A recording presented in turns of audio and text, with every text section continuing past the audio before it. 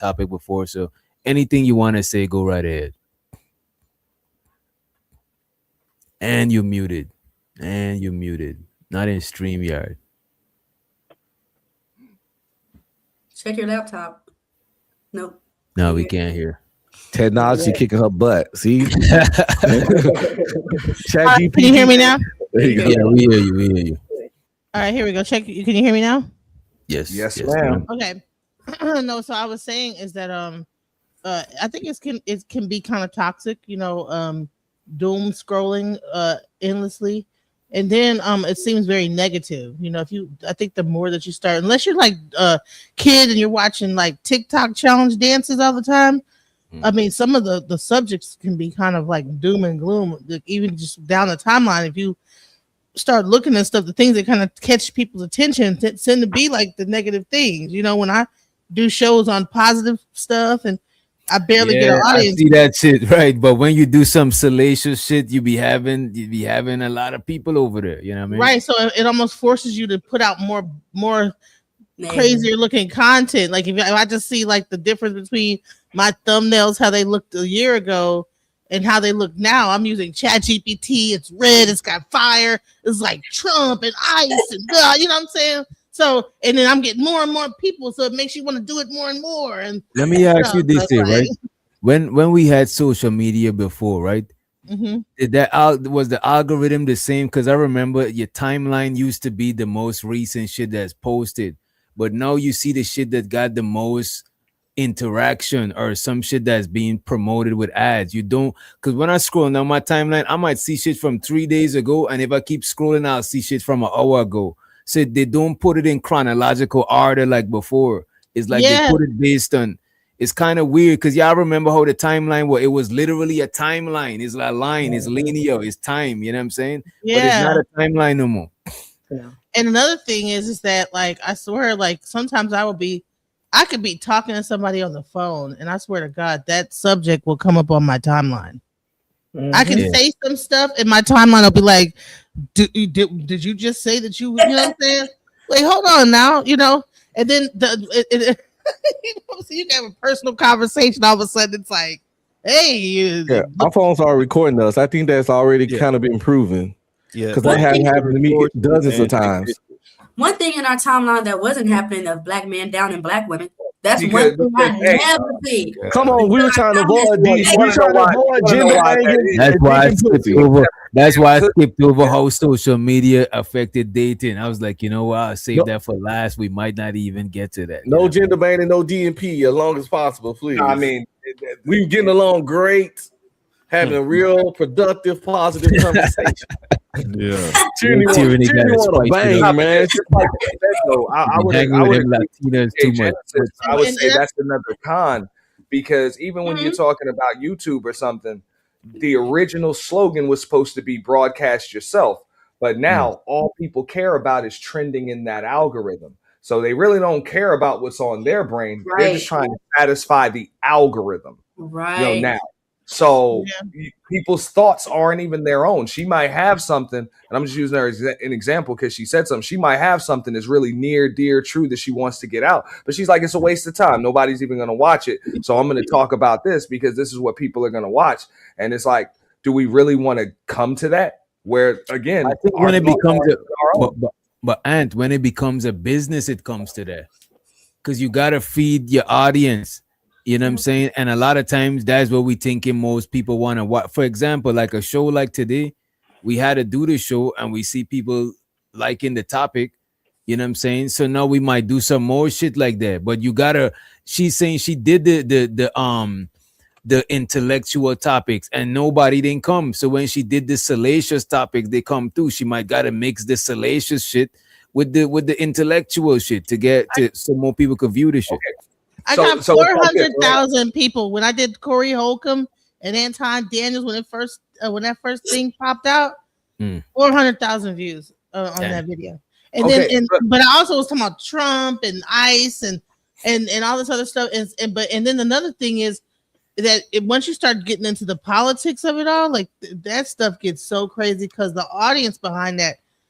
It seems like you might be getting contacted by people. People call you up on the phone. and all it gets really creepy. And like the level of I don't know whether it's bots or what, but people start coming into your chat. And it's just imagine you have a whole chat full of people just hating on you the whole time. Like, right. And so that could be kind of like, so I had like 1,000 people in the chat at one point. And I think at one point it got up to 3,000.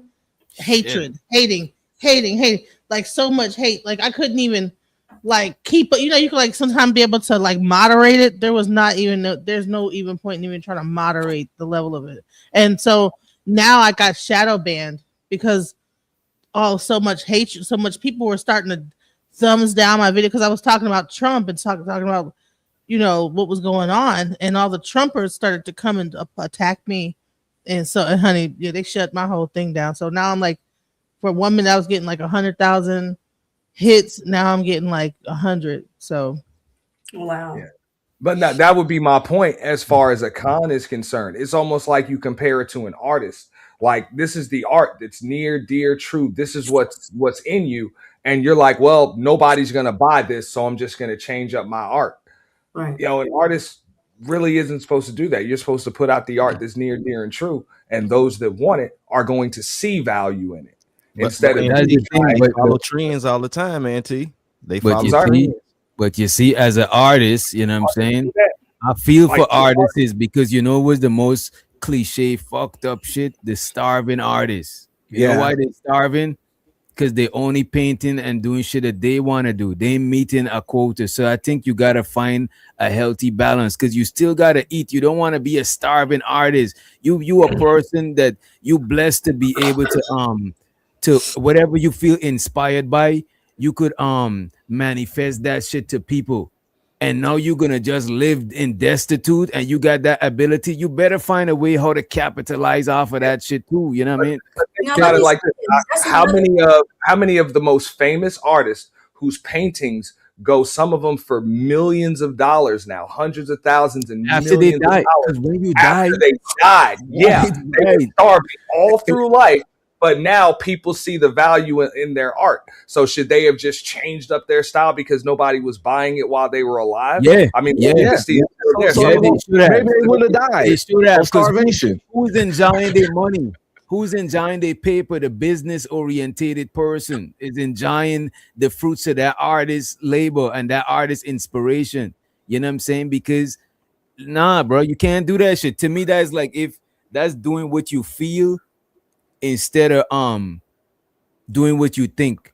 You gotta be halfway. You can't just be like, all right, I'm just gonna do what I feel. That is cool and all, but realistically, if you want them people bread, you gotta reach them halfway. If they ain't coming in the yard, you at least gotta go by the gate. They could stay on the sidewalk and you at the gate, and you and them could transact some bread. But if you stay in the crib and be like, nah, they gotta come to me, they could say, well, fuck you, I'm not going in that yard. I'm not stepping a foot in there because they got what you want and you got what they want. So you gotta meet them halfway sometime. I could sit in the crib and paint what I want. But as far as putting it out to people, I still gotta meet them halfway. And it's unfortunate that people gotta be dead. Any artist that died, the art automatic. Bro, look at someone like a Nikola Tesla, for example, bro. He died poor. Yeah, he died poor, man. And this is the thing, like, I'm doing this right now on YouTube. Actually, it's like I know what the people want to watch, and I know the kind of stuff they want to see, but a lot of that shit don't interest me. And I'll have the liberty to talk about what I want to because I accidentally deleted my videos, so I ain't even monetized no more. Plus, even if I was, I don't like doing shit that don't interest me. And I get it. I got the liberty to do that because it's just a hobby to me. But if I was like trying to get bread off this and wanted the money, I'll take the money. But it's like that's a way down the list. I'm more for. I'd rather talk to one person about what I want to talk about and something that I actually find funny, engaging, than talk to 500 people about some shit I had no interest in. But that's just me. I'd rather the opposite. I'd rather go and if there's 500 people that want me to talk about something, I'd rather go and research that thing and present it to them in my flavor. you know what I'm saying, than me talking to 3 people about something, because to be honest with you, I fuck with y'all, but I don't care to talk to 3 people for like 8 hours. I just don't want to. Oh yeah, I couldn't do that either. I have conversations in my brain while I'm walking my dog. I don't want to do that shit. You know what I'm saying? Okay, I'm just keeping it a buck with y'all. And if I do that shit, I won't be able to pay my StreamYard or do nothing. I'll literally really be talking to 0 people at the end of the day. So yeah. I can't do it like that. I wanted to back whatever y'all be saying. What Miss DJ Genesis was saying. When it comes to like you were scrolling and you see, you know, some dances to certain songs or whatever. That's also a con, because a lot of these artists that sold their soul to the devil. We know that. They have all that black, red, and white. They have all that demon face and stuff. And when we are scrolling on it and we're listening to that music, it's also affecting us too. And like Unc was saying, we give our kids the phone and stuff. They're listening to that. They have no idea what they're listening to. We do, but because we're busy, we just give them the phone. So I'll just say that's one of the negative things is the music. Just saying as far as the and I get what you're saying with the music, but as far as what you were saying earlier, Genesis, about sometimes you do some shit and a few people watch it. Mm-hmm. You gotta mix the two, because at the end of the day, the people, I'm telling you, for a person, when I do content, a lot of people tell me to do certain type of shit, but they don't support that shit. And when I do the salacious shit, that keep my shit afloat so I could provide other shit to the other people. You know what I'm saying? Right. That's like, a fact. My biggest video about JP. My biggest, most seen video is about JP and his EBT shit. You see? But this is what I'm saying. You still got to keep your channel up. Probably care the least about that. Like, and just so you could be able to just so you could be able to talk to the other people that want to listen to the stuff that you want to talk about and reach to them. You got to keep your StreamYard, the shit that you passionate about. You still want to do that shit, but you still got to do other things. It's like when somebody want to start a business, but they still got to have a job. You don't want to do the job. The business you want to do, that's your passion. But if you just do that, you're not going to eat. You get evicted. They come and pick your car up. So, you know how hard it is every day to like get up and try to find what's terrible going on in politics. Like, that is got to be the most depressing thing. I can't even imagine being in the news, like trying to find out what the worst thing that's going on with Trump. Political commentary is your niche. And look, I was always told if you do what you love and you love what you do, you will never work a day in your life. So that's why things like venture capital firms exist. But what you love got to pay though. If it's actually your passion, you should be able to do it and still make at minimum a modest living if you're truly. But no, I enjoy doing research. I enjoy doing research. I enjoy talking about politics. But how social media, like in the news, it used to be when the news was around, you know, there was different stories. It wasn't just all just negative. Like the way it is now, then what happened is then you had for some reason, even though my channel focused more on the leftist stories, all the Republicans came to my channel to complain about the fact that I was a leftist and I'm promoting only leftist ideas, and then they started to send me like all this Republican, like you need to be going to Fox News, you know, instead of looking at this is all leftist propaganda. You have Trump syndrome or whatever, this Trump deranged syndrome and all, and it got like it was actually becoming. I had a whole cult like following of people that hated me. And maybe this is just me, right? If I had day, like just to hate on me, I would see the same people come in there like like if I could choose the Frog picture. If I could choose the option of living a modest life, maybe even dying poor or broke or whatever, but having my own chapter in my grandchildren's history book, I would choose the chapter in the history book 100 out of 100 times, because I know that's going to be here long after I'm gone because I did something great. You know, well, this something like about. If I could have a chapter dedicated to me in every damn kid's history book, yeah, I would take that over a couple of coins. And I get what you're saying because I feel the same way, but I also accepted the fact that streaming is gonna put me in a hole every month. I spend way more than I get on YouTube. But I'm okay with that because I enjoy. Like tonight, I'm talking about mechas. You know, the big robots that people pilot. You know, they building them shits. And yeah, and I'm just talking. I like talking about zombies and mechas and surviving shit. And some people like it, some people don't, but it'll never draw a big crowd. But I'm okay with that because I'd be happy and I'd be entertained. Now, if I was poor, or if I needed them, I ain't gonna say poor because everybody that do YouTube ain't poor. This nigga do YouTube way more money than me. But if I needed the money to pay my bills, I would talk about things that would bring more people in. Or if I look at this, Unc. Well, let me just say this, DJ, right? I got you, Ant, right? Listen to this, right? Sometimes when I chop it up with you, Unc, that's the conversations I'll have for free. You know what I'm saying? When I come to this YouTube shit, I look at myself as like some sort of like an amateur journalist. So I'm not the shit that I do for a lot of times when I cooking up tracks, I don't even be live because I like doing that shit. And sometimes y'all come up and like somebody might come up and interrupt that shit. The stuff that I do for free, talking to a bunch of people, that's not my stilo to just do that shit for free. You know what I'm saying? Like I don't go around every day. Just if I'm at the park, I don't be trying to have a conversation with everybody. That's not my shit. So when I come here, I'm doing this shit for a reason. You know what I'm saying? I'm breathing out oxygen and I'm breathing out carbon dioxide and I'm breathing oxygen. You know what I'm saying? It is what it is. I'll meet the people halfway. It's just certain shit I'm not willing to talk about, even if it's for money. So that's why I wouldn't talk about certain shit. I'm not a political person. I'm not willing to stress myself out about that shit. I don't even have political topics because I don't give a fuck about the political shit. I never even voted. I don't care about that shit.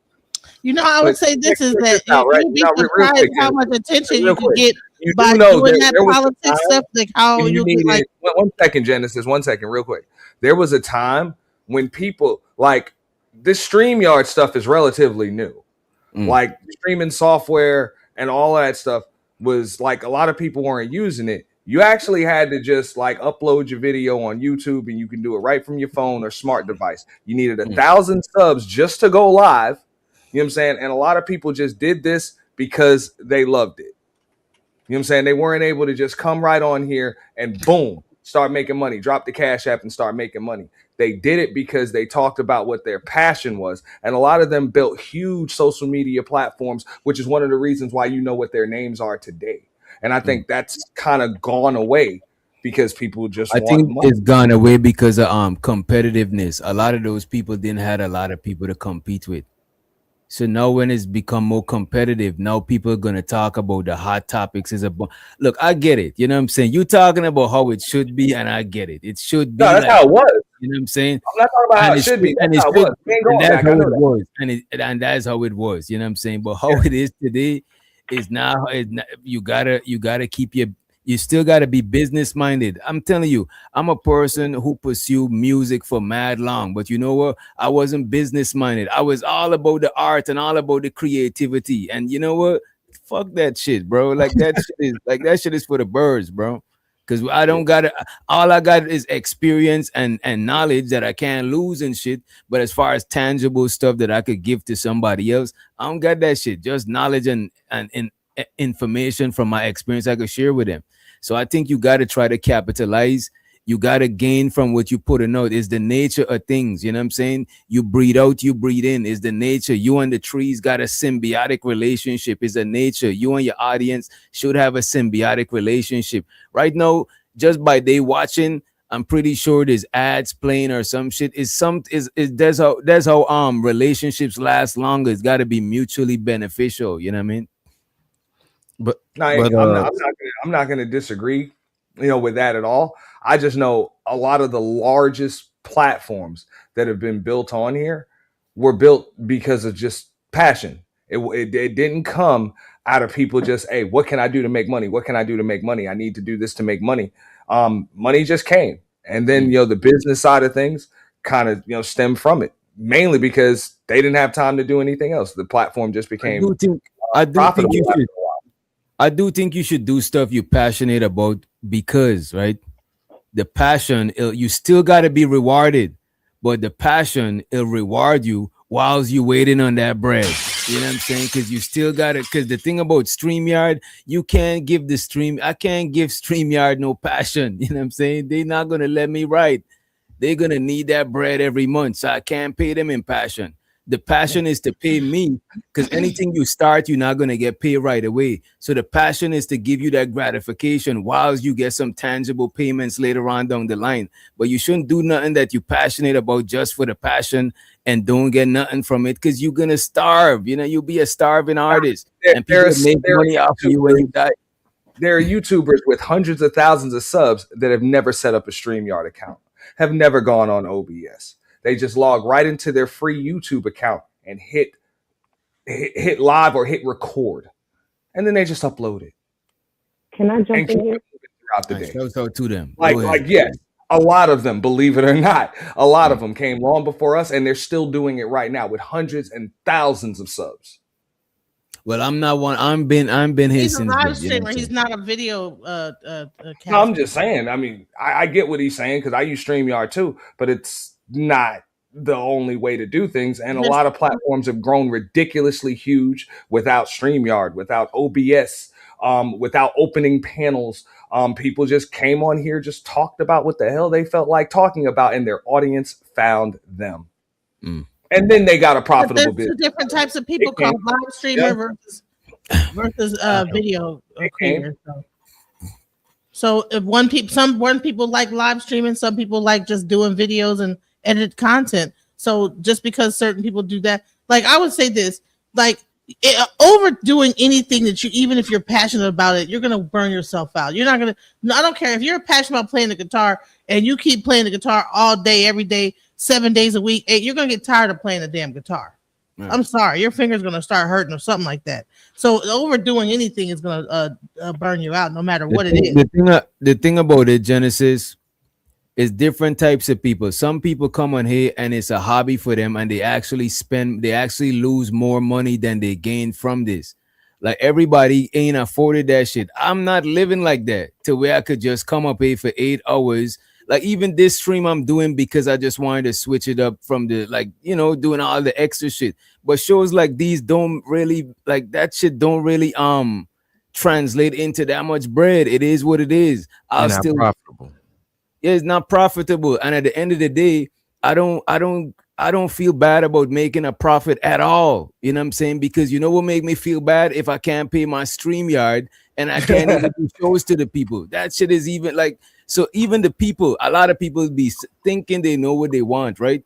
They'd be like, oh, we want this here. But when you're doing that, they want this instead of that. But when you're doing that, is way more of them show up than when you're doing this. You know what I'm saying? So it's like, it sounds good and it sounds noble and it should be, you know what I'm saying?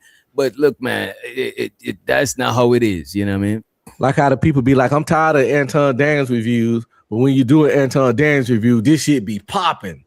They be in there talking. They be watching, they be super chatting, they be laughing, they be pulling up, but then they be in the chat, oh, this again, this been going on for months, but you love it. But you motherfucking love it. Politically correct thing to say is no, we don't want drama. No, we don't. Bad. We don't want no drama. We don't want no salacious shit. But look at this. If I say put 1 in the chat for drama and put 2 in the chat for something else, they're gonna put 2 in the chat. But if I hold a poll anonymously, you're gonna see the drama is gonna outweigh the other shit. It just is what it is, bro. Or if you get a real sappy show, you're gonna see people come in and click on and click right the hell back out. People love that shit, bro. I was over there solving mysteries to 5 people before, but we had fun. We watching YouTube videos. They show the mystery, you pause it, and then you gotta try to crack the case. Shit was enjoyable to me. No, I know what he's saying. Look, there were streams that I did years ago, like the Do You Have a Social Media Addiction? I did stuff on BizQuest where I showed people how to purchase businesses that were already running with seller finances, no money down. Yeah, a lot of those videos had the least amount of views, but those are the ones that people hit me up and they tell me, I remember that stream years later and I appreciate it and things like that. Now, me personally, yeah, I didn't make a bunch of money on it. No, I didn't get a bunch of views, but I'm like, that made more of a difference. And I'm just a lot. How did it? A lot of times they don't. A lot. What you said make more of a difference? That's more fulfilling than then to you. That's more fulfilling to you.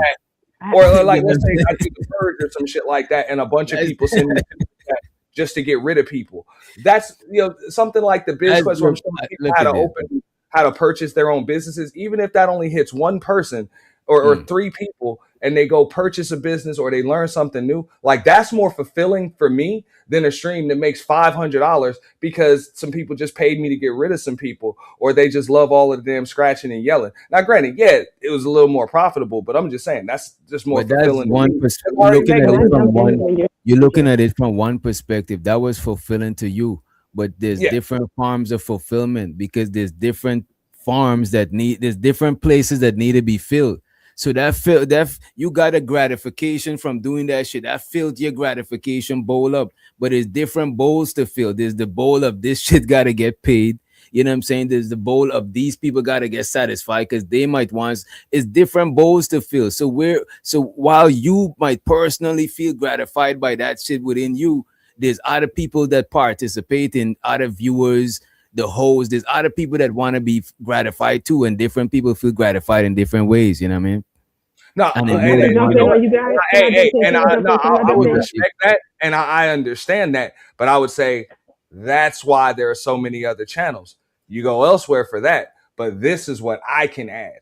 You know what I'm saying? This is what I can add. So I'm more fulfilled by doing what I love, loving what I do, and if that reaches X amount of people, then I'm happy about that. So to kind of go to like what we were talking about earlier, because I don't want to veer too much off of the topic. That's what I mean. The difference between allowing your audience to find you and doing what you love, loving what you do, and allowing that rather than chasing the audience and just trying to satisfy them. That's one of the cons I think there is to social media. People are more so trying to satisfy the crowd rather than doing what's actually in them. Overall, as a whole. Go ahead, Candy. Okay, so I think I would be the person in the middle between the two of you. Because DJ is saying that this is what I do. I have to make money off of this because I have to feed StreamYard. Ant is saying, well, this is just a hobby. Whether I have 2 or 3 people watching, I'd rather have the ability to have my art form be my art form. Somebody like myself who this is not my main source of income. In fact, right now it's currently a hobby, but I would like to grow it to the point where it's actually monetized and could, make money off of it. I get what both of you are saying. I think the issue though comes into play I just want to interject with one thing. I'm not saying that I'm going to only do, there's a lot. I'm not even willing to just research some political shit to talk about it for money, even though it brings a lot of crowd. I'm not willing to do everything for bread. I just want to be up here and talk about shit that is fun to me, but I still want to make bread. That's why a lot of the serious conversations I don't veer into that much, because it's not fun being up here talking about that shit with people who's not experts. We just giving opinions for that long. So I'm not gonna just do shit because it's bread, but I'm not gonna feel shy about wanting to be paid for what I'm doing. You know what I'm saying? I'm not with that shit. I'm not letting nobody make me feel like no type of way about that shit. Well, I for one, I chose political commentary because I'm very interested in politics, and I'm also very interested in like when I see something happening in the world, I feel like I was one of the community activist type of people. So me speaking out about that turned into a whole political rally that just kind of took on a life of its own, and so it just began to be like a thing, and then just for me to see how that turned into it was interesting because I think there was little message boards where they would send people over to my when I would go live. Yeah, the political thing, that shit is always gonna be hot, and it got a lot of people that's into that shit. Is a lot of different age demographic. But I'll go ahead and read the super chat right after. I don't want you to forget what you was about to say, Candy, because I think we kind of cut her off. Sorry about that. She probably stepped away. I agree with what I was saying earlier. A lot of those traits exist in people before the internet, but social media has amplified it times 10, and influence on the internet spreads very quick, good or bad. I appreciate you, Rakim 18 letter, and I also appreciate you, A-Dub, for the motherfucking super chats. I appreciate it. The money counting team. The money counting team. The money counting team. How I look at it is like this, right? If I got a club, right? And let's say I'll just listen to reggae music, because I look at my panel as a bar, as a local bar.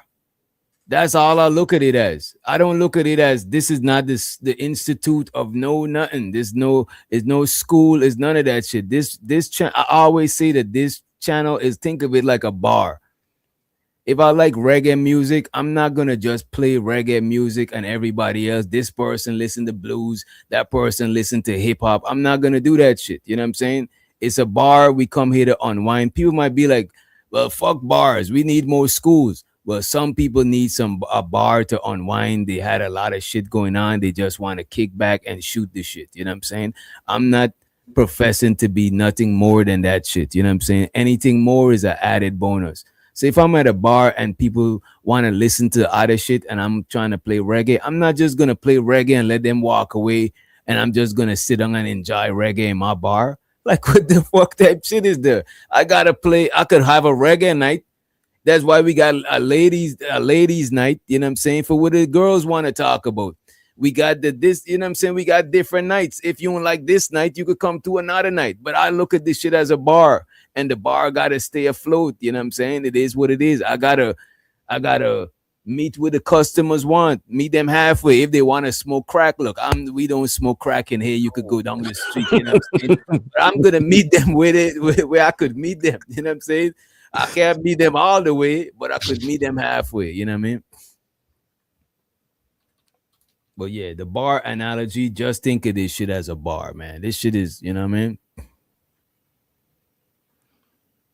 But speaking, like, when we talking about like social media and the internet, like, what about like the ugly side of it? Like, far as like how y'all was talking about highlighting, what about highlighting like already like bad behavior? Like Unc was talking about things, people are who they already are.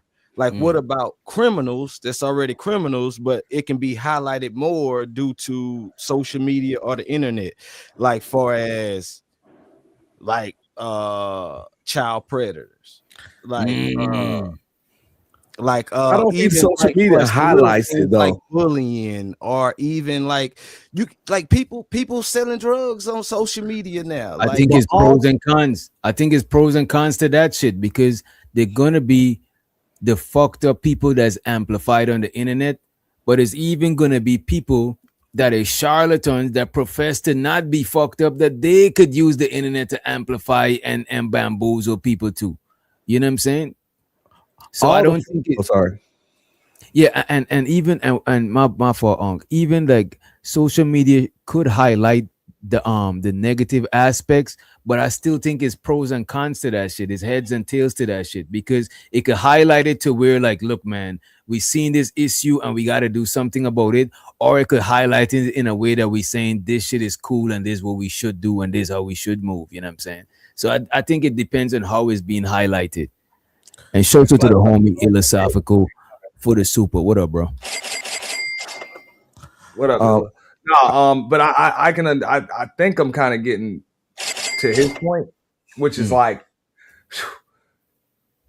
when it comes to social media, because everybody's chasing the dopamine, the likes, the clicks, the views. So if you've got somebody that's going to either light their own ass on fire on a live stream, that's likely going to get more views. That's going to likely get more views, what I'm saying, than somebody that's talking about something that's deep, intellectual, profound, or sometimes even like the entertainment like you doing, or if somebody's just going to engage in criminal activity, what I'm saying, online, blow their own damn brains out, self-delete. You know what I'm saying? You had people that was right there. Police chase just to go viral. Yeah, I heard about that shit. That live police chase, that shit is insane. Getting in police chase just to go live. This is the thing, though. I don't blame social media for that. I know why it's so easy and comfortable to blame social media, but the simple fact is humans are fucked up. Humans are terrible people. No one made them niggas do that. Social media is the hammer. Like I said, I can use a hammer to build you a lovely house, or I can use the hammer to beat your whole family's skull in. The hammer ain't the problem. It's me. The social media is a tool, and a drill can fucking build something. A drill can fucking drill in the hole in a nigga's skull. Y'all get on something what I'm saying? So it's like social media didn't make them cats do that. They chose to do that. But free will, God gave us free will. If you don't believe in God, we have free will, and we need to stop blaming our actions on inanimate objects or stuff like social media that can't make you do shit. It's all human choice and decision. Check it out, right? We're not like nobody up here is blaming social media for that. We're doing just what the banner says. We're discussing it. It's a discussion. Nobody here by saying like, and when we're talking about it. But I agree with you. Like just like you say, guns don't kill people. People kill people. The difference though with social media is there is a reward system that comes with it. There's clout, there's validation, there's money. People get monetized. So while guns, you're not going to get paid for shooting somebody unless you're an assassin. Versus being on social media where you can use this tool for nefarious means. It's just like the whole all press is good press. It doesn't matter whether it's bad press or not. I mean, you have people like, I don't want to say names, but you have people that are very well known in certain spaces that think they're local celebrities and would never be a celebrity in regular everyday life. That's the negative side that rewards you from social media. So that's where I would push back a bit on you, Unc, because I feel like I hear what you're saying, but I think you're not taking into account the reward system that comes from social media. And that's what I was saying earlier. That's what I was saying earlier. The reward, whatever you're being rewarded for, you're gonna lean more into that shit. And whatever, and it's natural for us to lean into reward and lean away from punishment. So and anything that giving you rewards and punishment, it could shape your behavior, because that's how you teach your dog to behave. Reward and punishment. That's how kids learn to behave. That's how we learn to behave with the law. Reward and punishment. So I think that shit do shape our behavior a lot, because like any device you got, bro, that shit got at least 2-3 social media app already installed in that shit. You know what I mean? But again, it's not on social media that you're a person that's willing to do fucked up things to get a reward or validation. Again, that's all on the human. It's not on social media that you such a goofy motherfucker that you willing to set yourself on fire to get a bunch of views. That's all on you. I believe in humans. I believe in mankind, and I believe in free will. And the reason why this stuff keep happening is because people got so many scapegoats and cop-outs. And social media is always used as a cop-out for personal, individual choices. No, nigga, you did that. You woke your goofy ass up. You made the conscious decision to do whatever goofy shit you did. You picked up that weapon, you got in that car, you fought that person, you slapped that old man. Remember when people was punching old people for no reason? Social media didn't make them punch old people for no reason. They punched them old people for no reason. Yes, the shit went viral. Look at this, but they being socially incentivized, bro. If 5 people was doing it off of the strength, the incentives gonna turn that 5 into 15. I'm just, bro, there's jobs that people won't do for free. I don't disagree. I don't disagree with what you're saying. It's just the free will is still the main key component. But could view and support because without them choosing to do it, it wouldn't happen. But you know what? What's the thought on like serial killers? You know why they don't? I don't know if I can say that. I'm sorry if I can't. No, it's all good. It's not like we're saying it repetitively. They don't. So the news doesn't like to really identify people as that, because what I've seen is that it inspires more people to come out and try and get notoriety for themselves doing that act.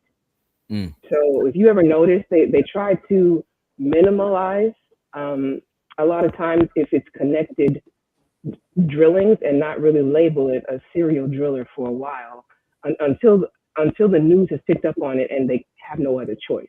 And that was all because it was said that it inspires, not necessarily like it's going to make people do it, but no, I've seen movies. I seen a movie when there was a whole serial deleter convention, and it's actually on Netflix, and it's probably a series too. I don't even think it's a movie.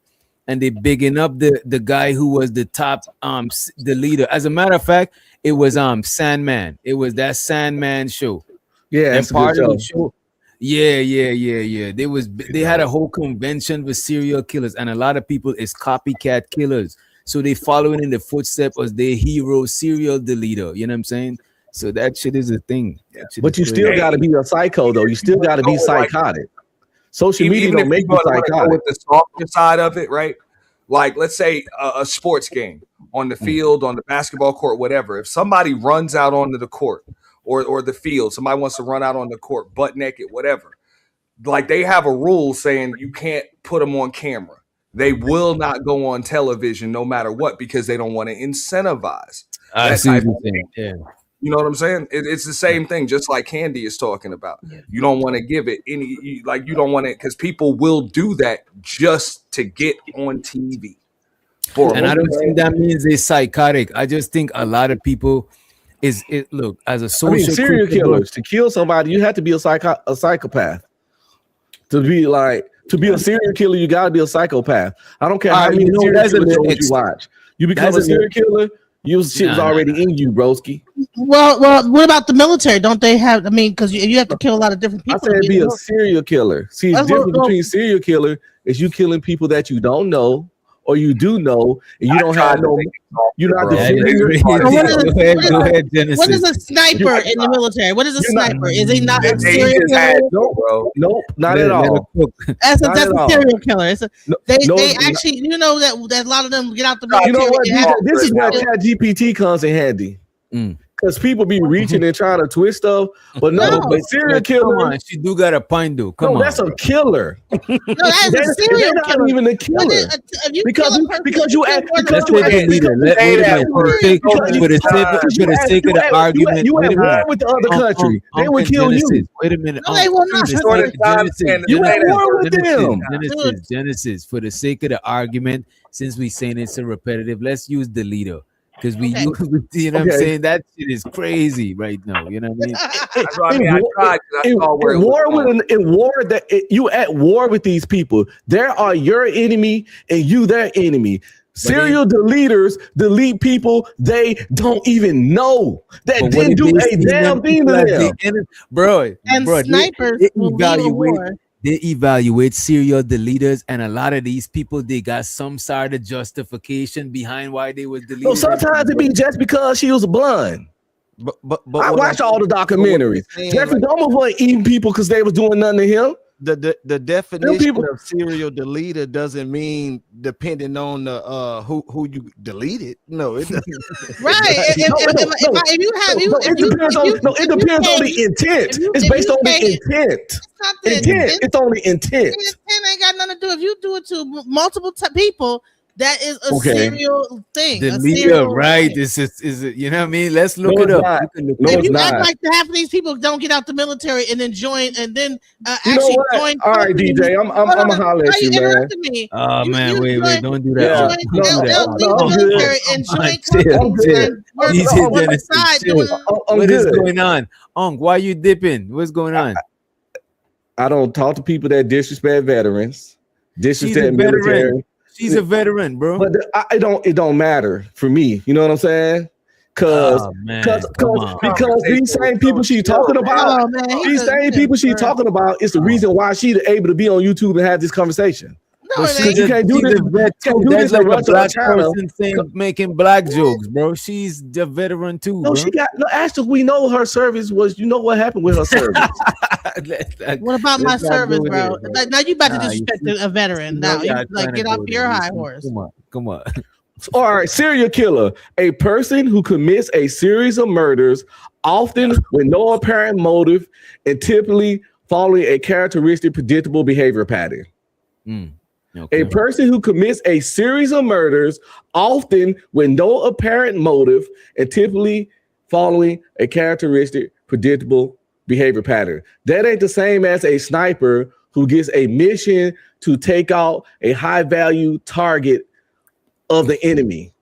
Because that person probably only does that when he get a specified mission for a high value target. Serial killers kill for pleasure and joy and shit like that. They get hard off killing. They kill for their own neurotic psychopathic things. Am I lying? Have you ever watched a show with one of these snipers? Am I lying? They get. No, I get what he's saying. He's saying one is doing it for their own gratification, and the other one is following orders. When they get out the military, they go and work for contracts, and they continue to be snipers when they're out of the military. It's a lot of corporations for major government contractors and corporations. Let me ask DJ. Right. I don't think a serial deleter need. How do we change? A lot of them put themselves in the therapy. I don't think a serial. Wait a minute, Genesis. I don't think a serial deleter is gonna put themselves through therapy. You know what I'm saying? That's like some forced shit. But a person who's like, this fucked up, I need some help, I don't think that's the same. You know what I'm saying? And the sniper not even a murderer. He deleted somebody, but he's not a murderer. What? Yes. Oh, okay. Now, let's change the subject. Okay, it's a different. You can let's go to Let's go to the super chat. Shows out to L Nix. He said, if a content creator do content on dating and relationship and people engage in the talking points that trigger and promote tension, you become part of the 6th degree of separation to online influence. I appreciate you, L Nix, for the motherfucking super. Appreciate it. Money counting team. Money counting team. Money counting team. I just want to say real quick, DJ. People do know that homicide and murder are not the same two things. You determined, ain't you? You're determined. Yeah, let's not use them words because you know them my words. bad. Yeah, you're right. I was going to change it. So I was going to say, you know what? The reason why we're all attracted to all of this type of stuff. Remember World Star Hip Hop? How did they become big? Was it not because they were showing people fighting each other left and right? That was like the fight channel, media takeout, all of it, and then they were the celebrity gossip. Most of our black media is based around gossip and fighting. If you actually look at it, like all these, it's either hip hop gossip. I don't think so.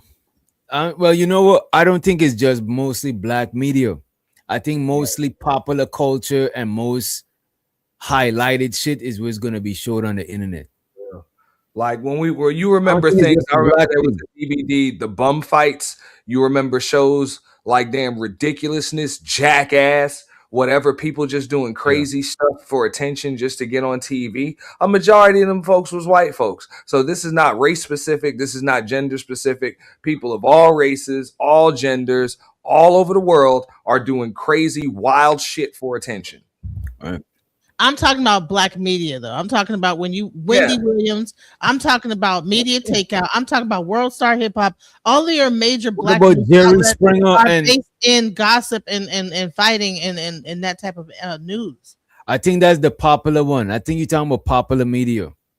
Because look at Jerry Springer. Look at Jerry Springer. Jerry Springer ain't just only had black people. Maury, you know what I'm saying? I just think that's just popular media. I think you're looking at it from the lens of black media because you've been in black media so long, from being a DJ to doing interviews to you've been in black media so long. I think that's what you're noticing it as. But a lot of white people probably say the same shit. There's white degenerate media too. It's just that we look at certain spaces as white spaces, and it's just a professional space. It's not like a white space. But all of our radio has gossip people. Remember, you would turn on, they would have one in the morning shows. There'll always be a gossip panel talking about what the celebrities was doing. And I think Wendy Williams started that stuff. You know what I'm saying? Gossiping about all of what people personal business. So they got like a white version of Wendy Williams. No, I don't think there is. I think Wendy Williams. There were gossip tabloids long before Wendy Williams came around, but they weren't on the radio. Radio shows long before Wendy Williams came around. What were what is it? Howard Stern? You mean? Well, that was a different type of like talk radio. But I'm just saying they existed. They existed both locally, mainly locally. You know, who was at the level of Wendy Williams though? Wendy Williams is at she. Yeah, but no, she didn't start gossip television. She didn't start that. No, I said gossip radio. I said gossip radio. She was one of the biggest gossip radios in New York that actually got syndicated. And then she moved from that to actual television. So because she was so big in radio that she ended up getting syndicated, get her own TV show. So she was at the top of the game when it came to the gossip arena. If you can't tell me who actually was bigger than her that was white, I'm all ears. I mean, Joan Rivers. He ran a gossip talk show. What are you talking about? Who? Geraldo Rivera, that is. Oh, that's not a gossip. That was like a talk show of like. Geraldo Rivera wouldn't stop talking about OJ. TMZ and Entertainment Tonight been doing that shit for the longest. Yeah, TMZ kind of like gossip. Come on, TMZ is later than Wendy Williams. TMZ was not around before Wendy Williams. Okay, but you consider it the same type of content though, TMZ, Wendy Williams, right? Yeah, I would say that. Yeah, similar. Okay. I think it's just that a lot of black media is rooted in entertainment, because if you notice, like black people always dominate entertainment. Think of every genre of music, it gotta be a black person gotta be in the top 10 or something. You know what I'm saying? Every genre. So I just think that's why it look like black media is just about entertainment, because black people dominate entertainment. It's like sports. There's gonna have I'm pretty sure there's a lot of black sports channel, because why? Black people dominate in sports, a lot of sports. You know what I mean? Right. So now that I'm in the sports sector, you have a lot of these both local team channels and a lot. It's pretty even. If you want to talk about even channels online, as well as just mainstream media network channels, it's pretty even, and it would probably be oversaturated with white folks when you're talking about sports media. You know what I'm saying? I'm talking about whether it's podcasts, just YouTube channels, and then, you know what I'm saying, mainstream media networks when you're talking about ESPN, Fox Sports, whatever the case may be. So, I don't even know how y'all turned this into a race-specific topic, because it's not. I think she was trying to talk about media, but she ended up talking about black media, because I'm gonna hold y'all, DJ Genesis is like ancient on YouTube. She been on this shit mad long, you know what I'm saying? And she in the Sonetta side of YouTube. That's black. That's, you know what I'm saying? That's like shea butter, you know what I'm saying? Sage scented oil black. That is, you know what I mean? But if that's all you see, that's all you're gonna see. I'm just saying, if you open that up, you'll see that it's going on with all facets, all races are doing it. So it's like if you go around, it's pretty damn even when you see just like you said, the sports channels, the gossip channels, the celebrity news channels. None of that stuff is black dominated when you're talking about social media. So I don't even know how this turned into anything that's race specific.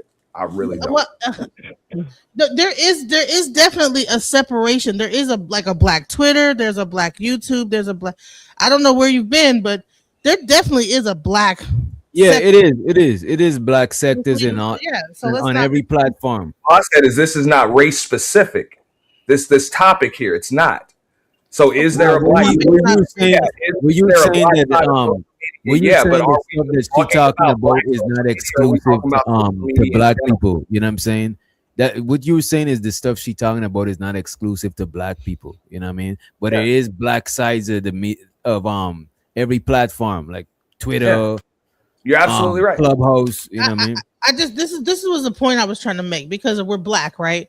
So we're gonna be sometimes, unless we're like a person that's a little more, you know, on that likes more white stuff, we're gonna tend to flock more toward our black stuff. But when we are attracted to our black stuff, what is out there to see? Is it gossip? Is it world star hip hop? Is it fighting?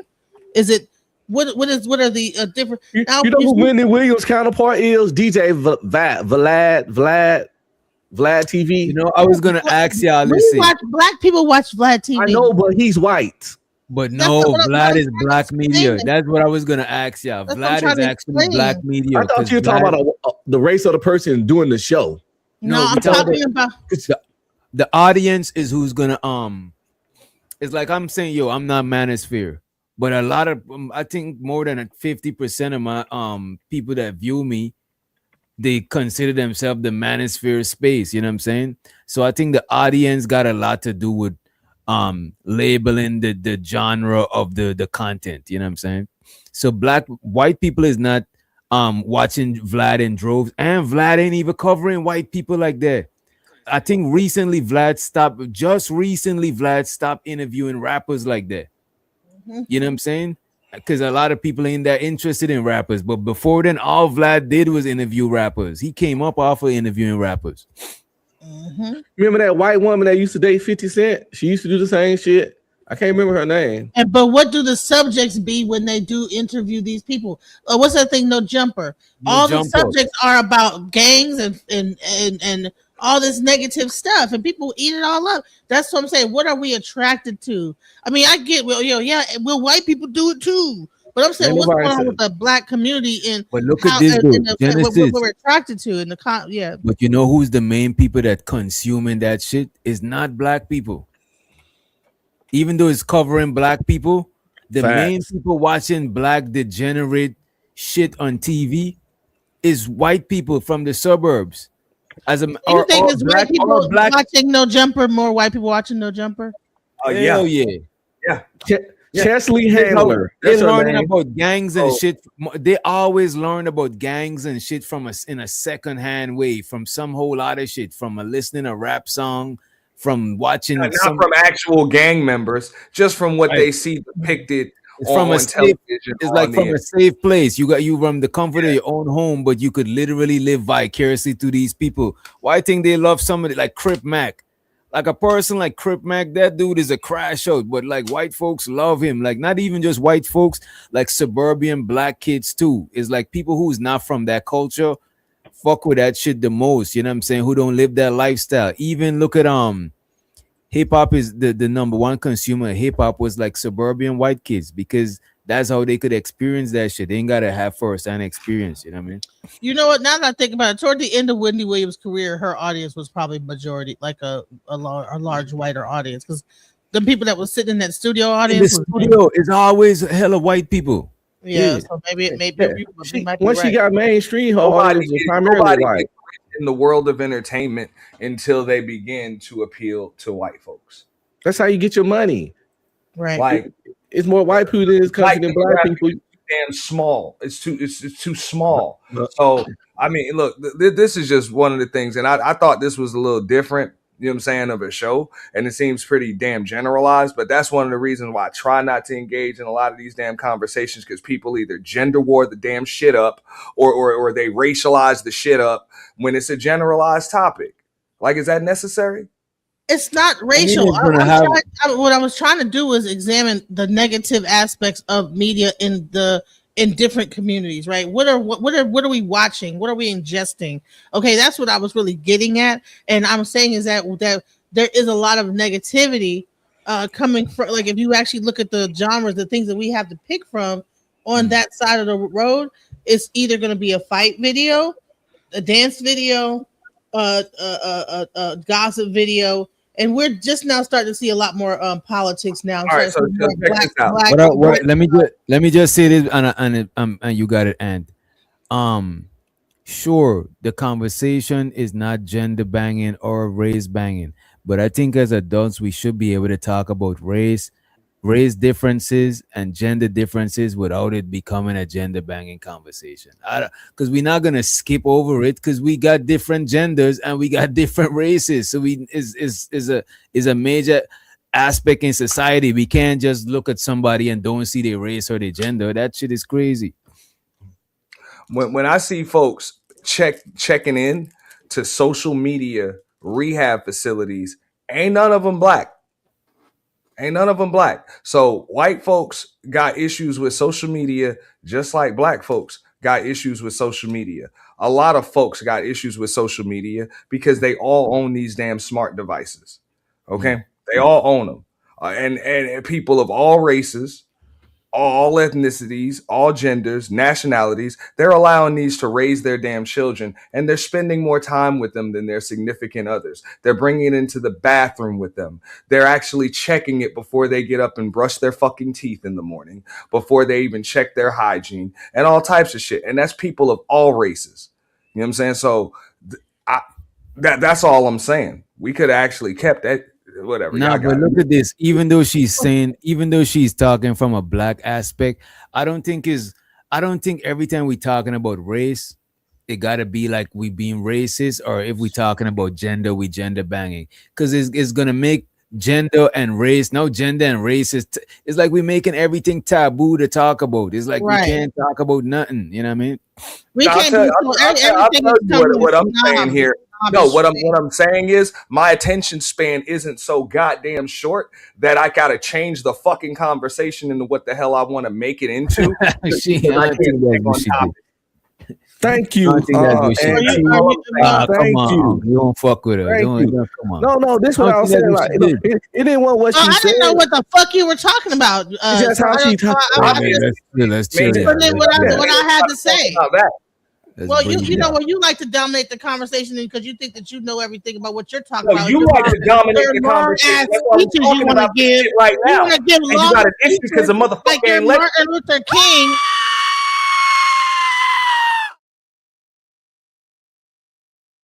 That's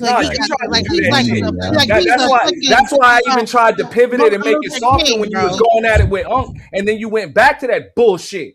So what? So miss me with the bullshit, man. I tried to do everything that I could to stay on topic and keep shit straight, but you won't fucking stop with that shit. No, I'm gonna say what I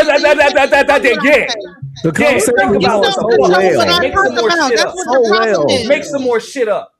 You don't control what I talk about, sir. You don't have the fuck. There's a topic. Look above you. Listen, I was talking about. Look above you. The shit's written. I'm talking about the topic. You keep interrupting me, never let me land my plane.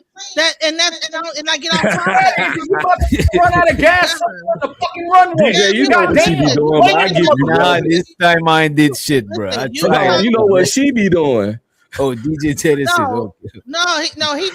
He constantly giving speeches. Like he think he is short attention span. TED, like he's on a TED talk and shit like that. Like a fucking potato between your fucking ears, man. Go get a TED talk, sir. Go start a TED talk. Yeah, and say he about to walk it up. Like he's on a goddamn conference or something like that in front of a. And you might need some chamomile, bro. Don't drink no more coffee. Chamomile. Nah, man. Gosh.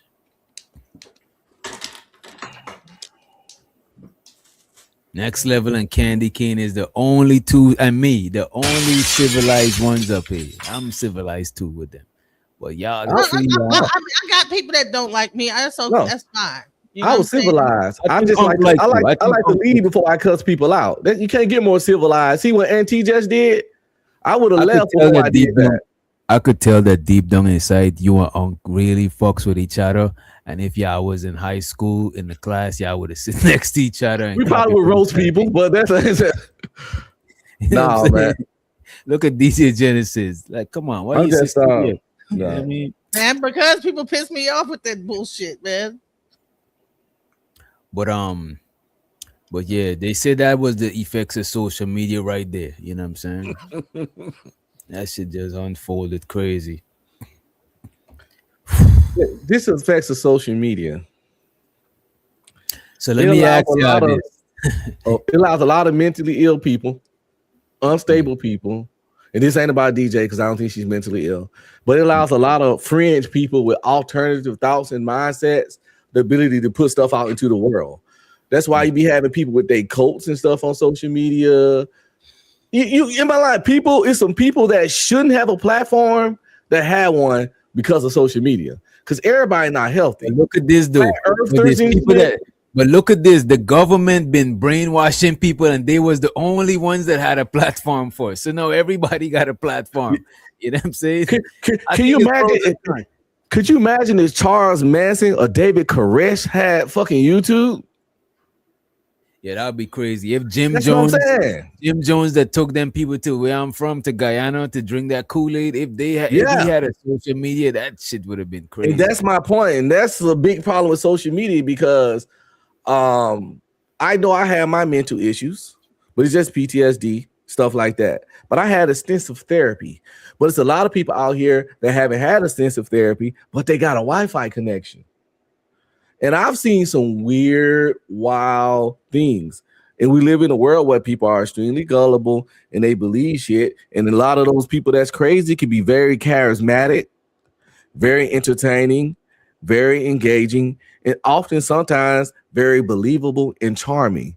And they can get on YouTube and bumps their $1 million smile and just put out anything long as it's within YouTube guidelines. And the shit is, that's a problem with social media.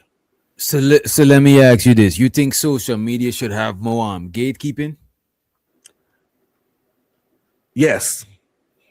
You know, we might got to talk about the pros and cons of gatekeeping, because I think it's, as a matter of fact, we could talk about that now. What's the pros and cons of gatekeeping? Don't mention no color, because it ain't about black people.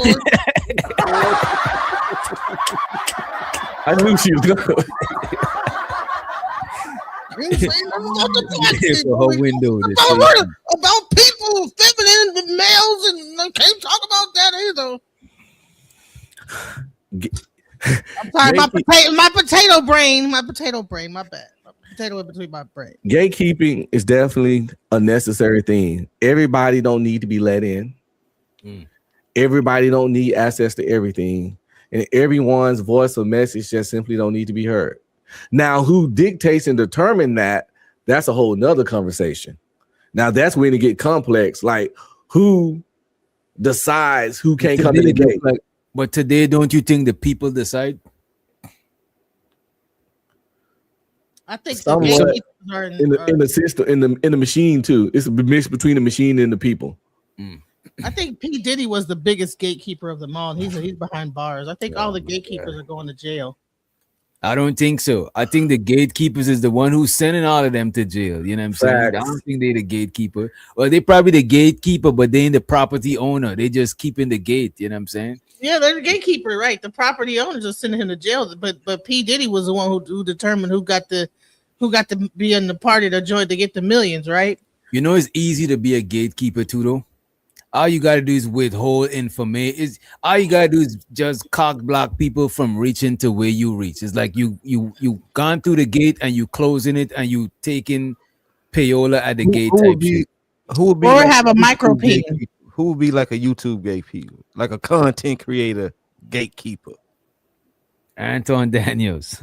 He make you pay to get in the gate. You got to pay to get in the gate, right? And pay to get the gate. See, open box policy. You know what I'm saying? The box got to be up for grabs if you're gonna hit the panel. You know what I mean? So, and you ever notice all the biggest billionaires have micro pins? So there's something to that too. You got to be a part of that club. This is why I get mad at her. Not because of what it's that she say anything in any kind of way, and it don't correlate a lot of times. I want to ask how you know that, but this is what I was gonna say. How would you did you? She don't, DJ. They do. They are. Every time they say that there's somebody, they always have the micro something going on. You know what I'm saying? It's got to be a thing about that. Be a billionaire, got to have a micro. Yeah. It's a club. This whole conversation is Diddy. This is a Diddy conversation. That's where the gate that they're gatekeeping. That's what they're gatekeeping. It's some strange thing. Do the research.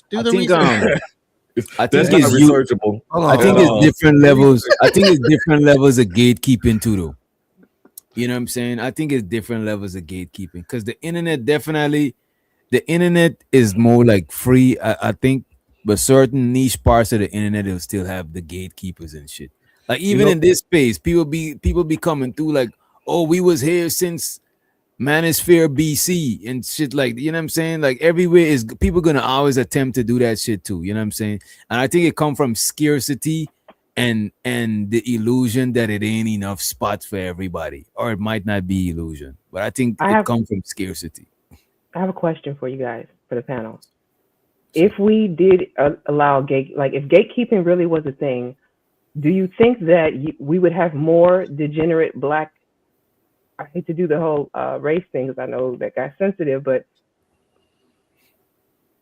if there was a gatekeeper, do you think that the YouTube gatekeeper would encourage more positive black media on here? Or do you think that the algorithm would be more degenerate focused? It would be negative. It would be negative like it is. Because the gatekeepers are the ones like World Star Hip Hop. Look at how that website is. It's nothing but negativity. Think about it. And they were the first ones that started the whole video in the hip hop community, at least. Remember, they were the first website. Remember, before people was going to YouTube, they was going to World Star. Yeah, World Star was. I remember that shit. Yeah, World Star had a monopoly on degeneracy for like a couple years straight. You know what I'm saying? And wouldn't you consider that person the gatekeeper? And then you had Media Takeout. That was the gossip like website. And then you had like Nicole something. That was another site. But yeah, Nicole Bitchy. And like, what were they talking about? Were they talking about sunshines and lilies, or they talking about some bullshit? You know what I'm saying? So I think it's pros and cons to the gatekeeping shit, though. Like I say, gatekeeping definitely is needed. Everybody shouldn't have access to everybody and everything, because there's a lot of irresponsible people in this world that got access to stuff. And again, we got a lot of gullible people in this world. I tell y'all, a top tier gatekeeper though, Kevin Hart is a top tier gatekeeper, and this is just out of his own words. He don't even believe in nepotism. He didn't even know what it was, and when they explained it to him, he was like, "Nah, I don't do that. I don't fuck with that." What is nepotism?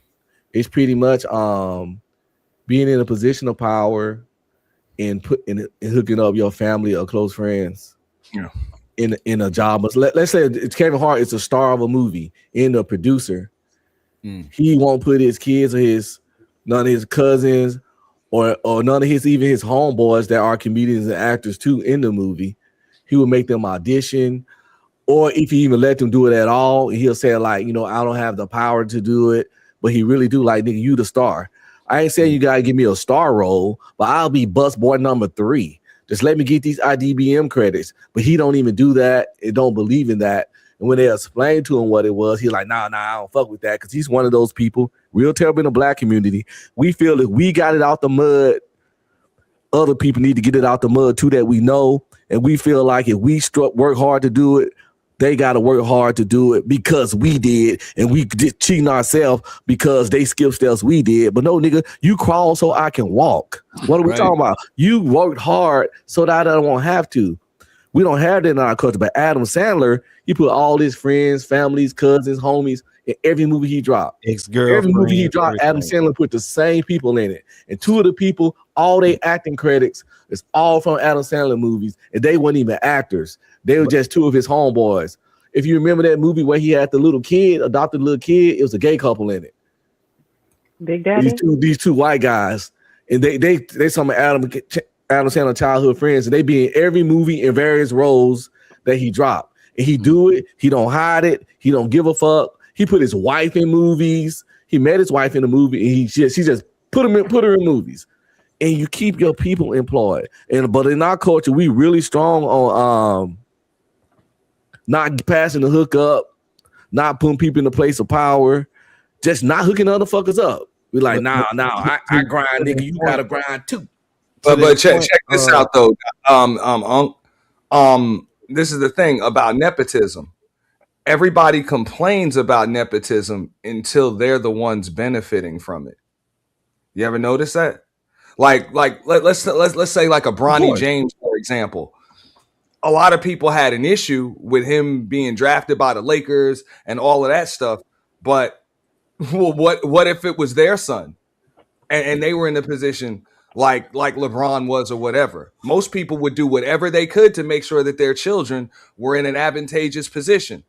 Most people just have an issue with nepotism when they're not the child getting the job, or it's not their child getting it, or their family member or close. When it's your friend hooking you up, you don't have a problem with nepotism, but you got a problem when that person's hooking up their friend. So it's kind of like rules for thee, not for me type. I'm all for nepotism. I'm big for it. Like if I own a production company, my kids be in anything they want to be in. Might not be the star role until we get them in acting lessons, but you could be the little girl with the kite in the park. You feel me? I don't be an extra. I mean, that's an old school rule, bro. It's like it's not what you know, it's who you know. You know? How are black people so anti-nepotism? Because the culture, let me ask that as a question. As a culture, I think we anti-nepotism and believing that you got to get it out the mud because I did shit. Why are we like that? Can I answer that one for because you? most people don't have the connects. That's why. When you're the one with the connects, you ain't complaining about it. Go ahead, Candy. So I'm from Illinois, and I don't know if you guys remember like Todd Stroger and the whole Stroger family that was out here. They were pretty big on the news because I think it was the father who got hired in a top paying official position and then brought his son in, and then they had like contracts going to different friends and family members. The problem that comes with nepotism is hiring unqualified people. It's one thing if you make sure that your people who you're putting in position aren't going to embarrass you or are actually able to do the job. And when you just start putting any Joe Schmo there because they share your DNA or they're cool with you, that is a bad reflection on you and everybody. It makes it messy. You see, again, my bad. Go ahead. Now I was gonna say again, we gotta have some sort of balance with it, because I do agree with nepotism, but you don't want to put them in a position that mess the whole business up. No, nobody can gain from it no more. You know what I'm saying? That's why you keep it in a low position. You don't take your crazy uncle, your crazy cousin Terry and make him the vice president. No, you give him a job within his capabilities. You know what I'm saying? Just like I say, my daughter can't act. She's girl with the kite in the park. Baby, you just stand here, you hold a kite, and then when the main actor run by, you be like, "What was that?" And that's you in the movie though. You know what I'm saying? You gotta work your nepotism. But Candy's right. If you can't take your cousin Terry with the 8th grade education and make him the chief finance officer, exactly. And then look, now the whole family, I think the top people went to jail and everybody who had contracts lost their jobs. It ends up being a crap show. So I wouldn't advise it. At least if you're going to put them in position, make sure that they earn it at least after they get there. Make sure that you give them the education or the background, the training, whatever that you need after they're put in the position. Don't just let them get there and fail. I think that what happens also is when you, like I said, when you look at the Hollywood and how things have kind of gone, there's other people that are in control of stuff. Because you think about like Beyonce, her father helped her manage her to a certain extent, and then at some point somebody hollers at you and says, "I need to be your manager. Get rid of your family members as your manager," and now you got to have a, you know what I'm saying? I'm not gonna say small hat to kind of manage you. I think that at a certain point, like in Hollywood, it switches over. You have to go to like the agency level. You can no longer use your family and use nepotism to be ahead. But I think it's levels, because think about this, right? Let's say your family lawyer was your auntie that graduated law school, but now you to this high level, you this high business owner, you know what I'm saying, tycoon type person. You might need something more than what the family lawyer could do. So I think sometimes, sure, her dad was a manager, but now she on a level that it might require somebody that's way more professional or who's on a different level. You know what I mean? I think, isn't Jay-Z her manager now, her husband or whatever? I don't know. I think it's her husband now. It's like this, right? Check this out. Let's say you go to law school, DJ Genesis goes to law school. All right, she graduates at the top of the class. You graduate in the middle of the class. Not too bad, but good enough to graduate. Now, because you know me and I own one of the top law firms in the United States of America, boom, I give you a top 6-figure job off rip because I know you, and she's got to work her way up from a paralegal at entry-level position, even though she graduated at the top of the class. I'm all for that. That's when it's kind of like a gray area. You know what I'm saying? Because you're both qualified to do the job. Technically, if you go by grades, she would be more qualified. But because of who you know, you're in a more advantageous position off rip. And that's real deal nepotism right there. And it could be because your dad owns a law firm. It could be because, you know what I'm saying, an uncle, friend, whatever the case may be, just has that, But she's got to get us donuts all day and off rip, you know what I'm saying? Red carpet is rolled out for you. If I wrote a really good script and came up with a movie concept and somebody wanted to produce it, whatever, and they needed someone to do the music for the movie, I'm going with DJ Witch Doctor because I know him. Oh, It'll probably be a bigger fucking name, but I know he can do the job, and I know him. Now the other person can do the job and might have a bigger name. Oh, you go to Hitmaker? No. If I got the power to do it, got the fucking homie. This is what I'm saying. Sometimes you do the. Sometimes Right.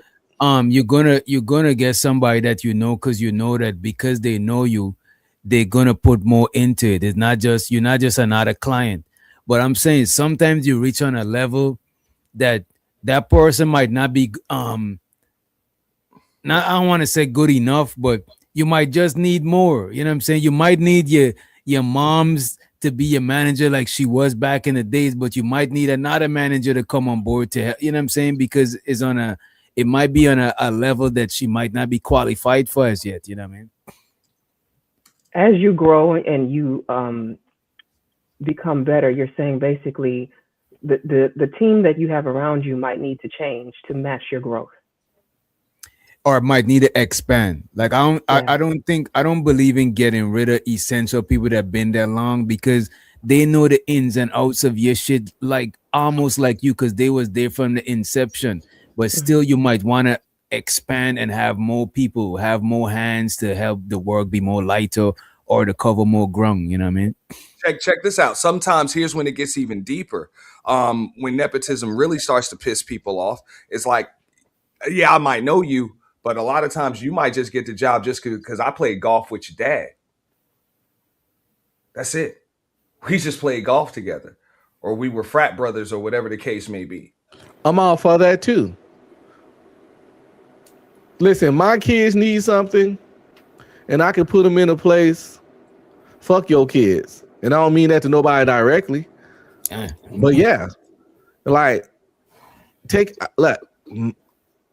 mines come first. And I don't begrudge people for doing that. Like what? But we in the Caucasians, in the Hispanics, and a lot of other races operate like that. We the least race willing to be the plug for our people. Matter of fact, we harder on our people sometimes than the other people. Yeah, we suck at being a plug. I ain't hooking that nigga up. I ain't like, yo, what in the hell? But we not only suck at being the plug, we suck at being consumers because we want to go to our family and our homies and always get the homie discount until the business run down into the mud. You know what I'm saying? Because they just giving out homie discount. Whereas we might go to other people, other strangers, and pay top dollar. How much people be buying designer, but when the mans drop a clothing brand or something, they don't even support that shit. You know what I'm saying? But they would take a hookup, they take the homie hookup or a free gear, some free gears and shit. That shit is, I think we need to be able to that's extremely disrespectful. This is what I'm saying. I think we got to be able to support each other businesses and put each other on at the same time, because if somebody got a black owned business, I remember in the Sonetta days, one of the main complaints people used to say about black businesses is that, let's say a white person open up a restaurant, the black person charging more. You know what I'm saying? A lot of black businesses, one of the early shit people used to be complaining on the internet is because of the cost. It's like, damn, you want the black discount? That is crazy. You already see how hard it was to start black businesses. Now you want the black discount? That should have run the business into the mud, bro. Well, a lot of people don't even understand why there's that higher price. Like, for example, I got a friend of mine. He owns the only black-owned liquor store, like on this side of South Florida, right? I will drive an extra 5 miles to get what I need from him, knowing that it's more expensive. And the reason why it's more expensive is because the Indian-owned liquor stores over here, they could pool all of their money together and they can get all of their stuff in bulk. Cheap, so they can sell things for a lot less. But I go over there because I know he owns, you know what I'm saying? He gets the business. Now, granted, he's able to give it to me at like tax-free or something like that. And I even asked him, I was like, yo, this is not going to hurt the business. I don't mind paying the price increase. I'm here to support your business. You know, no matter what. He's like, nah. He was like, I can at least give it to you tax free. I'm like, if you can do that, that's cool, no problem. But I still want to make sure you get the business. But people that don't want to pay, that's disrespectful to the business. You're really not supporting it at all. Yeah, you're not supporting. You know what I mean? You gotta I remember my cousin them had a clothing store up there in Brooklyn.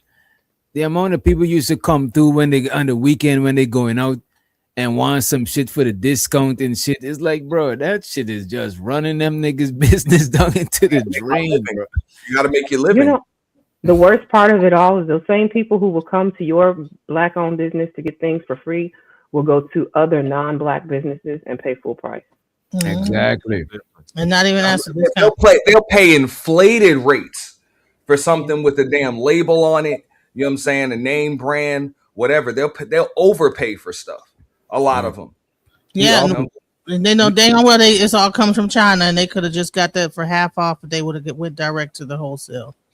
But not just pay, not just when it comes to that for us to pay thing. I think we are the most critical of ourselves. Like you go to a Black restaurant, you looking for something, like you quick to criticize it. You know, like I don't know. You know what I'm saying? I think nah, he's right about that shit. I think Black people is extremely like critical of each other, even when somebody have like a Black business or something, or anybody that's being criticized, it be another Black person doing the most harshest criticism on their shit. You know what I'm saying? I remember who it was that came out with some shoes. Fuck. LeVar Ball did it. You talk about LeVar Ball, yeah. They was hating crazy on that man's shoes, bro. And his shit was affordable more than Jordan's. You know what I mean? Hey, no, it wasn't. He was charging. Hold on. Wait a second. He was charging $500. Yeah, he was, and they were like bricks.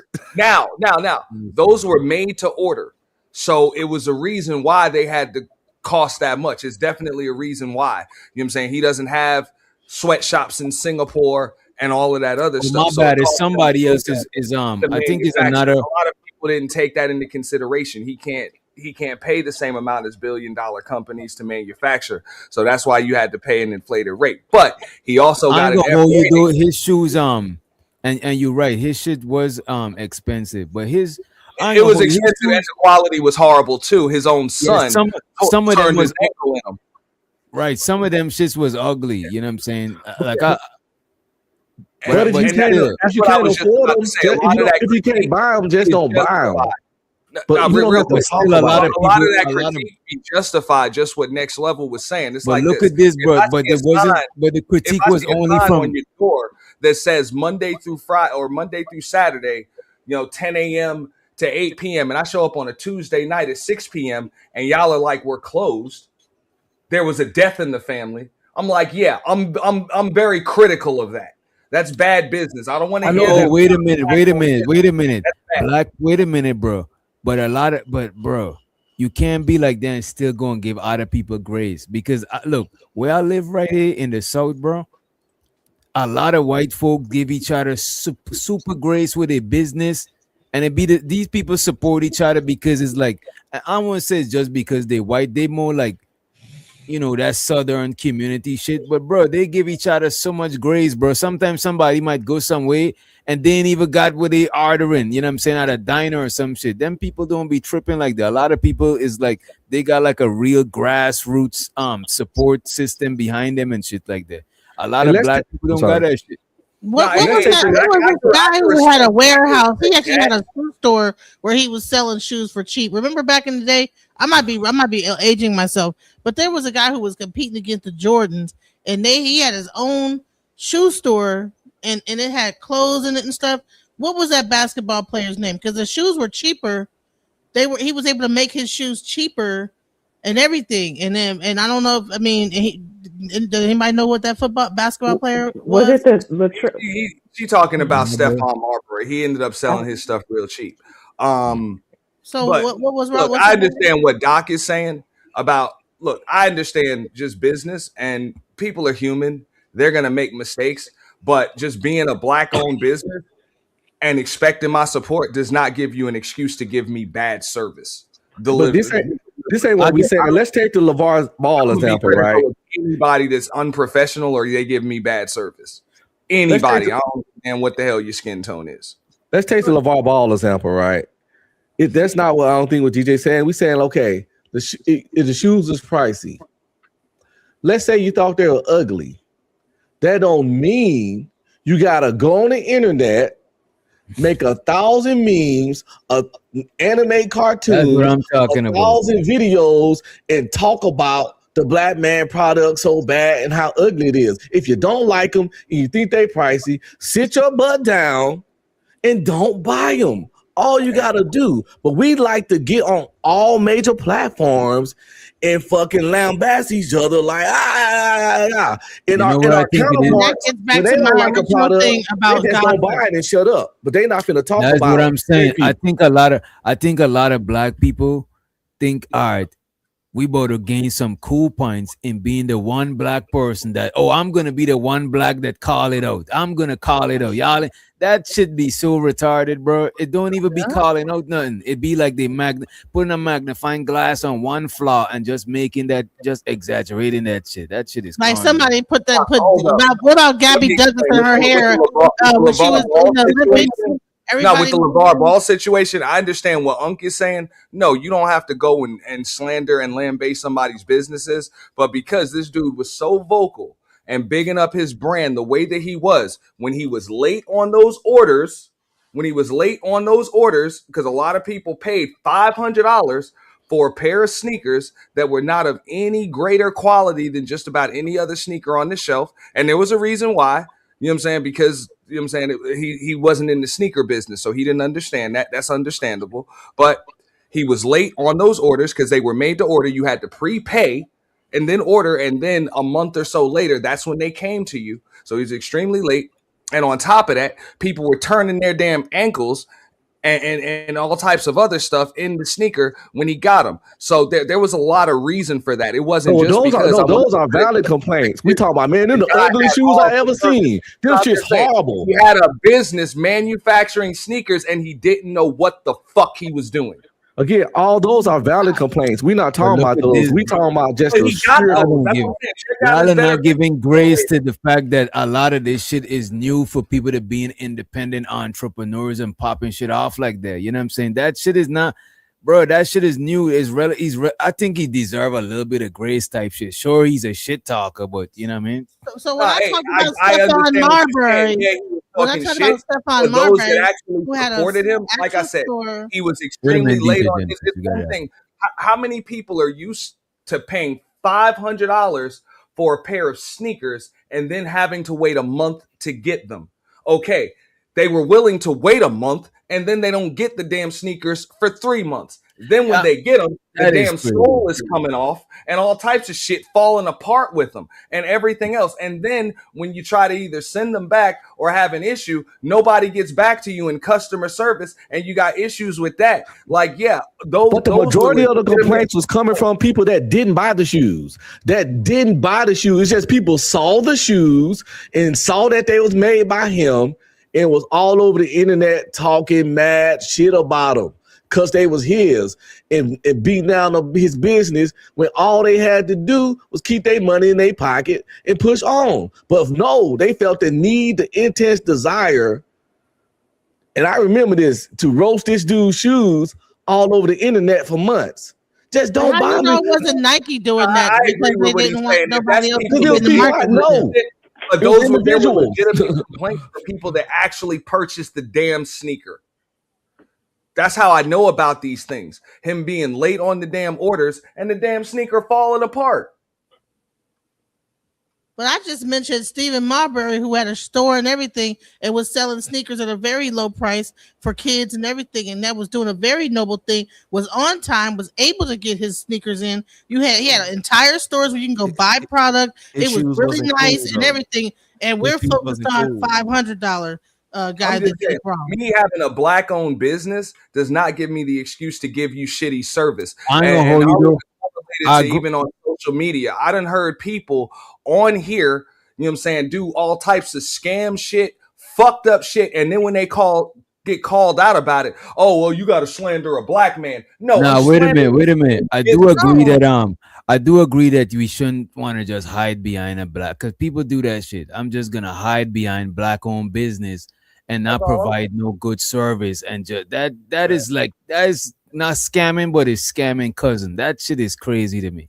You know what I'm saying? Because it's like you relying on the black business thing to bring the people in, but you're meeting them halfway by giving them good service in return. So that shit is like distasteful. You know what I mean? No, I'm just saying. I dealt with that. As soon as I call somebody out on their bullshit, they're like, "Oh, this is why black people can't work together." Oh, you got to slander a black man. No, I'm slandering a shitty businessman. I know plenty of black folks that are great business people and they give great service, and I'm thankful for it. But you're horrible. But what I'm talking about, though, is like racing to be the first one to tear them down. That is crazy to me, because I know that there's ways that you could reach out to customer service. There's ways a disgruntled customer could address certain shit than to just go and flame somebody in front of everybody. That shit is crazy. Yeah, but that's that with LeVar Ball. That's what people were saying. It was in the message board right when everybody else complaining. They were just getting the LeVar Ball situation. The big baller brand shit's probably a bad example. You know what I'm saying? Well, not big baller brand. And I'll say this: this was the mistake. I believe that this was just my opinion. I thought he should have just started with what he started with: t-shirts, caps. Do what you got to do. Sell them out the trunk of your car, build up the business that way. And then you go into selling sneakers. You know what I'm saying? Once you build up some damn capital and you learn a little bit more about the apparel business, do it, the right way. But he tried to come in off rip, and that's why that business failed. And he had some shitty accountants too that stole a bunch of money from him and his son. So the dude did some bad business. Let's just keep it real. Hey, look, on a positive note. So remember, I just mentioned Stephon Marbury. So the only reason why the Stephon Marbury shoes kind of went out is because the owner went bankrupt, but they're about to launch again in 2026. So shouts out to Stephon Marbury, because he did have a great store. It was a great concept. They sold millions of shoes, and it was actually very professional. The stores were open. It wasn't ghetto. And so that's a positive thing that we can say about a black business owner that opened up a shoe, wasn't overpricing, and was able to successfully execute what he was doing. And they're coming back out. And a lot of people don't understand how tough that is. Like when you go to Foot Locker, Foot Action, or even when you order stuff online and they have an entire stock room full of every damn SKU, every size, all of that. All you got to do is say, look, I want these in the size 12 and a half, and boom, they just bring it out. You actually got to be able to have the inventory to be able to fill those before they get sold. So when you're just kicking off coming out of the gate, that's pretty damn tough.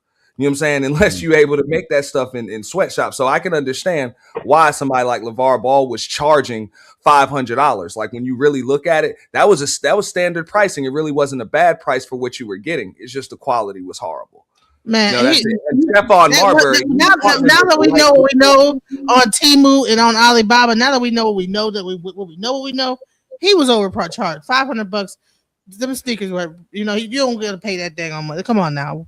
Why he overcharging though? People complain about the price before they even saw this, before they even wore the shoes. People complain about the price soon as they saw it, but they'll pay $1,000 for some ugly ass Louis Vuittons or some shit.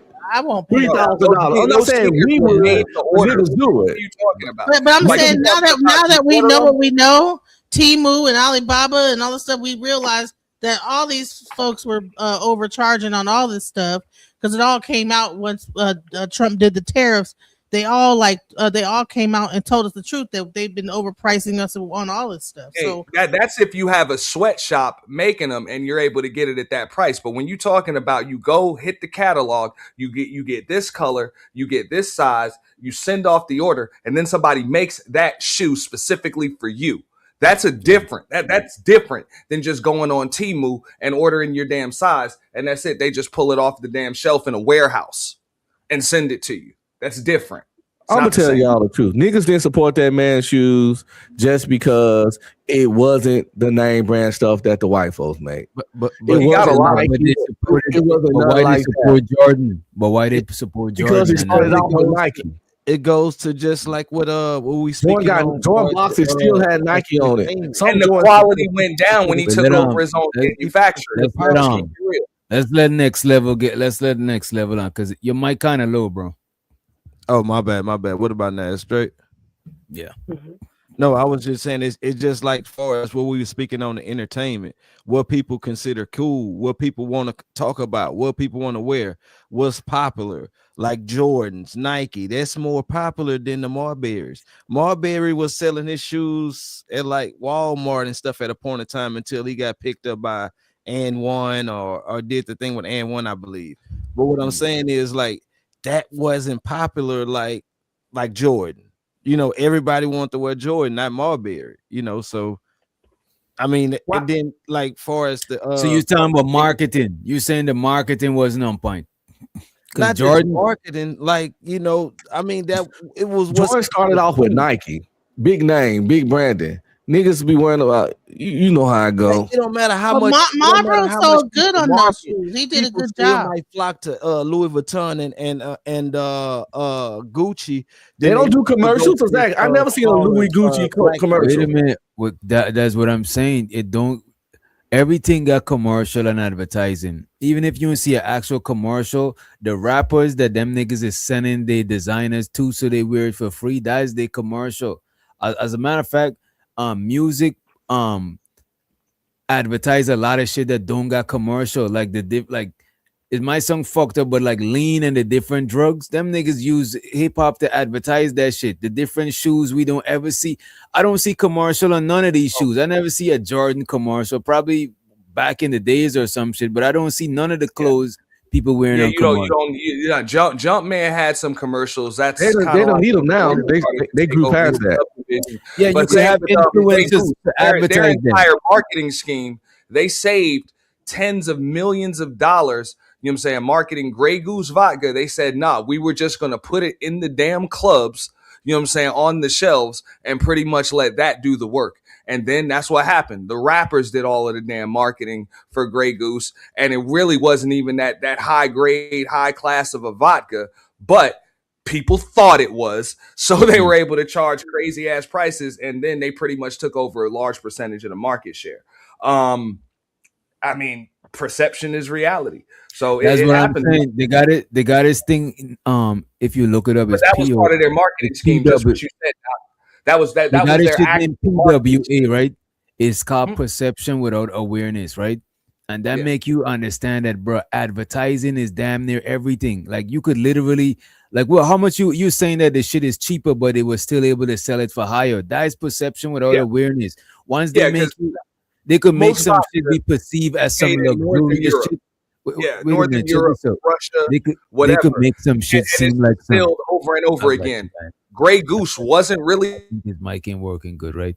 They could make you think some cheap shit is some luxurious shit and up the price. Just was it last year or the year before? Remember they exposed that a lot of. Remember China was exposing that a lot of that Burberry Chanel bag, that shit cost like $5 before they put the logo on that shit. Now that shit is like 1,000, you know what I'm saying, 1,000% more type shit. That shit is crazy to me. But it's all about marketing. You know what I mean? You make some shit be perceived as luxurious.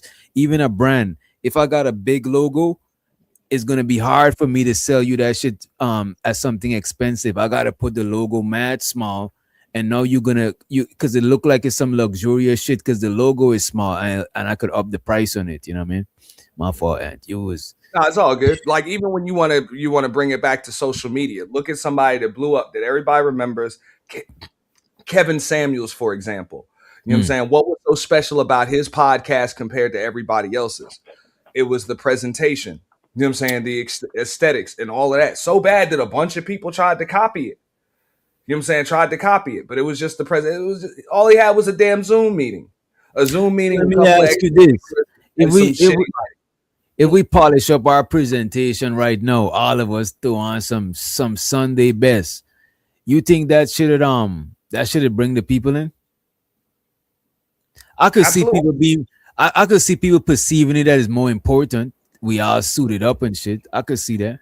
Kevin was good at what he did.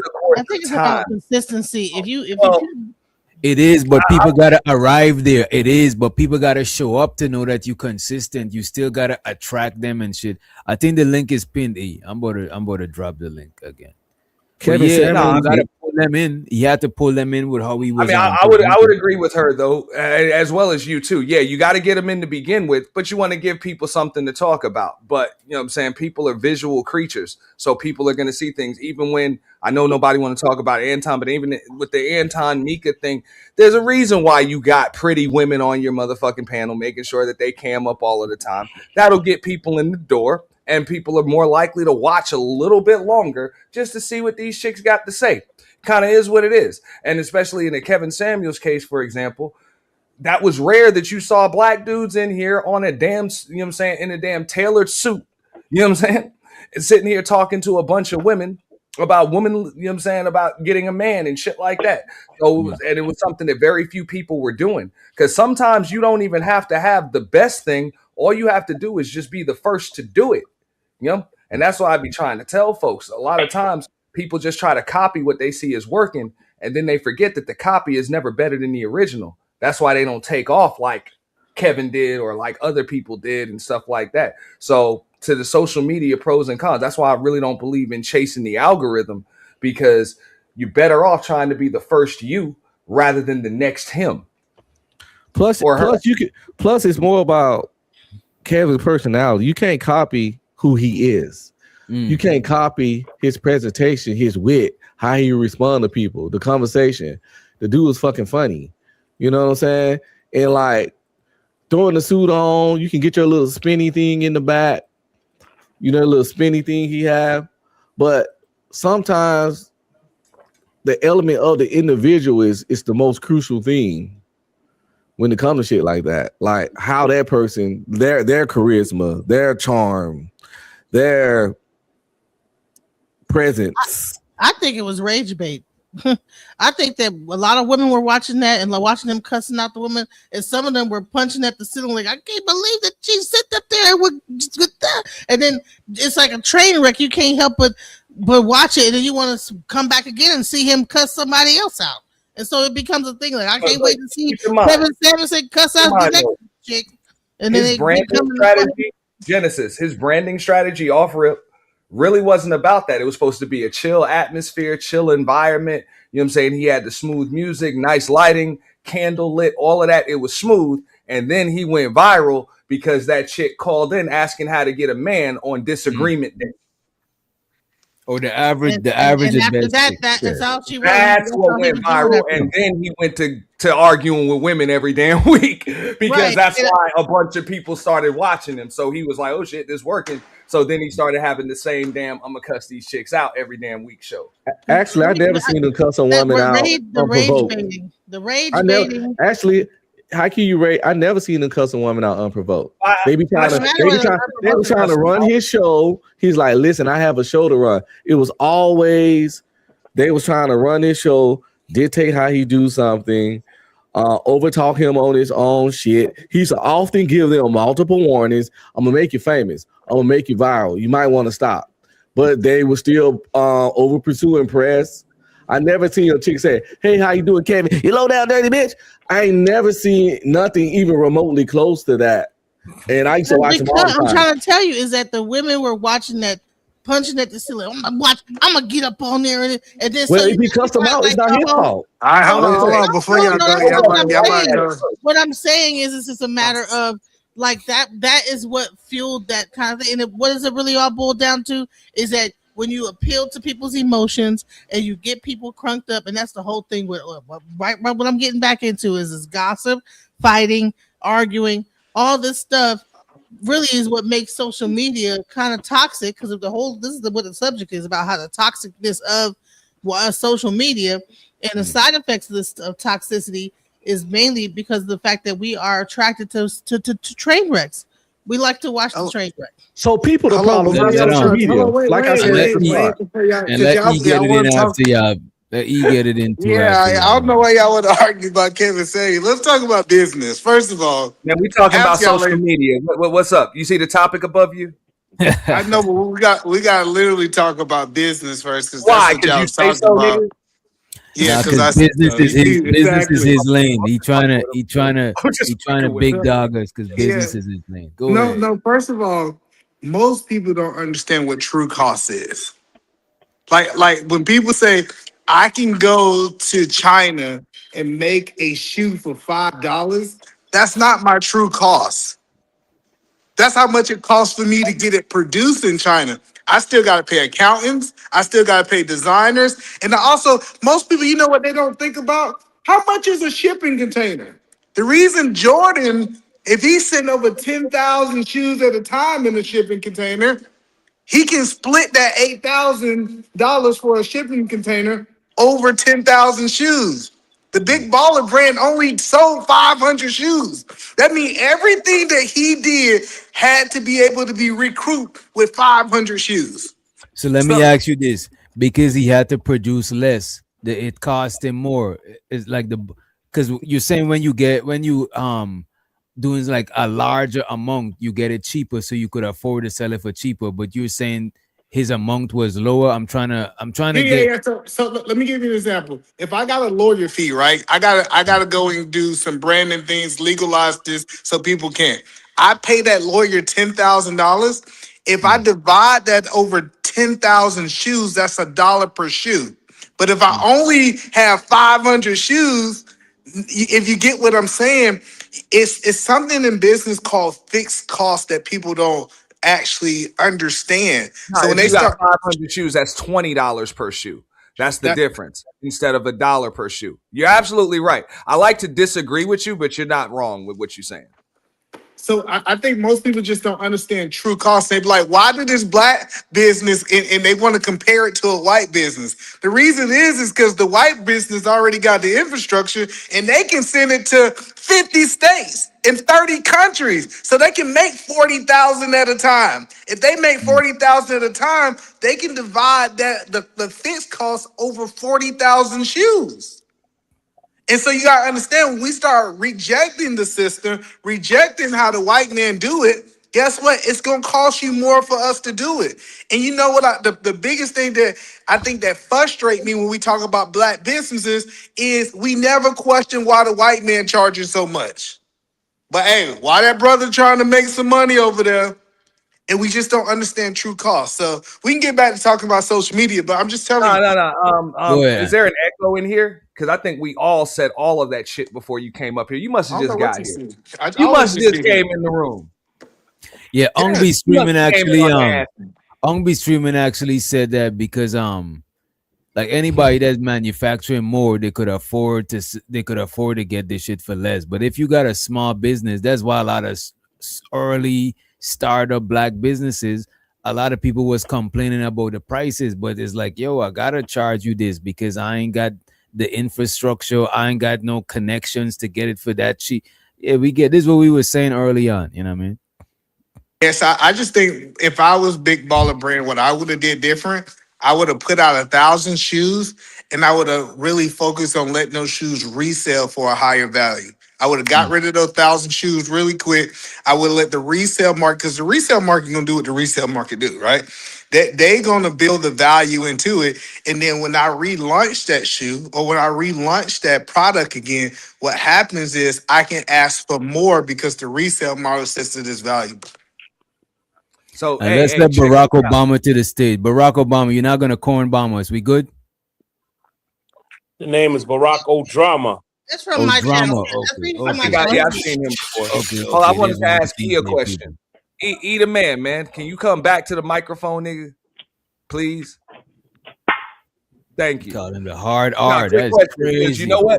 That's not a bad idea. I never thought about that. Just real quick before we get back on it. That's not a bad idea. You pretty much just, you know what I'm saying, sell it at cost just to kind of build the buzz. And then, you know what I'm saying, bring it back. That's actually a pretty good marketing strategy. What I was saying earlier, he already had hats and he had T-shirts. So he could have kind of went the FUBU route and kind of used that to build up some capital and also build a brand for the name and then branch out, you know what I'm saying, to shoes, you know what I'm saying, later on.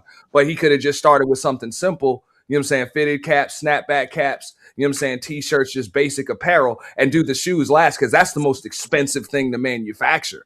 So why not save that for last? But I like your idea too. I never thought about it, bro. Yeah, well, kind of what he said is that he had the capital. He was doing good in business, so he said he had the money, and then he also had NBA Sons that was backing him with capital, right? I think the biggest thing is any business with snakes in your garden, bro. It's gonna destroy, and that's what he was getting robbed by accountants. He was getting robbed by a whole bunch of people.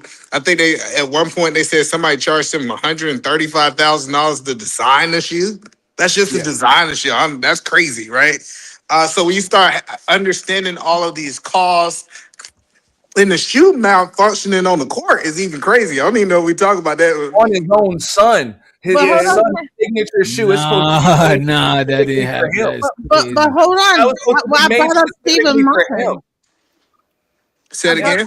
I brought up Stephon Marbury. How come his shoes were so cheap then? Well, but hello, but then they went out of business, so it showed that his business model did not work. No. He so after he sold millions of shoes, but it was because of his business partner went out of business, not him. No. They're about to relaunch the company this year. They're about to relaunch. But you're missing it. If I go out of business, that means that we ran out of money. That means that I was selling a product where I wasn't making a big enough profit. I'm a neuroscientist. I'm going to explain what happens in a brain on What's shrooms. that? No, it was due to the distributor. Sorry. So in this, that was my shit. Okay. So it was his distributor went out of business. Stephen Marbury's distributor went out of business, not him. His distributor. His distributor was selling the shoes for too cheap. That's why he didn't make enough money. So even the distributor, if they don't play their cards right, say if they get the reason China can do what they do is because they ain't paying people. They really got slave labor. I don't know why we won't just call it what it is. They got slave labor, right? That's what they got. It is what it is. But when you start understanding business, I can't if I made it for $500, truthfully and honestly, my true cost, I should be selling this somewhere close to $2,000. If it costs me $500, I know that sounds crazy, but it's usually 4 times because I'm gonna have theft. I don't know why we don't. We can have people steal it. His retail, his MSRP was 500. LeVar Ball, that is. Yeah, but I'm giving like rough examples. Like a bare minimum, I typically got to charge almost 4 times, and this is not any. I'm talking about this is bare minimum. When I start bringing on basketball players, I got to get this $1 million contract too. When I start bringing on these other costs of being able to do marketing and promotion, at the end of this, I might be selling this shoe for almost 15, 20 times, so everybody still can eat and get paid.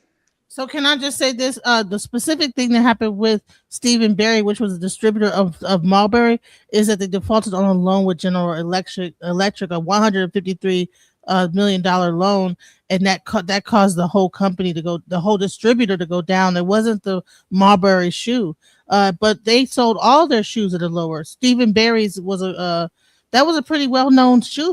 Don't y'all remember that shoe spot, Stephen Barry's? I'm sorry, your phone. They were the Starberries. Yeah. I'm trying to help y'all understand. Like, if I am defaulting on loans, that means that I don't have enough money to come in. What she's saying is that was the distributor. It wasn't the manufacturer. I get that, but I'm talking about even the distributor. What the point that I'm trying to say is that they wouldn't sell their shoes for enough money. Because if they were selling their shoes for enough money, everybody would have been eating, and they would have been there to pay their loan, $100 million, whatever it is. And you talking about they sold millions. If they would have just sold that shoe for $5 or $10 more, that loan could have been satisfied. I don't think that those are the only shoes that they sold for a low margin. I think that Stephen Barry's were known for selling like kind of like low like income shoes or whatever. Not low income, but like lesser shoes, not like the biggest brands, They were kind of there are a lot of aspects of business that kind of have to go right. Just like you were saying with LeVar Ball, you had accountants stealing money. You had a lot of things. You had customer service infrastructure. There was issues with the manufacturing. You got to have a lot of the right pieces to the puzzle to fit together. Same with the Starberry. You can't just have the manufacturing. You can't have the initial the initial investments and all of that stuff straight. You also need the distribution in order. You need the right price points. You need a lot of things to go right. It's not as simple as, look, we just didn't have enough money. That's why we went out of business. Sometimes you can just, like, one cog in the wheel can ruin everything. So there's a lot of reasons why businesses fail. And you know who did it right, and he just don't get enough credit? Shaquille O'Neal. He got backed by $1 billion giant, by Walmart. He put it where he found somebody to partner with who already had a presence in every city, and then since Walmart already had the connections, it also made sense for him to use their factories and research that they already was doing. So, but then it still comes down to, that's not an independent Black business. So that's why I tell people, what do y'all want? Do y'all want us to produce cheap stuff, or you want us to do independent Black? Because we can't do both. I would say this much. I mean, if y'all want to talk about the like just the racial demographic component of doing it Black, like manufacturing isn't enough. You're going to have to control the distribution as well. You're going to have to control the manufacturing, distribution, marketing, like and likely the venture capital just to be able to get these things started. There are a lot of aspects. And then what you're talking about, you got to handle the legal and you got to handle the accounting and all of that other stuff too. It's so many different aspects of it. You know what I'm saying? A lot of people think it's just one aspect of business. All you need is a good idea and you're good. You know, all you need is just quality products and you're good. No, man. Some of the best quality anything has gone out of business because there was something off. Hey, I have a question. Do you think that No Limit Records would still be around if they never would have signed or to a major distributor and continued to distribute on their own? No. How else are they going to distribute it? Yeah, no. I think that was the smartest thing they could have did. That's what made Master P all that damn money. I think Master P biggest problem is he was too nice. When he started, like, the reason Master P don't have the money today, because it's the truth, he don't have the money. He was instead of playing the game the right way, saying, hey, I'm gonna hold people to their contracts, he was letting people out of their contract. He let Snoop Dogg out. He was letting all these people go free, and then those people. And how it should have worked is, hey, even though I'm not obligated to pay you, I'm still going to make sure I take care of who put me on. But that's not how Black folks work. How Black folks work is, if I'm not legally obligated to pay you, I'm just ain't gonna pay you. But also, who said P ain't got no money? No, Master P is broke. No, back then. In the talking about the small hats they had a monopoly on distribution. The small hats had a monopoly on distribution. But he had his own distribution. He was building his own distribution network. If he would have continued on, he probably would have became the distributor, the only Black distributor of hip hop music in America. If he would have continued on, he couldn't do it like Priority was doing it. Remember, he couldn't have afforded to pump out a new album every damn week like he was doing without the help of Priority. They would kill Master P if he tried to do that. That's what I'm saying, man. I think that a lot of times when you got that big, I think if he would like continue to grow slow, then he probably would still be even putting out records as much now. I bet you, Master P don't regret it. That was a cash grab for him, and he grabbed that cash and got the hell up out of there. Trying to keep up with these other kids. Listen at her little feet. He flooded the industry in a short amount of time. I don't think he was trying to do it for longevity. I think he understood what his business model was. He knew what he was going to do, and he did it, executed, and got the hell up out of there. Well, I definitely think Master P is cash broke. I get that Uncle, he can say, like, yes, if he sell all his houses and his whips, he'll have a whole bunch of money compared to regular folks. But I definitely think he's cash broke.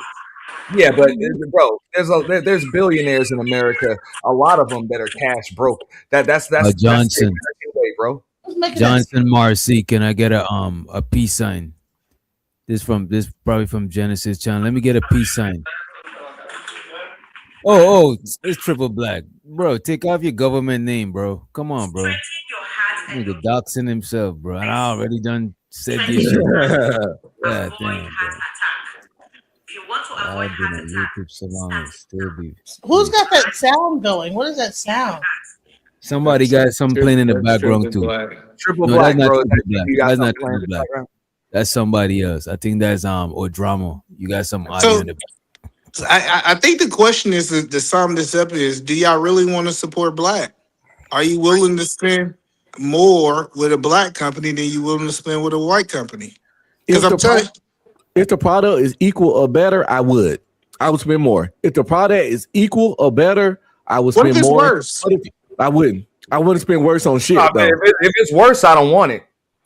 So when you're talking about quality. But equal or better, I'd spend an extra $10, $20 on a Black product. If I know you personally and the product is worse, I'll shop with you one time for the support. Probably keep it as a souvenir, but I'm not gonna I ain't getting. The reason I say so say for example, I want to come out with like a lotion, right? I'm not gonna be able to compete with Johnson & Johnson my first year out. I think y'all foolish if y'all think that somebody who's been doing this for 100 years, me launching, I'm be able to do. No, they already got deep-rooted infrastructure. That is, so what I'm saying is, eat a man body butter. And listen, the point that I'm trying to help people say is, we as Black people, we really want Black businesses to succeed is have to have a grace period. Now, I'm not saying somebody been out for 50 years and they still serving you some crap. And I'm not saying buy crap, but I'm saying, say if this is a class A product and the Black person is producing a class B, I didn't say E, F, or G. If it's like just subpar, I think that we should give them grace to be able to land. I think so too. too. I should pay the same amount for a class B as a class A just because the person's Black selling. How long do we give them? How long is this grace period? So based on what I know about business, I would say 5 to 7 years. 5 to 7 years, like it's people who have lunch businesses. 5 to 7 years. I don't think that they should be formulated when they're producing a class A product, right? Something's gonna be off. Even if the lotion is great, the digital design on the bottle might look like crap. Like we got to give them some kind of grace for them to be able to compete. That's all I'm saying. I would make a deal with you right there, right?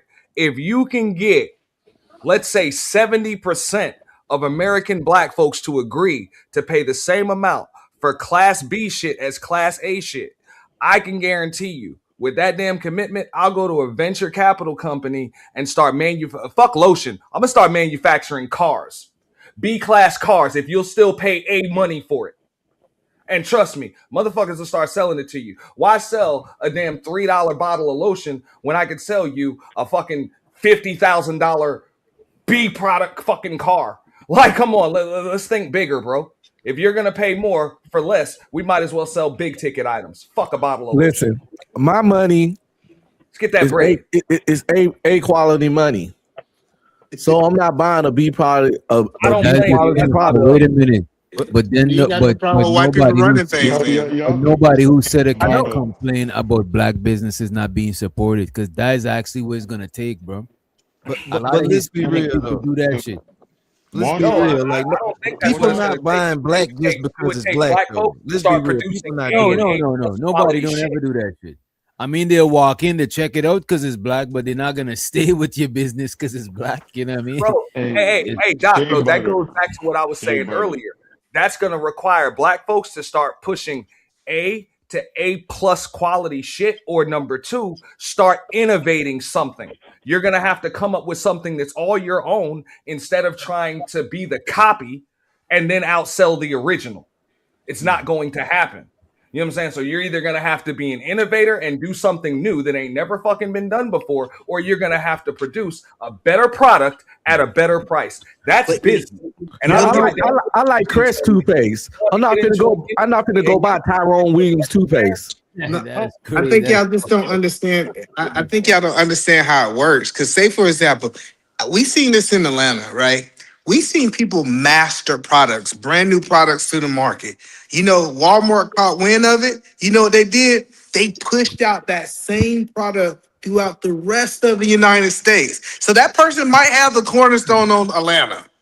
But I'm telling you, these big companies, they do is they offer to buy you. Hey, are you willing to sell? And they give you this crazy amount, right? They give you 10 times worth what your company worth. Then when you're not willing to sell, they say, let me flood the rest of the United States with it. And I'm gonna make it where everybody around the United States is talking about this product. And even the people who had the black first product are start leaning towards the white product if they did not sell.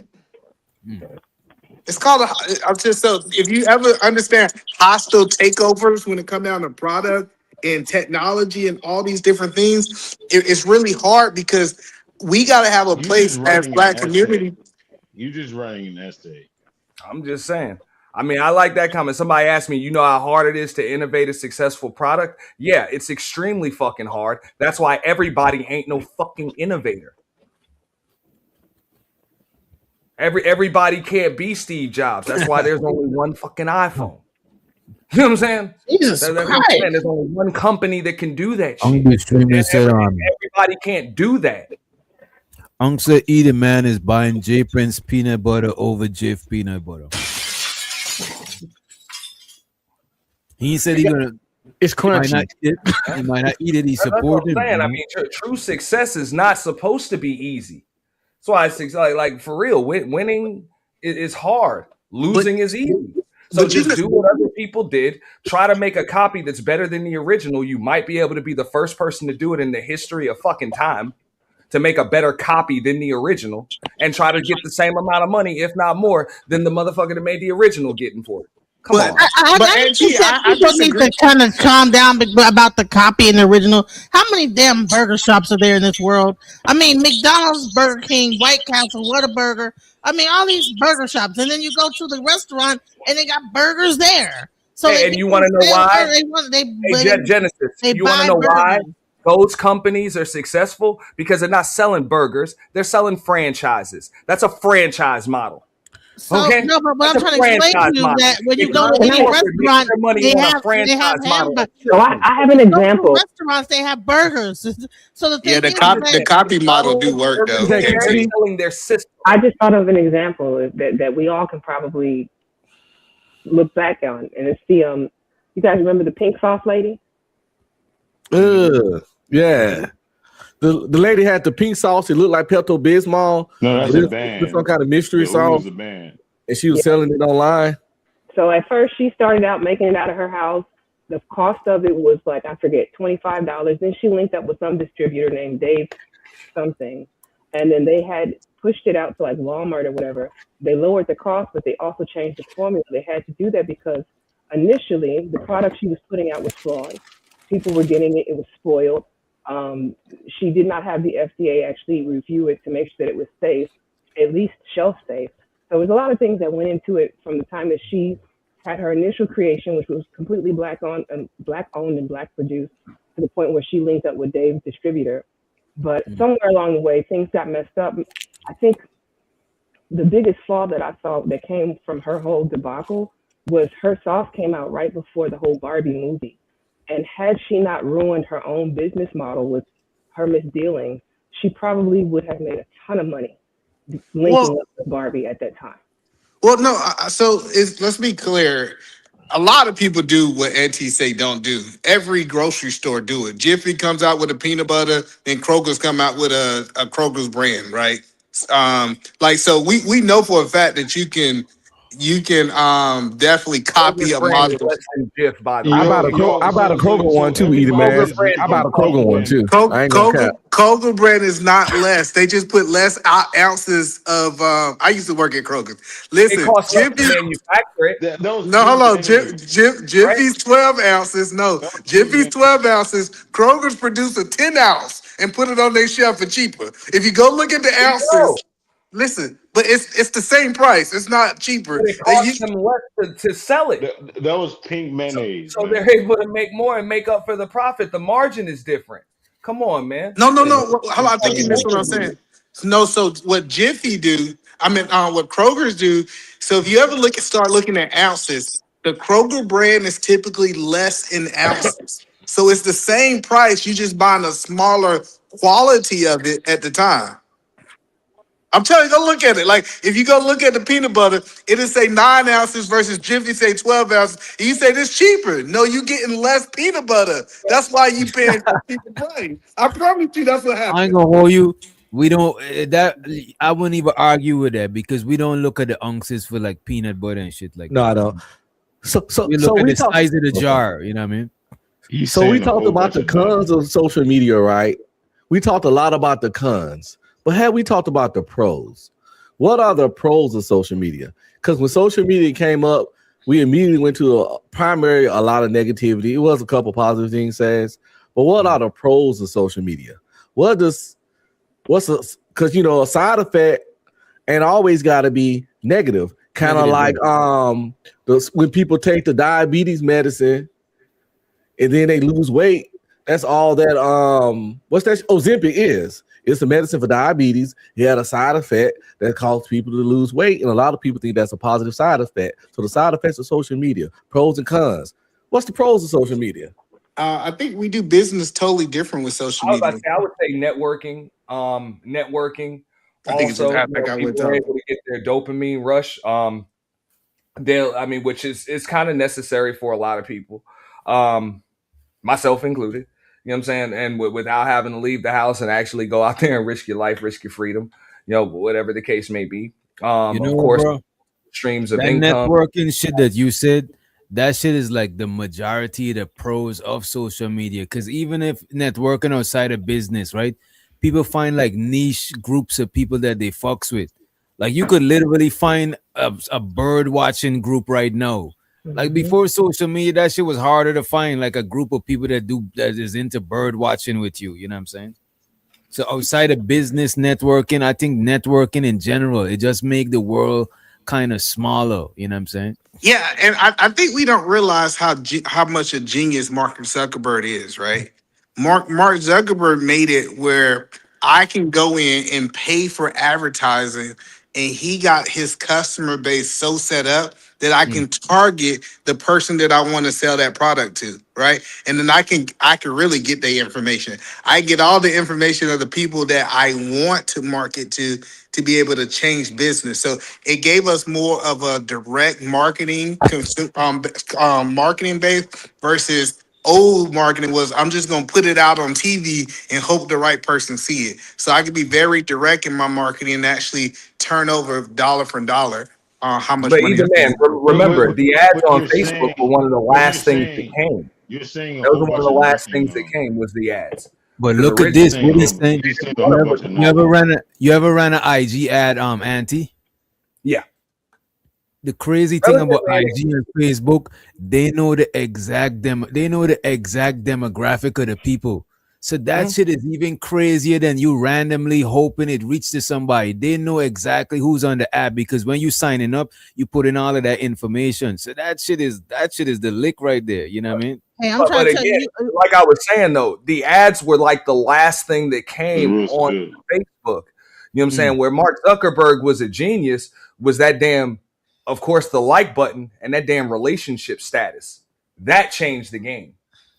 That changed the game.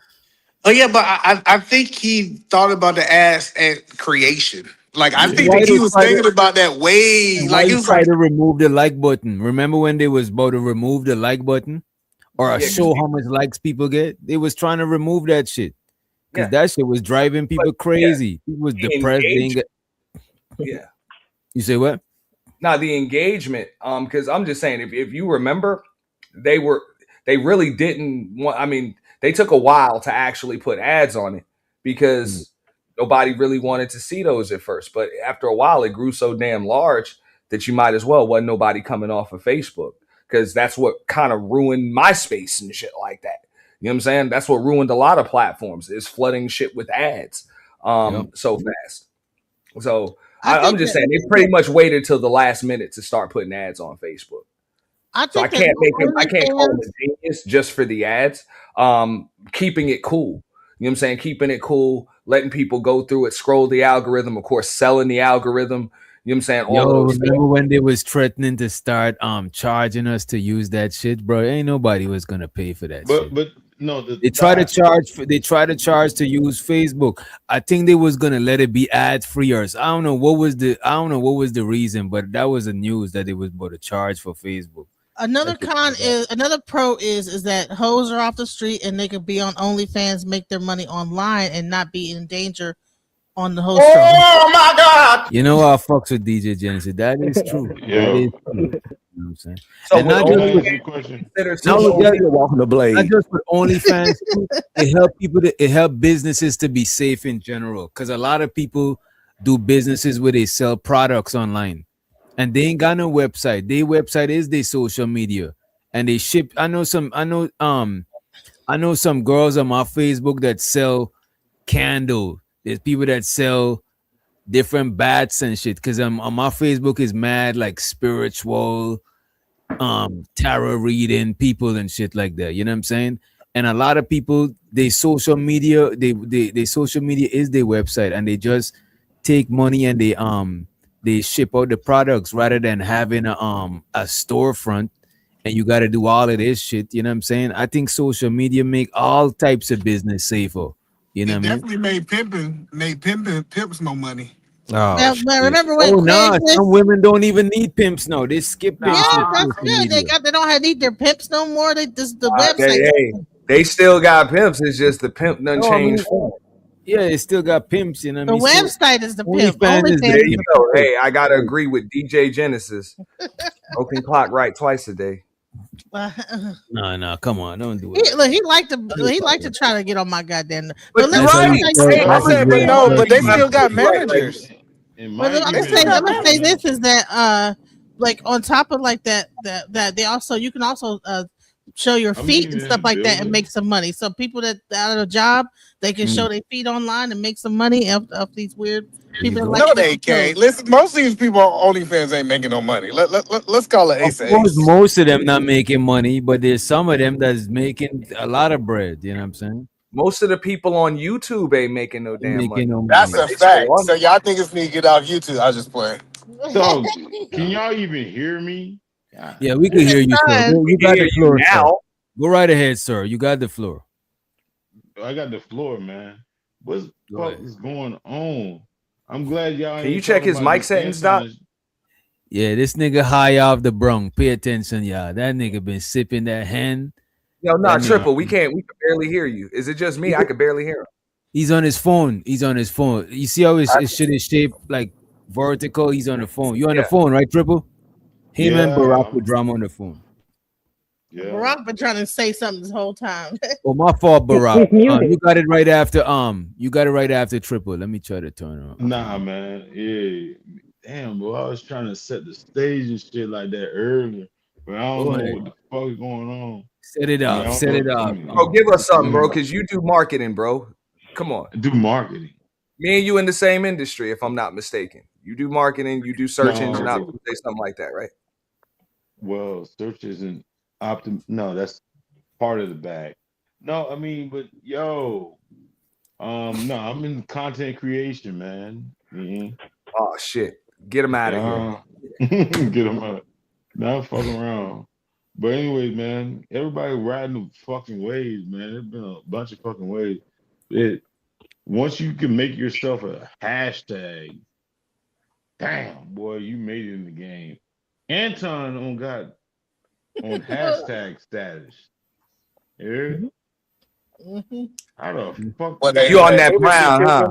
I was just thinking, you on that down brown, huh? I was thinking he on the brown liquor, but no, you drinking that hand dog, ain't you? He probably on a different brung. That's not brung liquor. We had the same thought at the same time. That nigga is in hashtag status. I seen the fucking hashtag of fucking Anton Day. I kept seeing that shit. I was like, what? Y'all niggas just be eating the whole fucking edible. Just eat the whole fucking thing and chase Yo. that shit with some fucking Hennessy. Chase it. That's not on. That's not the. See, I knew it, bro. I knew it. Man. You just ate the whole fucking yeah. Chase that bitch. See, I be knowing What's what that? these What is that? What is that? The triple black. Put that shit up back. What is that? What is that? nigga some gummies. Oh, that nigga off the shit. That nigga. We ate the whole thing. The whole. Yeah, that uncle. Yeah, he ate the whole fucking thing. Not supposed to eat a whole pack, bro. You know what I mean? Let's see if the most I'm thinking something wrong with his microphone, Doc. That motherfucker really sound like that. It's cookies, man. And he got the cookies and the gummies, and he was trying to go to another stratosphere. Dog, hey, to the multiverse.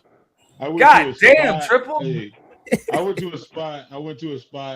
The bitch said like you might have bitch by a gram. So I was like, all right. This nigga is litty. I don't know what kind of weed I want. He's in between universes. That's why his mic sound like that. He's in between it ain't his mic, Genesis. He just like that. This type of weed. I want to smoke this good. No, I'm just saying. No, I like an indica. I like a really good indica. Hell no, that's the worst. That go to sleep weed. Indica, hell no. That's why he acting like that. He fighting to sleep. Yo, indica, that shit is too heavy, bro. That shit leave you stuck. But it's like going grocery shopping. Like you go in the fucking dispensary and shit like that, and then you be like, you buy this shit by a gram. I'm like, all right, I want that. Okay, let me ask you this: Triple Black, did you support a black dispensary? I don't think there's black dispensaries here. Well, did you go to the black trap? Did you go to the trap? No, I ain't go to the trap. Hell no. There's no trap here. I mean, what do you mean about the trap? No, I'm just saying, did you purchase your marijuana from a black person, from a black distributor? Hell no. You bought all those things in marijuana?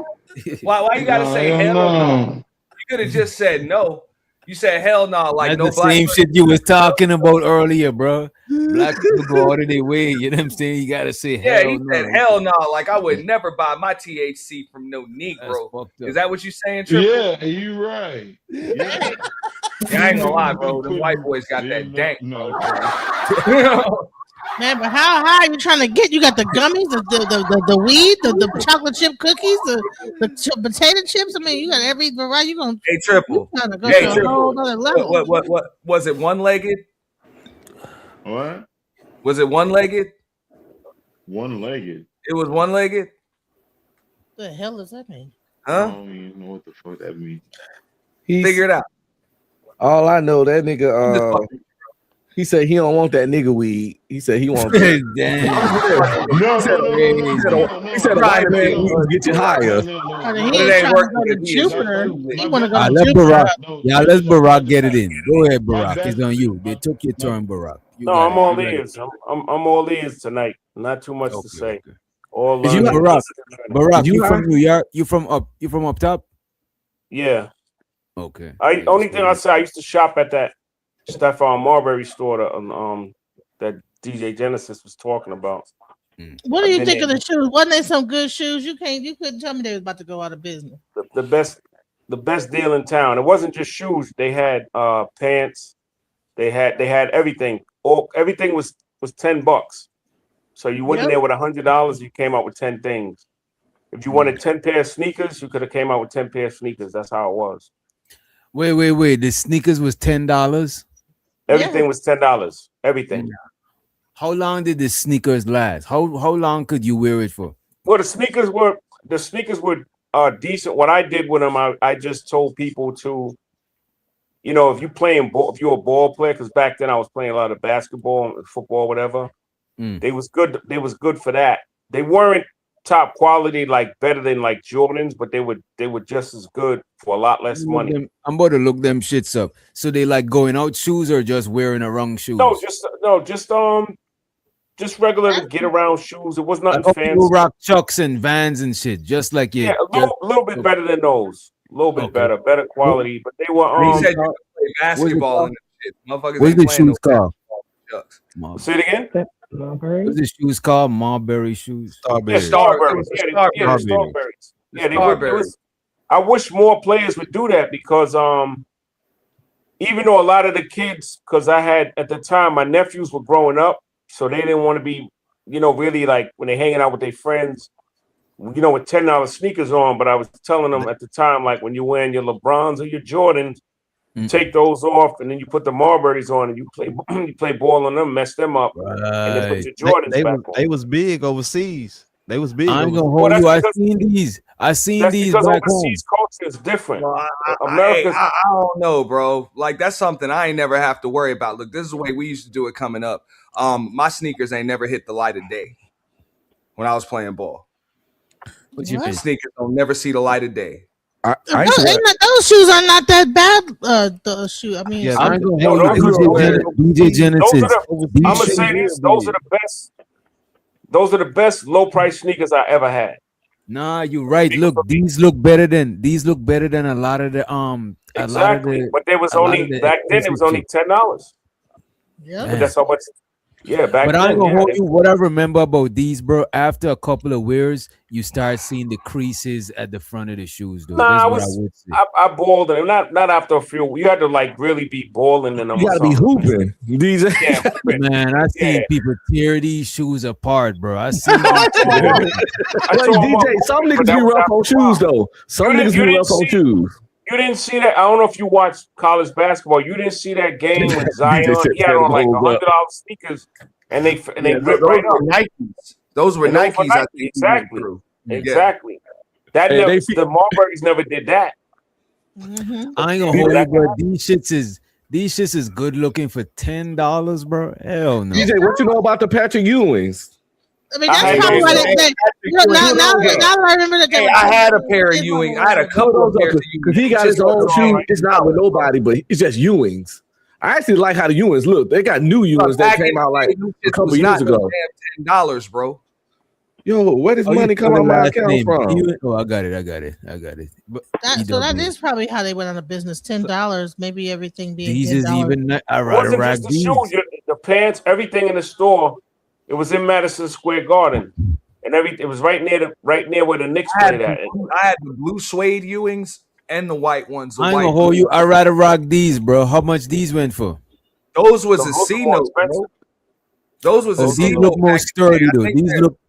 These you gotta look get more sturdy. Those are a little bit better built. Yeah, definitely. But those were $100. That was $100 pair of sneakers back in the day. Come on. Those are a little bit more pricey. But what I want to say though, these right here, bro, these better than Shaq's, bro. Like a lot of the Shaq. Look at this. These got some decent designs, bro. It's just that I remember them bringing cheap shoes, and I remember the hats and the everything that go with them too. You know what I'm saying? I wish somebody else would do the same thing again. A lot of people can't afford. They're coming back out. They're coming back out this year. They're gonna come back out. Yeah, but they're not gonna be that cheap though. You don't think so? I think they're gonna cost more than that. Yeah, it is. You better make it. The quality better be better, cause them shits is. No, the quality was up. The quality was all right. It wasn't bad. I don't know. Ewings were kind. I mean, I guess that was kind of the way things were back in the day. They were kind of big and clunky, like when you really think about it, compared to other ones. But all of the sneakers back then were like that. You know what I'm saying? Mid and high tops, they were pretty damn big, and you know what I'm saying, kind of heavy on your foot. Wasn't nothing like a pair of Jordans, you know, back in the day. Like nothing was like playing in them shits. But now everything's kind of light on your feet as far as basketball shoes are concerned.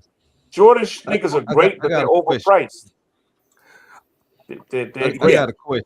But when have Jordans not been overpriced though? When they first came out, they weren't. When they first came out in the 80s, it was a decent price back then. They got overpriced as he got more popular. Yeah. That's what I'm saying. People were getting murked over that. But like the Patrick Ewings, the Charles Barkleys, all of them. Let me ask y'all this, right? Heavy shoe. What did Jordan, aside from Jordan being the GOAT, right? What's the other hype behind that shit? Niggas camp out for it, bro. Not me, but I know niggas my brother age, my younger brother. his partner them, I know a couple of them niggas done camped out. Well, one of them he collects shoes, but some niggas used to camp out to wait for Jordans, bro. Like, what did they do to make people do that shit? Well, when people started camping out for them, that's when Jordans had become collector's items, bro. Like, oh, you got the strawberries. Look at it. No, these are not. No, No, these these J's, are these are I remember back in the late I only 80s. got 2 pairs of Jordans, these and the other ones. I got People the weren't same ones, but camping the out blue for ones like J's. this. You just That's go it. buy them, and you either had the money to pay for them, or your people had the money to pay for them, or they didn't. You know, that's just what it was. No, I can't. No, I'm gonna keep it real with you. I can't afford Jordans, but I got those. Those are almost 10 years old. I got those on a deal, and I just wear them. I only wear them like if I'm going to a function or something. I don't wear them that often. Maybe 3 times a year. I want to know what Jordan did in the Back in the marketing. 80s and 90s, stores wasn't selling out of J's like that. It's like they kind of built the buzz later on once they started coming out This with is the what I'm trying to retro. figure out, like what made them, how they build the buzz for somebody to camp out. I think they were purposely sending a limited amount to the stores. That's Okay. it. Once they were out, they were out. I think they was doing that on purpose. The scarcity builds the scarcity builds the value. If only if only a certain amount of shoes can be sold or whatever, you know, I mean, everybody's gonna want to get a pair right now. You know, the scarcity builds the value. If it's only but so many of them. He's classic, so like he never goes out of style. So he'll I think in 100 years he'll still be here. He's like Gucci or Herman's, in my opinion, of sneakers. He'll always be here because of the way they marketed him. I think they're a little overpriced personally, but I think he'll always be around. What about your mans? Y'all mans. Where Candy is? She dropped. She from Chicago. What about y'all mans Kanye? What's it y'all about his shit? Trendy, and then come and go. That's trendy stuff. Some Nobody's of the even Yeezys talking will about fly. those. Some of the Yeezys will fly. Wow. No, but they no. All of his stuff is fly, but it's trendy. I wouldn't say all of his stuff. Some of All it's of it. He made some ugly shoes. ugly. There's a difference between trendy and classic. Kanye's trendy, Jordan's classic. Yo, Yeezys were corny, just like the G Unit tank like tops. Balenciaga. Exactly. I'm gonna hold you. That's G how they Unit, had G ugly Unit shoes. shit is corny. You know what I'm saying? No. I'm looking at the Yeezy, bro. Which one of the Yeezy did y'all fuck with? No, Yeezy made it I wouldn't have to worn where none of them. Balenciaga can make ugly shoes. I didn't like the Yeezy shit. Come to think of it, I think one of them did look good, but I can't remember which one it was. Let me pull this shit up. Isn't it true that if you don't wear the shoes, they'll fall apart? Like if you all them like collectors, like if you just don't wear them ever, they'll just crumble in your hands. Nah, like, you're supposed to keep something inside of them, or you know what I'm saying, something inside of them to keep everything straight. Them silicone packs. Yeah, that plus something to keep the shape. You know what I'm saying? I think I like the boost, the Yeezy Boost, newspaper, whatever the hell you got to do. I ain't gonna hold you. I could rock some shit like this, but I can't. I just don't like how it look. It just look weird to me, bro. Like, why this shoe got so much out of back head? Like, believe it or not, that's good for running and walking and shit. Oh, the Puma's designed like that too. this I is don't what know I what was it is. talking about. What the fuck is this right here? Look at this shit. There ain't no reason that this should be invented. Look at this. Now, that was just ugly shit. Yeah, they trying to be an alien, trying to be aliens and stuff. Well, nowadays, man, and it's been like this for a minute now. I like the 350s too. Look at these. Hell no, these right here. Ain't no reason that these should be. No, those ugly. The Yeezy 350s or something like that. What is this? I fuck with this right here. This look wearable. You know what I'm saying? This right people here. pay for the damn name. It's a damn shame. Ugly that's They're trendy not stuff. really It's not functional. classic. Honestly. You're not gonna run track in it. See, we proving a point earlier. They say how ugly these Yeezys is, but all that fucking designer shit usually be ugly as fuck. Yeah, a lot of designer shit is But ugly. niggas bro. be buying it. Yeah. All that Louis, Gucci, Versace, Balenciagos. That's them why a shit lot of ugly. rappers is dressed like women, bro. Because these niggas just wear anything just because of the name. And them niggas wear a lot of girl clothes, bro. A lot of them shits is girl clothes. Them, you see the handbags. Them niggas be having handbags walking through with travel luggage as regular luggage. I'm telling you, bro, it's that name brand shit, bro. You shopping based on names. Mm-hmm. Boy, some money missing from my account. I'm gonna have to call the bank tomorrow. Oh, I thought you just said you found some money in your account. What the fuck? That fast? I missed about $400, and I don't see. I don't even see it withdrawn. It's just gone. Was it Cash App? Shit. Nah, I ain't about shit. We went to dinner yesterday, ate some lambs, but lamb meat didn't cost that much. Hey man, the prices of everything going up. You gotta make sure you check to see how much that lamb costs. I'm about to go there and beat that chick up, and she swipe my card weird though. Yo, you gotta look out for that shit too. They got these shit named skimmers. Is it skimmers? Oh, yeah. Yeah, them niggas have it on a key. They have it on a key card. They take your shit. You know what I'm saying? They just swipe your shit. You know what I mean? Well, you don't. Well, they don't even have to swipe your shit. It's the thing is like a lot. And that's some gangster shit, Doc. You got them 1.5s. I ain't seen the motherfucker roll no damn job 1.5 in years, bro. That's some big ass. Those are 1.5s, bro. Nah, but I tear mines in half. You know, Trying you to know roll. Yeah, I was about to say, dog. You rolling like this, bro. I don't like them raw papers and shit. Them shits is too like slidey. I don't like them shits, man. But back to them skimmers though, when it comes to them skimmers, like you don't even have to be in proximity to people. Like most times people have all their information like on their phone, like they Google Wallet, they Apple Wallet, they got all their stuff on their phone. And what happens is people tend throughout the day, they listen to music and everything, so they keep their phone Bluetooth phone, Wi-Fi on. And here you go with these skimmers. People can connect to your phone unknowingly if they know how to do it. Sheesh. Damn, bro. You see, the last time I know about that shit is another thing. He got another thing. The tap thing. Everywhere, people tapping. You tapping at the gas pump and everything. And I don't like that tap shit. All those things and get all those credit card informations. Like you gotta be aware of. I ain't gonna hold you. That Bluetooth shit some cold blooded. That Bluetooth shit is crazy because my Bluetooth is always on. I'm about to take my shit off right now. Shit. Here's the most common place where people do it at. In concerts, in like arenas and stuff, where it's large amounts of big people, that's where it happens all the time. Because people are just having a good time and their phone on Bluetooth and everything, and people hacking into their stuff. Yeah, that's crazy. That's wild. That is crazy. Bluetooth. Airports, like they saying, every where it's large amounts of people, and you like see you never supposed to keep your Bluetooth on when you're not connected to it because it's open to connect to anything. Just saying. Someone snoring. Especially if you got your credit cards on there, you got your personal information, addresses. You leave yourself open.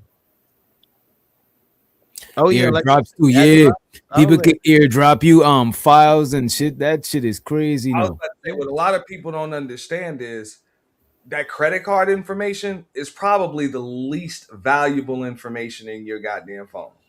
You know what I'm saying? To a real thief. You'll usually get your damn money back, but that other information, that's worth so much more. You know what information is worth? You know what information is really worth it more than your credit card information? Your first and last name, your social, your date of birth. Because I could go here and I just got to be able to find you on social media and find like answer different questions. Because if I open a credit card in your name and you don't even know, then I'm getting money that you don't even know about. Because you could get a notification on your bank. You could do like Unc and check your bank statement. But if you don't know you got a whole other credit card in another state and niggas is running your credit to the ground, you don't even know what the fuck is going on. A lot of old people get catch like that. You say what? When everything digital and people going going to technology, everything on the phone.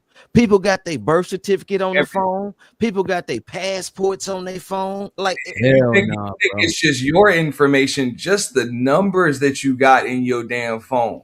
Why do you think all of these damn apps and stuff, the first thing that it asks you for after you accept the damn cookies is access to your contacts?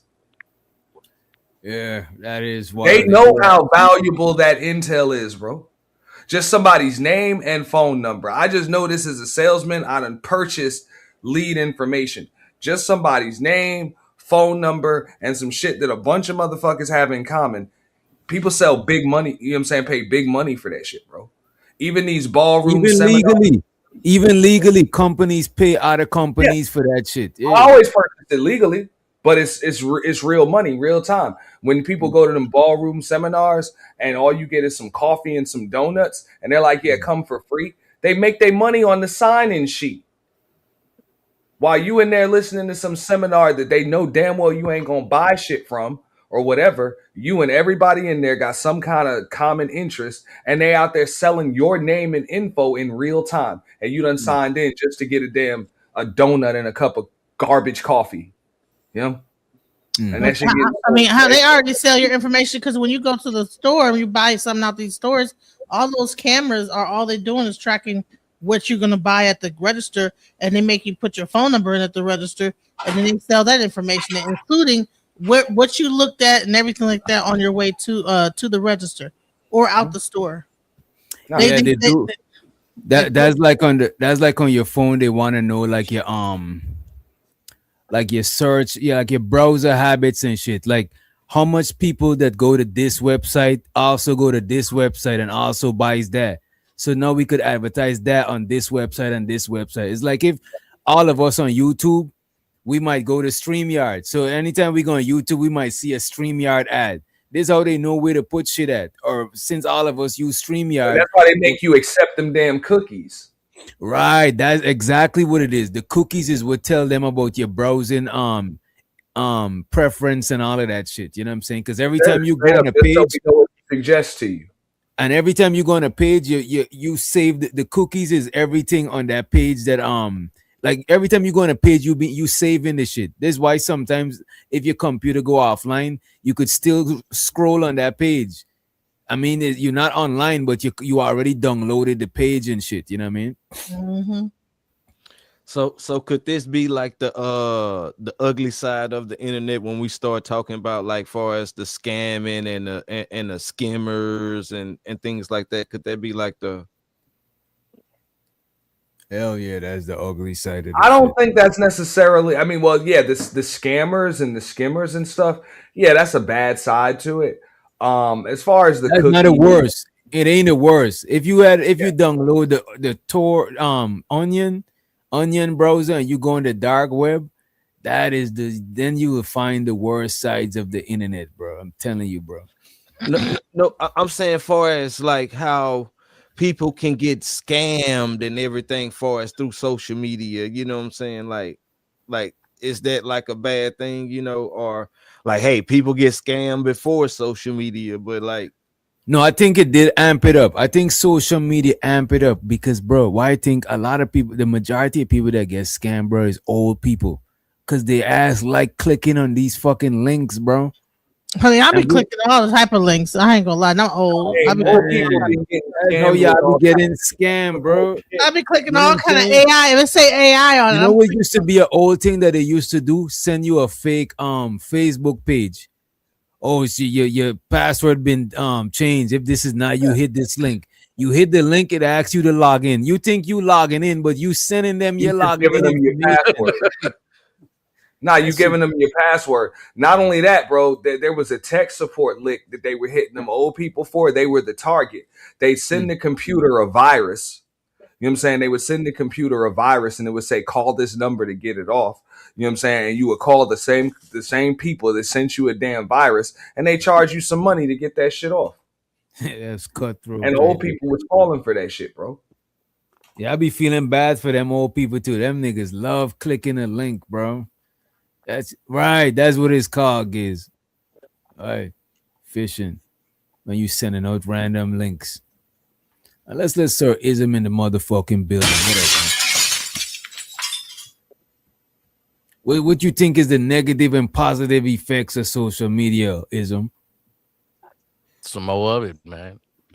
Just like DJ Genesis was saying, that's the negative effect of soccer dockers clicking links, getting your computer a virus.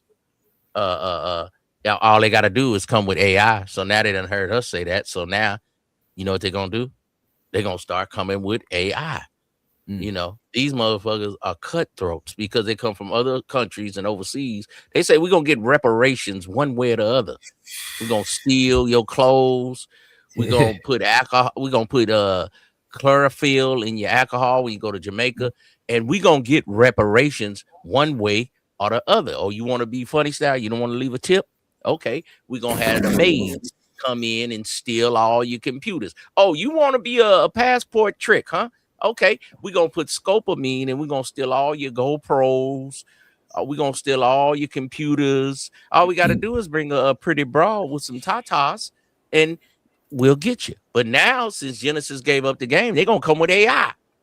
And I'm not that low like it. They will steal from your mama, your grandmama. She ain't got her kids that went away to the army, military. They'll say, we got them hostage. Send 100,000 in Bitcoin. We'll let your son go. Her son is doing a tour of duty. Hey, man, this game is so deep.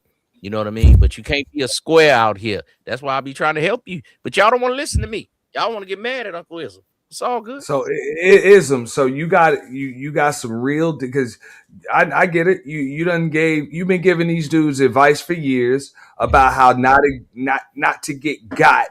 You know what I'm saying, by these 304s. And of course, niggas on the internet trying to sell the cure for loneliness and shit.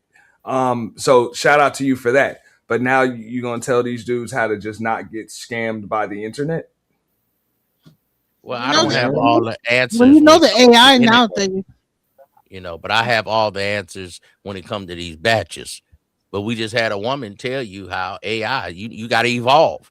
Just like a lot of my OGs. That's why I'm still here to talk to y'all at 54 summers in the game. And I'm the best looking nigga up here. You understand me? Cucumbers and avocados on my face. See, so you young niggas, you got to evolve. As an old nigga, you got to refine your macking. You know what I mean? You could be a bum nigga like Uncle Streaming and just sit here all night and collect the check from welfare, the government. He trying to flirt again. You know, or you can be like, you know, Auntie and be a working man and be a consultant.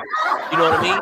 Or you could be a player like me, but everybody have their own path. They might want to call me a degenerate, but when some bullshit happen in the street, when their sister gets slapped, now they want a gangbanger to go over there and slap the dude who slapped his sister. See? And everybody want to think corporate world is perfect. But then Madoff come and he steal your money too. All y'all ain't shit. I only fuck with DJ Witch Doctor. The rest of y'all, no, Auntie too. The rest of y'all, fuck y'all.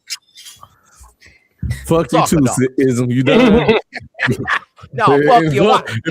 And fuck you too, Ism. How about that? OG. Original gonorrhea.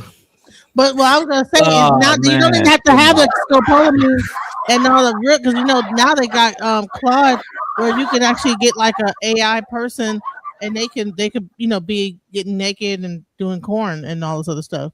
So you could now Claude.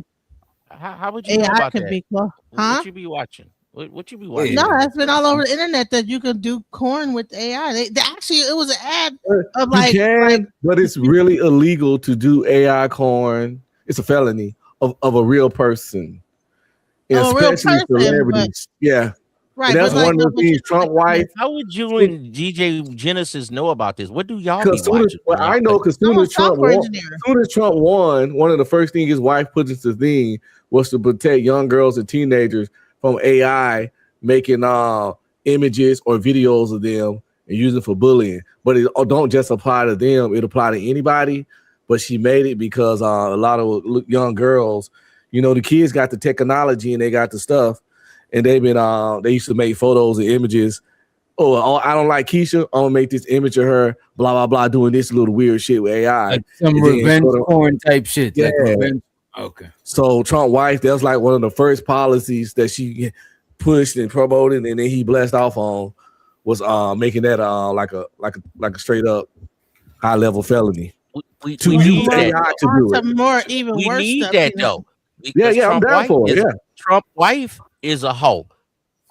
So Damn. she want to protect the future hoes of this world where little black holes and little white holes can all seem in unison. Let us hoe at last. Let us hoe at last. Please make it legal in this country to let us hoe at last. Sir, let me ask you this. So when it comes to the social media, how did that affect hoes? Oh, it made it better for hoes to get you suckers. It made them better so they could sell you a dream. So they could use filters, kafelka fish, make you look better. And then when they show up, they look like something else. And to get you, some of you suckers are such a sucker. You Cash App broads and never seen them in their life. Now that's the game right there. The broads sell you a total dream and a fake face with a filter. What did social media do to the pimping? Because it looked like a lot of women just do their thing without no pimping. They just they closed down Craigslist. Because everybody was on Craigslist. That y'all was want every way to try to get the pimping, the ism out the game. Do you think a woman don't want a man? Just because she on the internet and she done slid over, don't mean she just put the dude out the way. The little white broad had the African dude that she stabbed up just recently. You know what I'm saying? She was a little white, little hisno, and she went and tried to she didn't want the American black man that was the real P. She tried to get her African dude, and she was whooping on him, beat him up, stabbed him up, and now she facing murder. See, the broad that's a hoe, she still want a man that overlooks that she a hoe and treat her right. The same way a hoe let you be her girlfriend for 1 hour, 2 hours, whatever you pay for. It's all the fantasy. So don't think just because hoes went to the internet that they don't want a nigga. It's just they don't want you dry ass niggas. They want a fly nigga pulling up with a charger, with his supercharger making noise. When he pull up making noise, who is that? All that music in front of the house. Bam, bam, bam. She want a wild young nigga making noise and gold chains, and he look like Blueface with tattoos on his face. And you like, she don't like him. That's what she like. The total opposite. A total green white girl from Mapleville that get millions on the internet. She want a nigga look like Blueface, and you niggas trying to save these hoes. You go all the way to overseas to Colombia, to a town where you might get stuck over there like El Mencho, like they got going on in Mexico.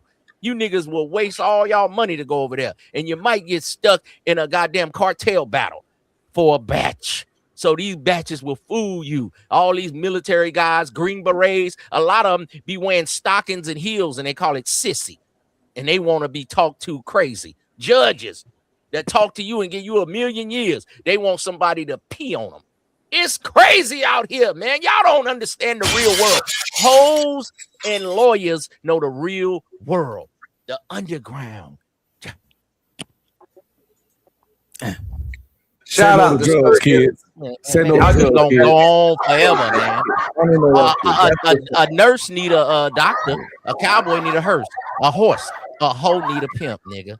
When she try to make a fake pimp or whatever she try to make, she want one nigga that treat her like a girlfriend, even though she sell box on the side. So they ain't gonna never get the P out the game. Y'all want the P to get out the game, don't y'all? They don't need pimps anymore. They got OnlyFans, but she still need a nigga that dick her down.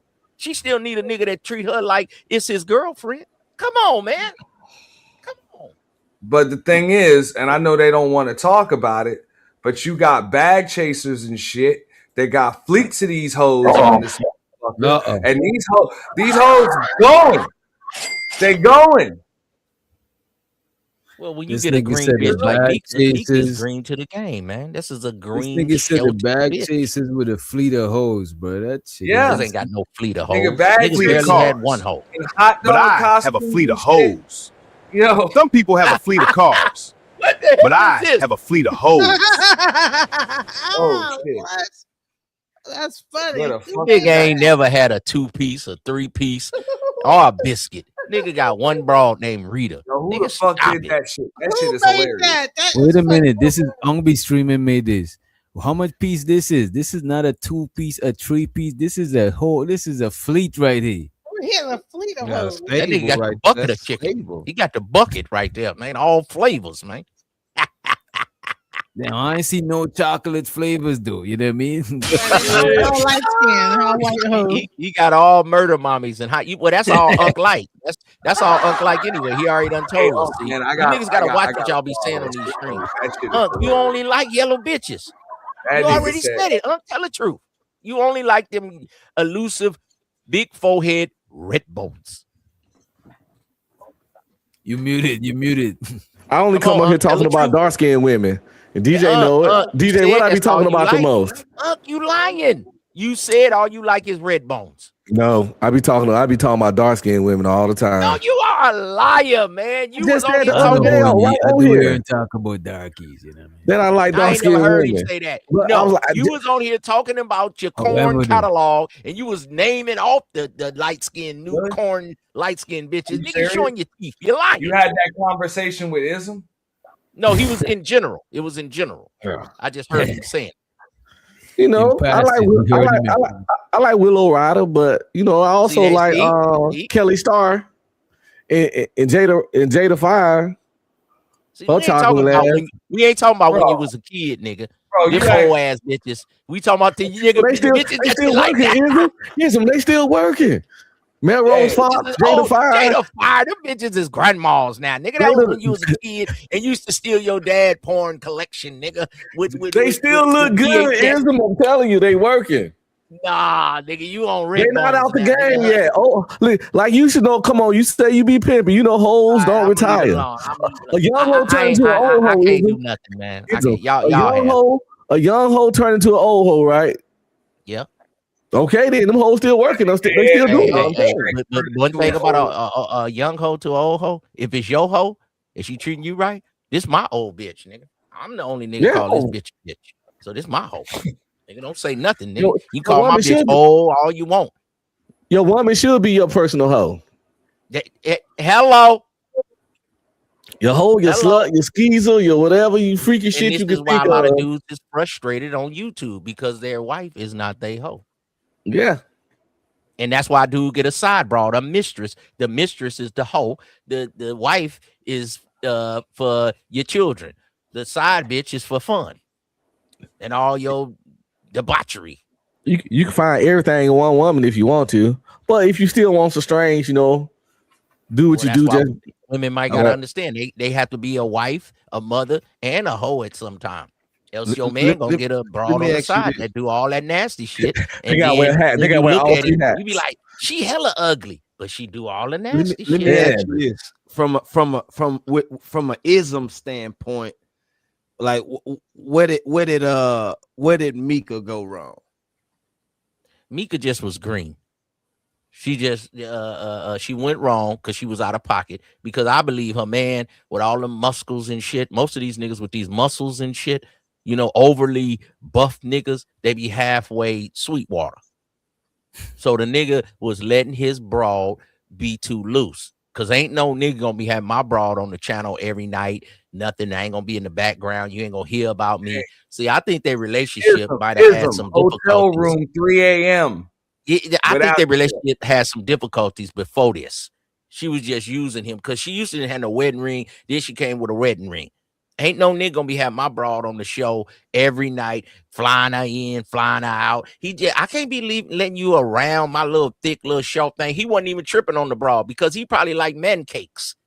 All these buff niggas that be looking like Manosphere algorithm, and they be tripping on a bitch's tires. You ever see Manosphere algorithm? He tripping if her tires are bald.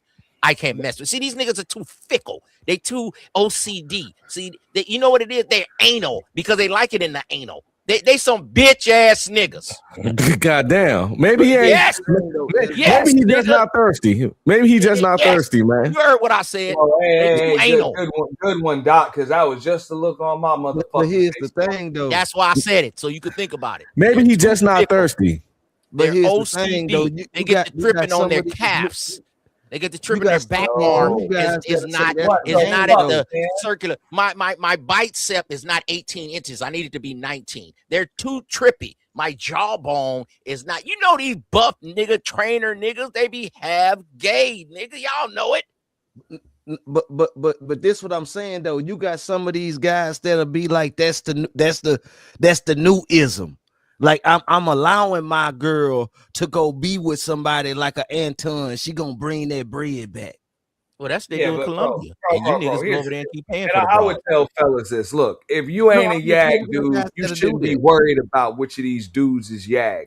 That's their business. You ain't no YAG dude, so that ain't got nothing to do with you. You know what I'm saying? Them chicks got to stay on the lookout for YAG dudes.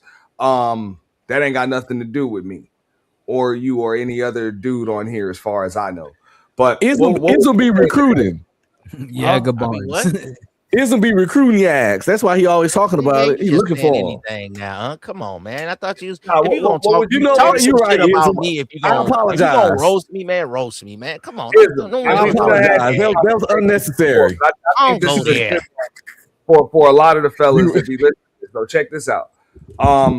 When you was talking about earlier, these chicks want a blue face. They want the dude with the tattoos in their face, all of that. Mm-hmm. Now, for the dudes that aren't that, what would you say to them? What would be the best thing to do? To just, hey, come online and bombard them with a bunch of damn talking points and tell them what they should like, or just accept that ain't the chick for you and move on and find the one that is? What would you suggest? Or even if there's a D or D, it just suggests that that woman is not for you, but they're not gonna listen, Ant. They got to get whooped. So whoop that trick, whoop that sucker ducker. We keep telling them that ain't the one for you. The one for you, you know how you gonna have a woman for you? You're gonna be looking at her. Huh? You know how you gonna have a woman for you? You're gonna be looking at her. Unc be streaming, he can go right in the other room and look at his woman. That's the woman for him. If you ain't got no woman that been dealing with your bull crap for the last 3 years and she don't love your zits, she don't love your blackheads and your ears, be like, let me get that blackhead out for you. She don't like you when you come out the shower. She don't like you when you burp, when you snore at night. She got to love all of that. That ain't the broad for you, because life is pimping and hoeing. That mean the boss, the worker. Which one are you? And dick and pussy. Now, some of you niggas have resulted to you used to have the dick, but now you the pussy and your woman has the dick. And she let you know when you can get some pussy. See? So some of you niggas are bitches too. That's just what it is. And you come on here on YouTube and you done got married to the wrong broad, and you come on here and you get to cut like that nigga Chaotic Truth. He get to cussing out everybody. He mad at black people. He wish he would have married a white woman. He just didn't have enough guts to do it. He couldn't go against his family. He couldn't go against tradition. He couldn't go against his Afrocentric. He couldn't go against his Africanism. Yeah, that's a word, Africanism. He know he want a white woman, but he couldn't do it. He didn't have enough guts. So you had to go against your family, against your religion. If your body is calling and you want a white woman, go get you a white woman, nephew. And you're going to live with regret. And you're going to make a whole YouTube channel. I don't care how rich you get. In your soul, you know at night, you be like, damn, I don't even like this bitch no more. I want a white woman. Nobody calling for a white woman. Hey, some niggas are. And this is why you niggas be taking ED pills. And it's not that you have some erectile dysfunction. It's because Joe Johnson has a mind of his own, and it don't like that same bitch no more. It's and like you want you some white meat. Okay. No, you won't. Just do it. See, you don't like when I pull a whole card. Here's you don't know what you're talking about. Yeah, when you cut this shit off, if you check a nigga corn file, it got all white women. Nigga be lying like a motherfucker. Stop lying, nephew. Be real. You're gonna wake up and be 60, and you're gonna finally say, hey man, I was living a lie. I wanted a pink toe. I wanted that pink toe the whole time. I never particularly found white women attractive. Well, get you what you like, nephew. Well, they got thin lips. Some are though. Black, white, candy stripe. I'm real picky when it comes to outside my race. Like I got street guidelines when it's outside my race. I show sisters grace, but a white woman. What about this though? How you gonna get married? Now you want to bring a new woman in the household, but you wasn't a player for 20 years. Now all of a sudden you want to talk about let's be polygamous. You can't run that. No, you can't. You gotta be a player the whole time. She gotta know she married a player. And just accepted that shit. Say some good shit up. Come on. She gotta know that. Between being a player and just being a kinky ass nigga, man. All right. Sounds like you just into some kinky shit. It's cool, bro. That's your business. And if you get a second woman, you got to take care of that woman. If you bring a second woman in your house, this is your second, your small wife, your concubine, whatever you want to call it. Your woman might like to be with a woman, but you got to talk about that. You got to be real with your woman. You can't just want to just have sex and have a new woman and say, oh, yeah, let's be polygamous. No, you have to take care of that woman needs. You get two women to hear her bullshit. Yeah. Yeah, you have to hear her complaints. That's why I could never get into that life, because there's that 3 people nagging you, 3 different attitudes, 3 different egos you got to massage, 3 all that, and all wrapped up in 3 different personalities. You get the 3 vaginas, but you get all the other woman shit that come with it. You ain't times a player 3. like that. You ain't a player like that, huh? You just I'm lazy as shit. Exactly. I'm good with taking care of bag behind you. You'd have to go over here, hit this broad. You got to get this for some attention. It ain't an easy job. It sound cool. Oh, I got 3 women, but you like, nigga, I be working like I gotta answer. You gotta watch a boring ass movie with all 3 of them on the weekend. I gotta remember this one birthday. Oh, I gotta remember her son birthday coming. I gotta do this. Her mama low on her rent. You gotta take care of these women. So y'all just be wanting to jackhammer some women. You gotta hear about 3 chicks. Bad day at work, and talking about people at work and using the names like you know the motherfuckers. And then Keisha said, "You seem like who the fuck is Keisha?" You imagine doing that shit with 3 women? Hey, that's your job, problem. Yeah, I do understand doing that together though. Yeah, yeah. Well, you got to know.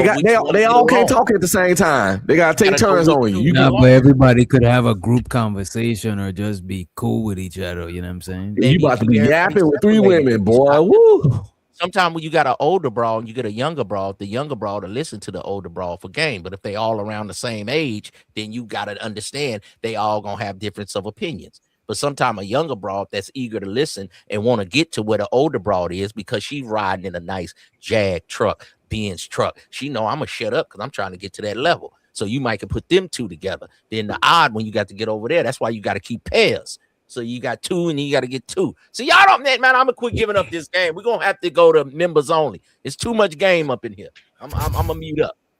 Poly ain't a broke nigga game anyway.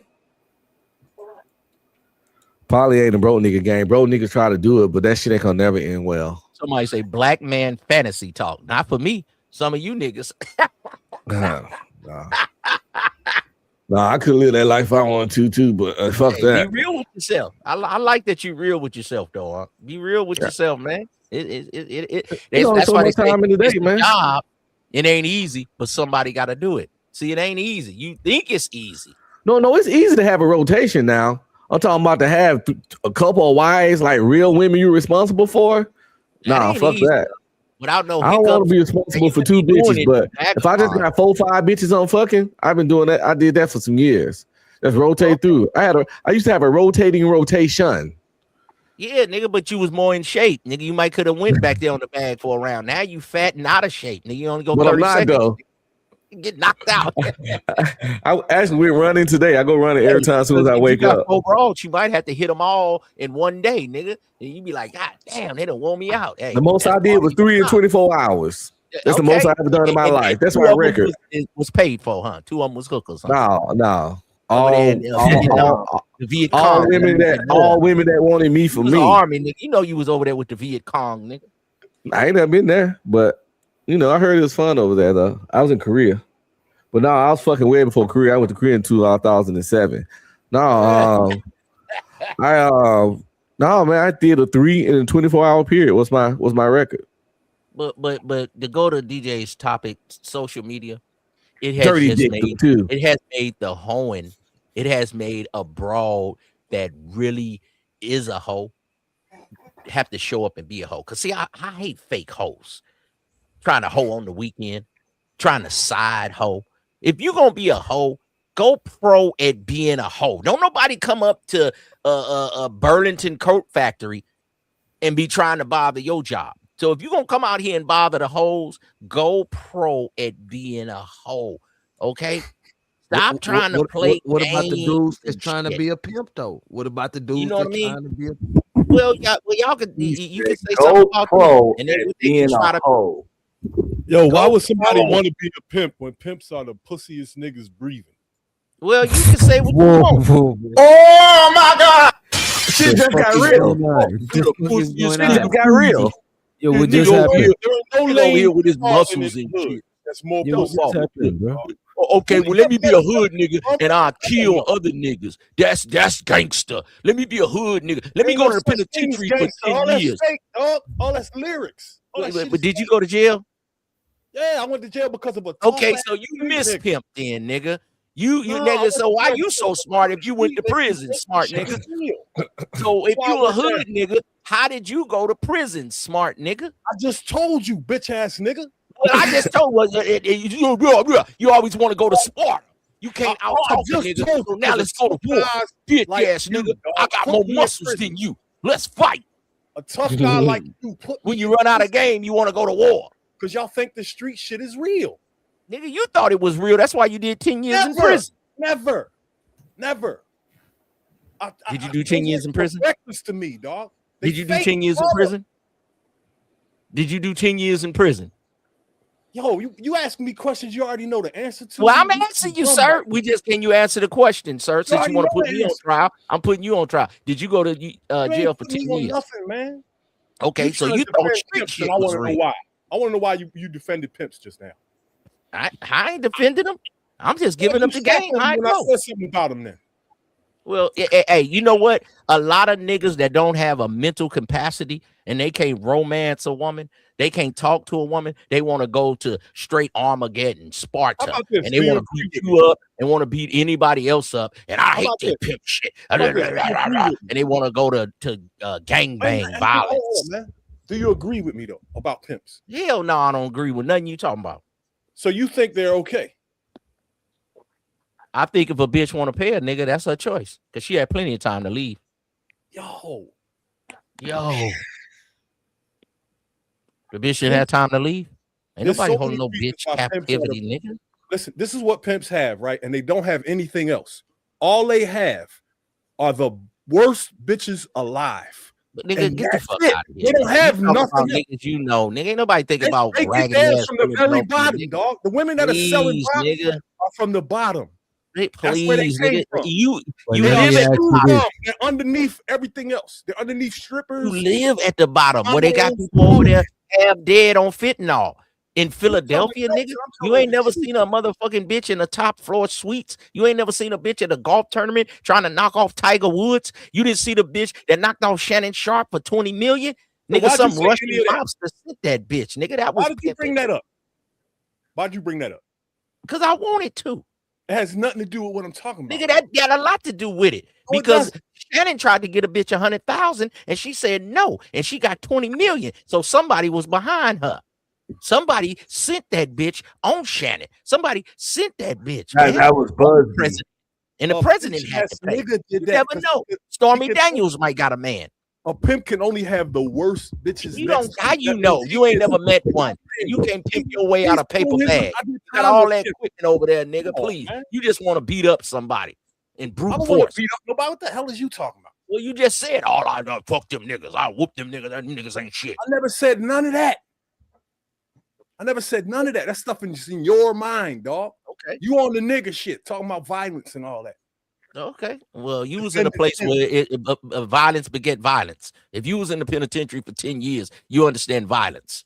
So don't try to act like you so holier than thou, like you got a doctorate degree and 2 masters or something. Hush, nigga. You a straight I've never nigga too. been violent towards anyone. All I've ever did was justice and self-defense. That's No, it. well, that ain't what. Let me that ain't what- let me ask you this. Hey, Reese, quick question. Don't take it first. You ever bumped into a Fleece Johnson type nigga in prison? That's a myth, man. That nigga ain't even real. Nah, I himself. asked you, bro. Huh? I was just curious, bro. Ain't nobody doing that nowhere. And I was in like 7 jails. I never seen nobody just going Brody somebody. He didn't do it. He was Stop capping it. in the documentary. They had a bunch of Fuck big outta here, you man. bully niggas, man. Niggas I always believe wanna bully anything, somebody. man. You can I'm tell a bigger than nigga you. anything. I'm gonna take your top ramen. Come on, man, stop it. You know niggas bully niggas for their commissary. And they get stabbed up every time. Okay, well, not every time. Sometime a nigga have a little bit of muscle behind. Rarely. You know what I'm saying? Y'all just mad because a P get it off the mouthpiece, and you niggas want to use military tactics, and you can't get a bitch. Nothing, no, he only gets the bottom chicks, the worst ones in the world. Now who said that? You ain't never seen a nigga with an elegant hoe? Points for getting the worst chicks in the You world. ain't never seen a nigga with an elegant hoe? All them bras that got Tiger Woods, you think they don't got no man? You think a So hoe don't want a man? let me ask you this, Reese. When you say the worst women in the world, how you measuring that shit?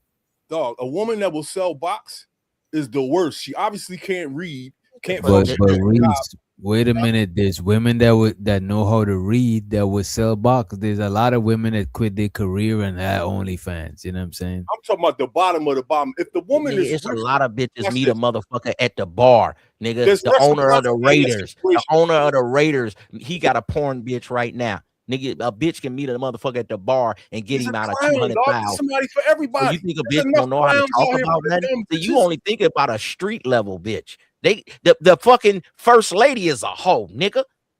Oh my God. President Trump found that bitch out the whole house and said, "Oh my God, this bitch is beautiful. I want this hoe." That's wild. That's wild, nigga. Go fax it up. Melania was a hoe.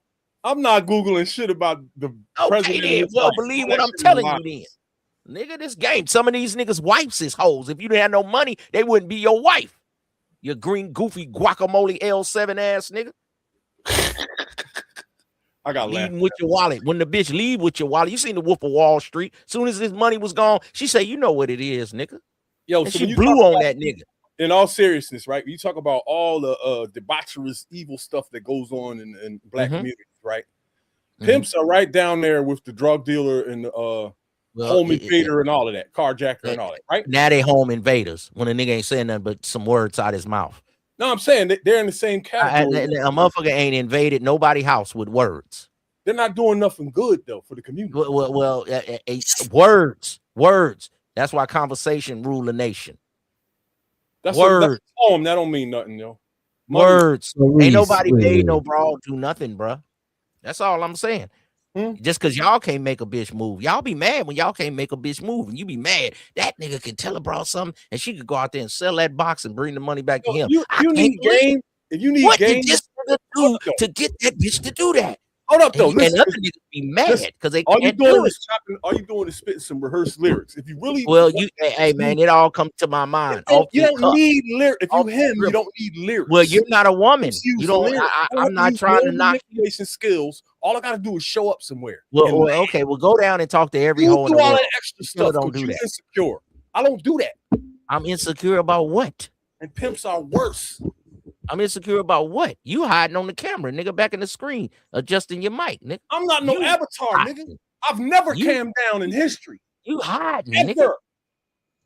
Yeah, well, come to the mic then, nigga. Say it with your chest. I care about my niggas. Look at that. I'm gonna show See him what I told you? on his panel. You got to evoke You an don't emotion care. in a bitch, You nigga. don't care. She got to be able to cry, laugh, and you Everyone be able is to cammed evoke up an except emotion you. in a nigga too. See how I got him in his emotions? See how I got him in I'm his in my feelings? emotions. Words. See, conversation rule the nation. These I'm telling words, the is, truth. my words is weapons, nigga. That's why the pen is mightier than the sword. Doc got So the let me- whole panel cammed up except for you. So You're the let me only ask you this. one, then. dog. Let me ask you this, Reese. So you saying that pimps are the worst niggas on earth because of the women, or I why? can't prove that. No way, but that's my opinion. They're out of all the decadents in the hood, they are at the bottom of the bottom, dog. At the bottom of the least. I respect the fact you said that's your opinion. Okay, it's your opinion. I don't have Opinions no is like respect. Nobody assholes. knows like Everybody got one. That's why there's some no of you niggas measuring are stick assholes. to evil. Evil is evil. And the next chick you met, she might have sold some box. So that make her a hoe? Because if you knocking bras 30 and 40, they might have sold some box along the way. You ain't knocking 20-year-old virgins. A lot of y'all broads sold some box. I ain't never had a virgin, dog. I ain't She never was in had a service for a minute. She just don't want to tell you about that. Like I'm some from women North say, Philly, nigga. You gotta be I 13 to catch a virgin. don't even want to go there with you. We ain't gonna start the Corey Yeah, I Holcomb don't like stuff. that conversation, right? But No, he was saying a lot girls of y'all fuck fast where he broads- from. a lot of That's y'all all. broads been around the block, my guy. Believe I'm that. from get killed at the corner store. As soon as a girl reaches 12, she turn a whore. And niggas Yo, serve. let's not do that. Every time we see the real you. Stop it, Corey. Stop it. Let's chill. Let's chill. Stop it, Corey. You know what? Have that kind of conversation over It's here. real over here, y'all. This is hell. You don't know what this is. Is that right? You just know your hood. You don't know real hell. See, no, I don't want to be in hell, nigga. I want to be in some elegance, man. I want to be in heaven, man. You understand? See, you use a Sparta, nigga. You want to always go to war. You always want to fight. That's why you niggas be in prison. If you want to fight. My words is weapons. My words get you in your feelings. See, brother, if heaven is real, there will not be any pimps there. Yeah, who knows? Who knows what heaven is? Yeah, pimps don't go to heaven. Well, how you know? Mary Magdalene was a hoe. Oh, Abraham might be the first documented Pete, nigga. Because when they came to get him, when Pharaoh was coming to get him, he told Abraham, said, "Hey, say I'm your brother." Yo, but all the time he sent the Sarah bitch. You understand me? Full of shit. No, I ain't full of shit. When Pharaoh was coming to kill Abraham, he said, "Tell him I'm your brother." So he sent the bitch because he didn't want them to know that I was really her man. You understand me? Because Pharaoh was gonna kill him. Hey, look. See, that was some pimping, out his nigga. daughter to Muhammad, nigga. And how we know that's real, nigga? You niggas just be running y'all mouth, bloviating. I don't believe Man, that. I swear, boy, say no to drugs. I'm telling you. I don't care if you believe it, nigga. I just want a bitch to believe it, nigga. Preferably my bitch, nigga. You understand me? And when I get my bitch, nigga, she gonna make me rich, nigga. And then you can keep staying over here when you arguing, crying about a bitch and all that. Fuck what you talking about, nigga. I'm gonna be over here with this 3-piece, nigga. Maybe in a biscuit, nigga. You understand me? Yeah, almighty whiteys, nigga. Still trying to be a pimp. So how many hoes you got right now, Ism? If you don't worry mind about asking? what I got. How many you You say when he get one. How He many ain't you got? got none. I got my one special hoe. He ain't My got- wife. There you go. There you go. Up. Let me Add see. that one. Hold on, let me And see treat what her like a lady, clown man. single nigga Treat your actually woman right. knows how many chicks. Your woman right. And some of you niggas so soft, your woman might want you to tell her, "I'm a bitch." When she in the middle of sex, just slap that ass and be like, you nasty bitch. And she be like, "Ooh, I like that shit. It turned me Listen, on." This nigga Scary crazy. ass nigga scared to do it. Yo, you I don't know. I don't know what that look like. Some women that's listening to this, they be like, "Ooh, Ism know what he talking about." Sometimes I want you to treat me like a hoe. Sometimes I want you to pull my hair. You supposed to smack my never ass. stop fucking your wife. I ain't because you know you fuck at first, and then you start having sex, and then all you start doing is making love. No, sometimes you gotta go back to that fucking. That's right. You gotta fuck her. You gotta fuck her like a $2 hoe. Uh-oh. So you Wait a said so now Reese. So your wife a $2 hoe, Reese? No, I said I you forgot. fuck her Reese ain't like even got a one. wife. He ain't even You got a got. hoe. You can't be scared to slap some ass, pull some hair, choke some neck.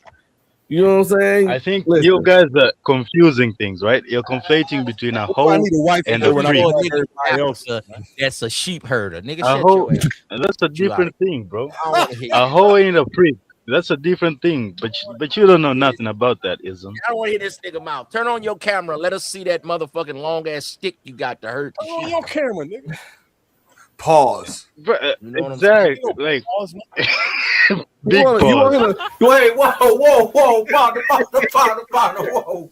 Pause, man. Yeah, that's some aggressive. Did he say turn on the camera and let me see your long ass stick? Hey, Nah, that sheep the herder pimps stick. always be on some metrosexual stuff, That bro. is all out there. The And pimps they was always hurt. be You know what zesty I'm as saying? that. We seen Everybody though, knows nigga. pimps always be You on got some to do some zesty stuff. push-ups on a dirt road. We don't want to hear you. Be quiet. You have no opinion in America. Until you get a green card, you have no opinion, my nigga. Be quiet, African brother. The only I'm reason not gonna show you my stick, bro. hush. Shut your mouth, boy. Shut your mouth. The money counting team. Money counting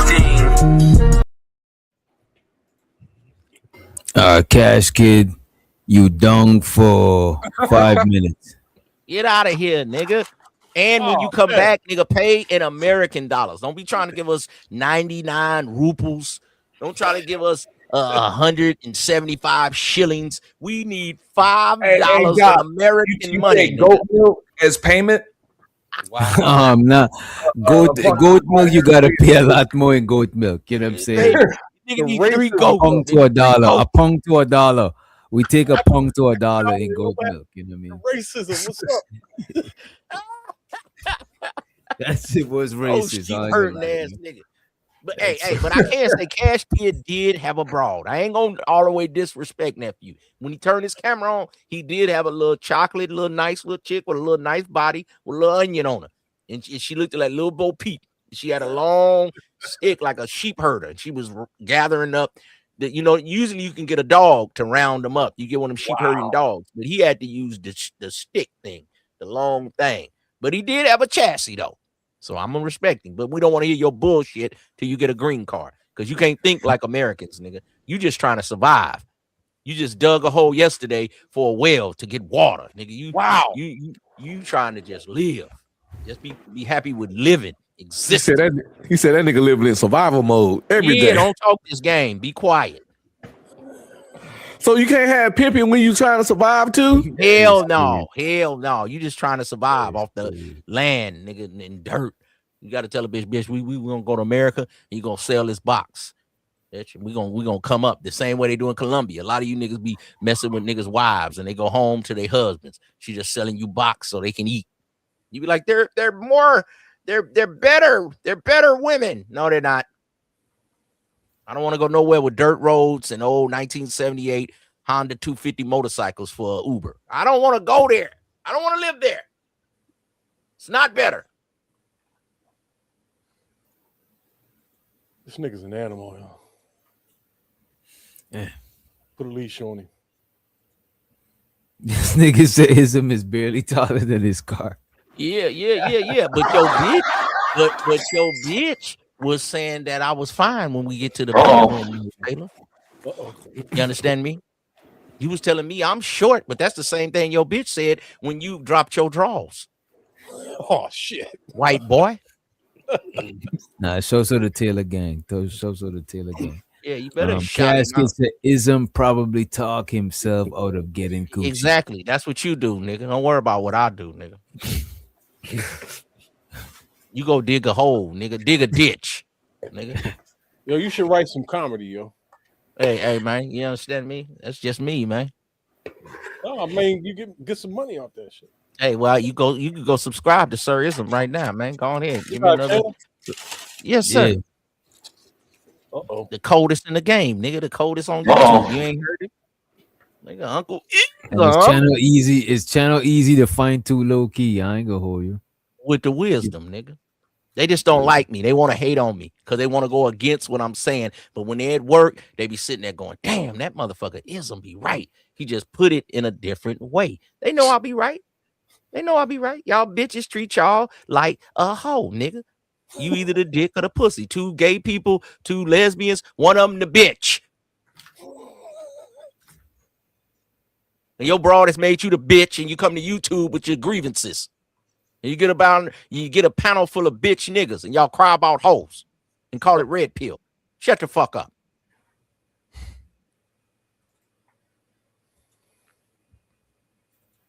So your channel is going against red pill niggas. Oh, you can put it in my microwave. Thank you. I'm going against anything that ain't this game. You ever been to channel, Reese? Nah, I've been finding out about a lot of people's channels just recently. I didn't even know this many people had channels. I'm gonna be real, man. And I ain't gonna let Ism say it, man. Ism had a litty ass channel, man. When I first came in this motherfucker, man, Ism shit was like a party every other night or every night, whatever, bro. Like for real, you playing all that music. Ism had all the hoes over there. I ain't even bullshitting you, man. He could tell you what happened with it. You know what I'm saying? He had to take a little change in direction or whatever. But that shit was litty over there, man. What happened to your the game though? What happened to the motion Ism?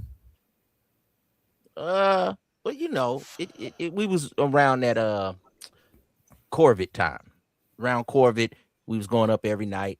And you know, people getting to their different romances and people was dating each other and all that. And I don't want to be a part of all that. Then I kind of took a break from it. And I had some different things happen in my life. So I couldn't do YouTube every day like I want to. You know what I'm saying? But around COVID time, with you though, that was kicking it every night. That Rona time, I heard that time was like a sweet spot for content creation that we're not gonna get back because you caught everybody at the crib right where you wanted them, right where you needed them. So I don't even think that shit is gonna come back unless some shit like that happen again. Not only that, Doc, there was enough madness going on to talk about to get your channel popping. Right, it was enough shit to talk about, and everybody was at the crib. Where else they gonna run to? They can't escape you. Well, Witch Doctor, if I say I am what I am, I can do it again. You know why I can do it again? Because I was the one that did that. Now Ism had the late night chill spot, man. I give you that. Yo, they don't know. Like, I appreciate that. COVID, nigga YouTube evolved tremendously during COVID. More than it did the decade before it. In 1 year, it got more motion than it did the 10 years before it. Well, that's how it kind of go. Now you got Rumble. You know, we used to have what they say the YouTube 1, YouTube 3, and then YouTube 4. They on iteration 4 now. So it just evolved. You know what I'm saying? Whatever they call it, man. You know, they used to have the original YouTubers that talked about this. Then they had the second iteration, kind of like with Obsidian, Angry Man, O'Shea, and they used to do the different little panels, and that's when panels kind of came. Then the panel game came, and everybody would be on here with an avatar. Then now the people are camming up. Now you got the new guys, and you got different channels. It stay evolving. Just like a man, you got to reinvent yourself sometime. So if I say I'm a solid player and I'm this and I'm that and I'm the ism, then I got to reinvent. And I'm back reinventing, but I'm gonna do it again. So what is the next ism gonna look like? Well, how's that gonna go? Hey man, put me on the big screen, just like that, nigga. Me, out here, nigga. Out here, short nigga, sawed off nigga. Oh my. You know what I'm saying? Little nigga, old car, all that, nigga, but I'm out here, nigga. I ain't crying about a bitch. I ain't hide behind a Yu-Gi-Oh! A Batman avatar, nigga. I'm in a bitch's face. Old car, though, because I ain't you got did. And a bitch's face is in a trick's face, nigga. So a bitch need to be doing something, nigga. If your woman don't want to take care of you, the woman don't want to spend no money on you, then you ain't no player, nigga. Back up. Get out the way. Fit in that little ass car. Yeah, it ain't for you, nigga. It's for me. Get you a whip, nigga. Let's see your whip, nigga. Big nigga. Show your Escalade. Show your Rolls Man, Royce. I'm working on it. Come on, man. Come on, Reese. Reese. Yeah, that's a tough one, dog. You know what, Reese? You be getting premature. That's what you call premature flexing. Wait a minute. This premature flexing. You're supposed to have the shit before you flex on another man's shit. I'm not driving nothing until I get the car I want. I ain't driving. Nigga, how you talking about the man car and you walking on feet, bro? You a pedestrian. Hey, Reese do live in a whole damn greenhouse / dispensary though. I give him that. There. I'll be in there. I'm at work when you see me in there. Yeah, he at work. Yeah, he don't live there. Oh, well, that's good. So you just a nigga. Only illegal immigrants. People like kids living shit like that, bro. Like whoever, if somebody gets you living in there, like you the little nigga that gotta guard the plants and shit. There's no way you need to be in there just sleeping. Hey, that shit you ain't got no way to sleep. Man. Hell yeah, with all them fucking lights and lamps and shit. Oh. Hey man, that's I'll be real. I thought you had like a whole sunroom converted into like a greenhouse. You know what I'm saying? That's what I thought. Like you just had like a whole in their auntie basement in Philadelphia and act like they balling, nigga. I like little cars, nigga. I'm a little nigga, nigga. I flex, nigga, with little whips, nigga. That's me. That's me. Since you some big nigga, let's see your Escalade, nigga. Hey, that's the 94 Lexus. I had that in 94, nigga. That's in Arizona right there, nigga. That's a classic right there. On. That whip is that's that SC. Yeah. Come on, man. I'm playing with my game. Well, let's see your shit then, Reese. Where your Escalade at then, big nigga? Since you so player and you gonna wait, we be waiting forever. Nah, my car. That nigga waiting. He look like Reese look like he waiting right now. Exactly. He's a burnout, nigga. He's a pothead. You ain't trying to get no bitches and no Hey, whips, Reese, nigga. a lot of people in is Philly like New York, to where a lot of people take public transit? Philly ain't shit like New York, man. Oh, man. Let me say this. Is it similar to where people take public transit instead of people driving? The majority of people where I'm living down south, majority of people got to drive or Uber because everybody can't. Public transit ain't feasible. You know what I'm saying? Philly is like New York, and that and people who live in the high rises downtown. You got millionaires that don't own cars because they don't need them. Okay. They don't need them. I don't need a car. I could get anywhere. You see, when a nigga don't got a car, he make every excuse why he don't got a car. I don't need one. Nigga, don't nobody won't wait for the fucking bus, nigga. Our train Fuck outta system is here. an X. You don't need no train car. goes north and south. One goes east and west. Hey, Reese, have you been to California? In like 30 Have you been to California, Reese?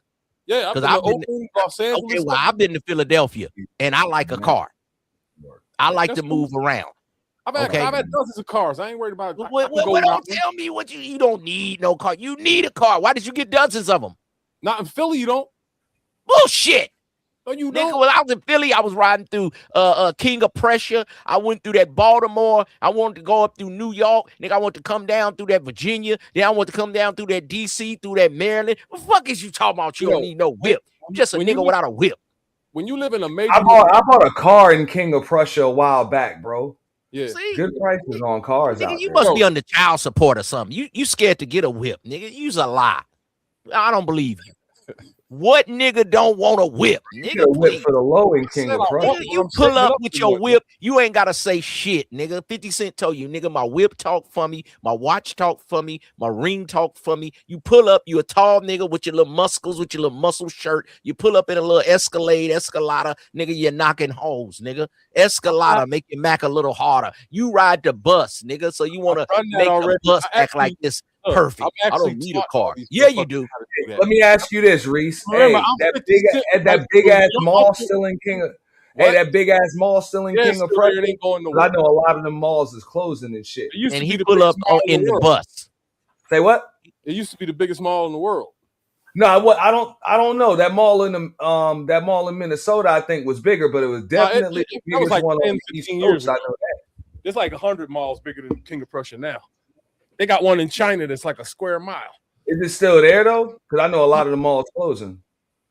Yeah, it's still there. It's still got all the outlets and all that fly Sell shit. some of that equipment over there, nigga, and get you a Honda Accord, nigga. I'm never driving another Honda ever. Ain't nothing wrong with a Honda. Honda's right. Yeah, ain't no wrong with no Honda. You tripping, bro. Like that's like one of the only shit I would buy used. You know what I'm saying? Like Honda, Toyota, nigga. I'm one of them niggas that drove rare cars that other people didn't have. Like back in the 90s when everybody had Volvos and Benzes. Bro, that's stupid, bro. Come on, bro. That's not even. That don't make sense, bro. That's bro.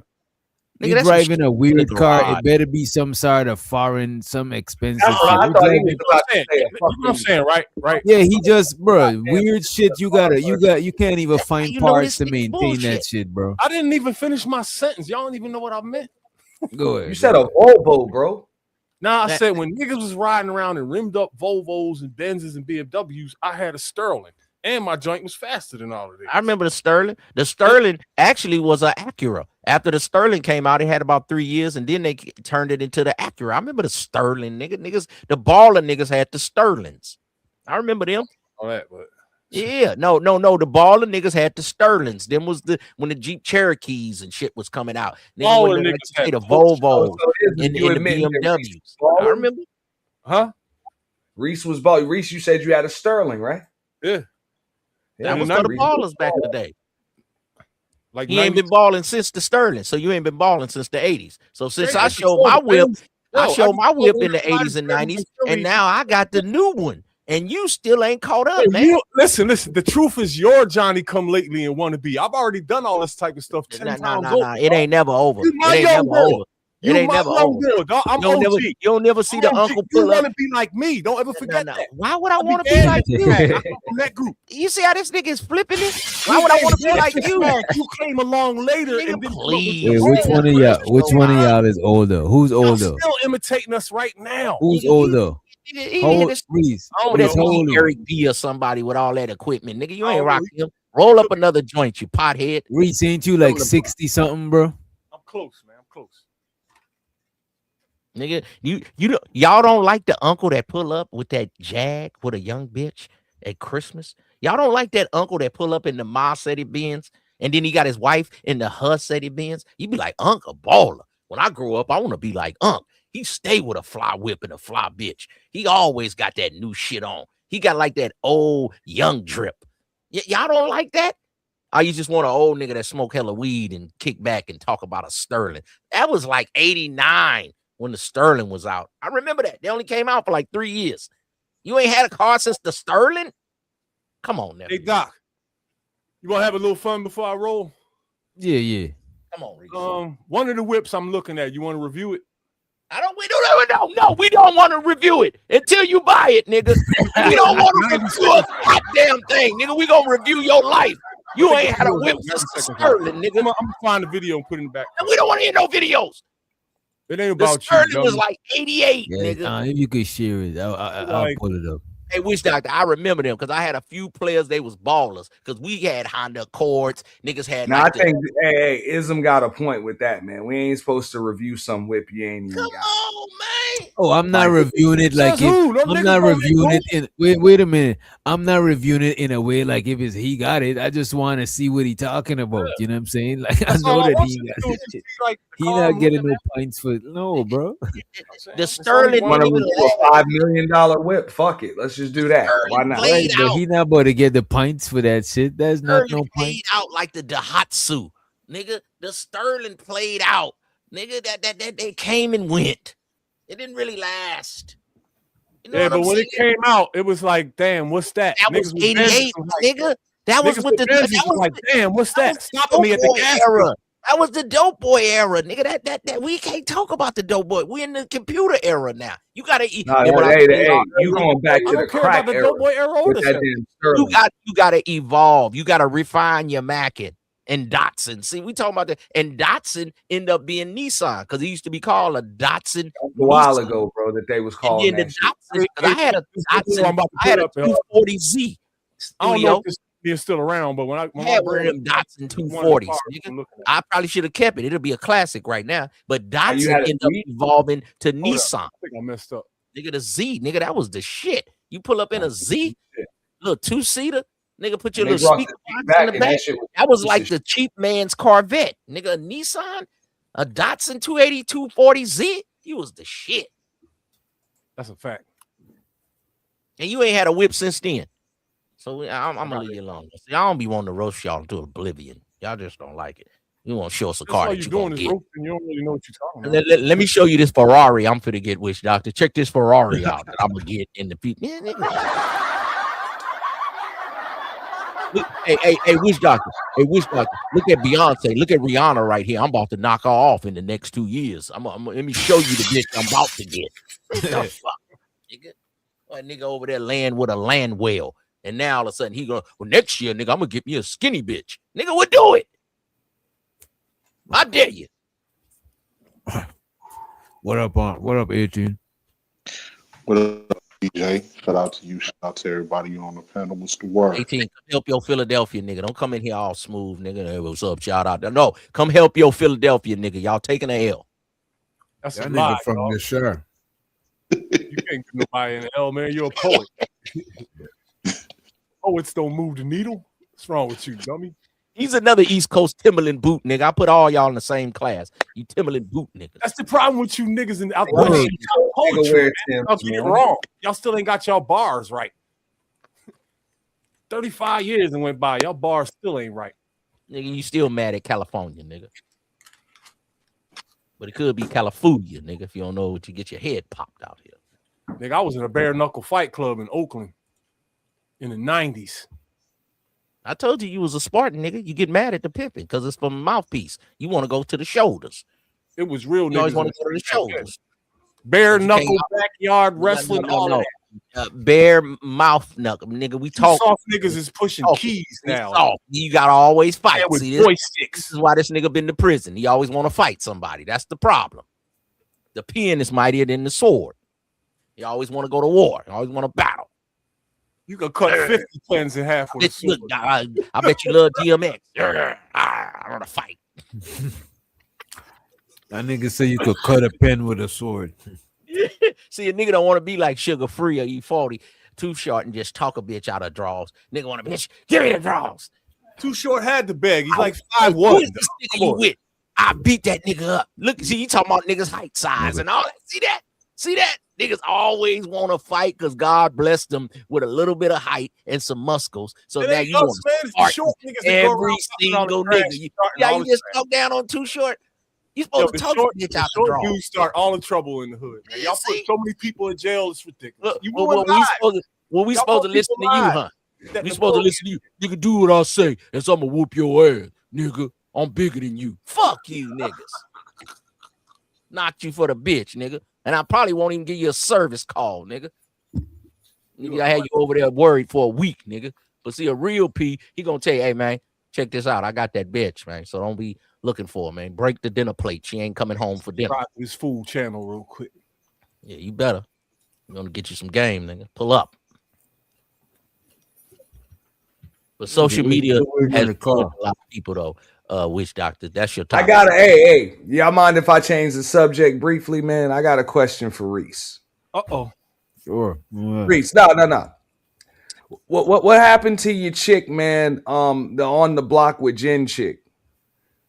Like I was cool with her, but I didn't. Yeah, I know that's why I was gonna ask you, because that bitch used to talk hella shit to all types of motherfuckers, and then when they would check her ass, here you would come. So I was curious what happened to her, bro.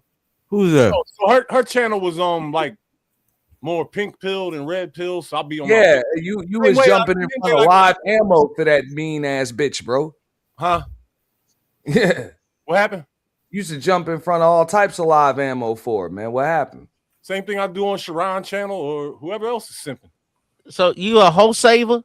Because I remember when Auntie was going at that broad, that little light skin. She was just mean, bro, for no reason. That on your channel one time, Aunt. You was going at her a little bit. Yeah. A lot of niggas went at her. And so this nigga, bro, because she was trying motherfuckers, bro.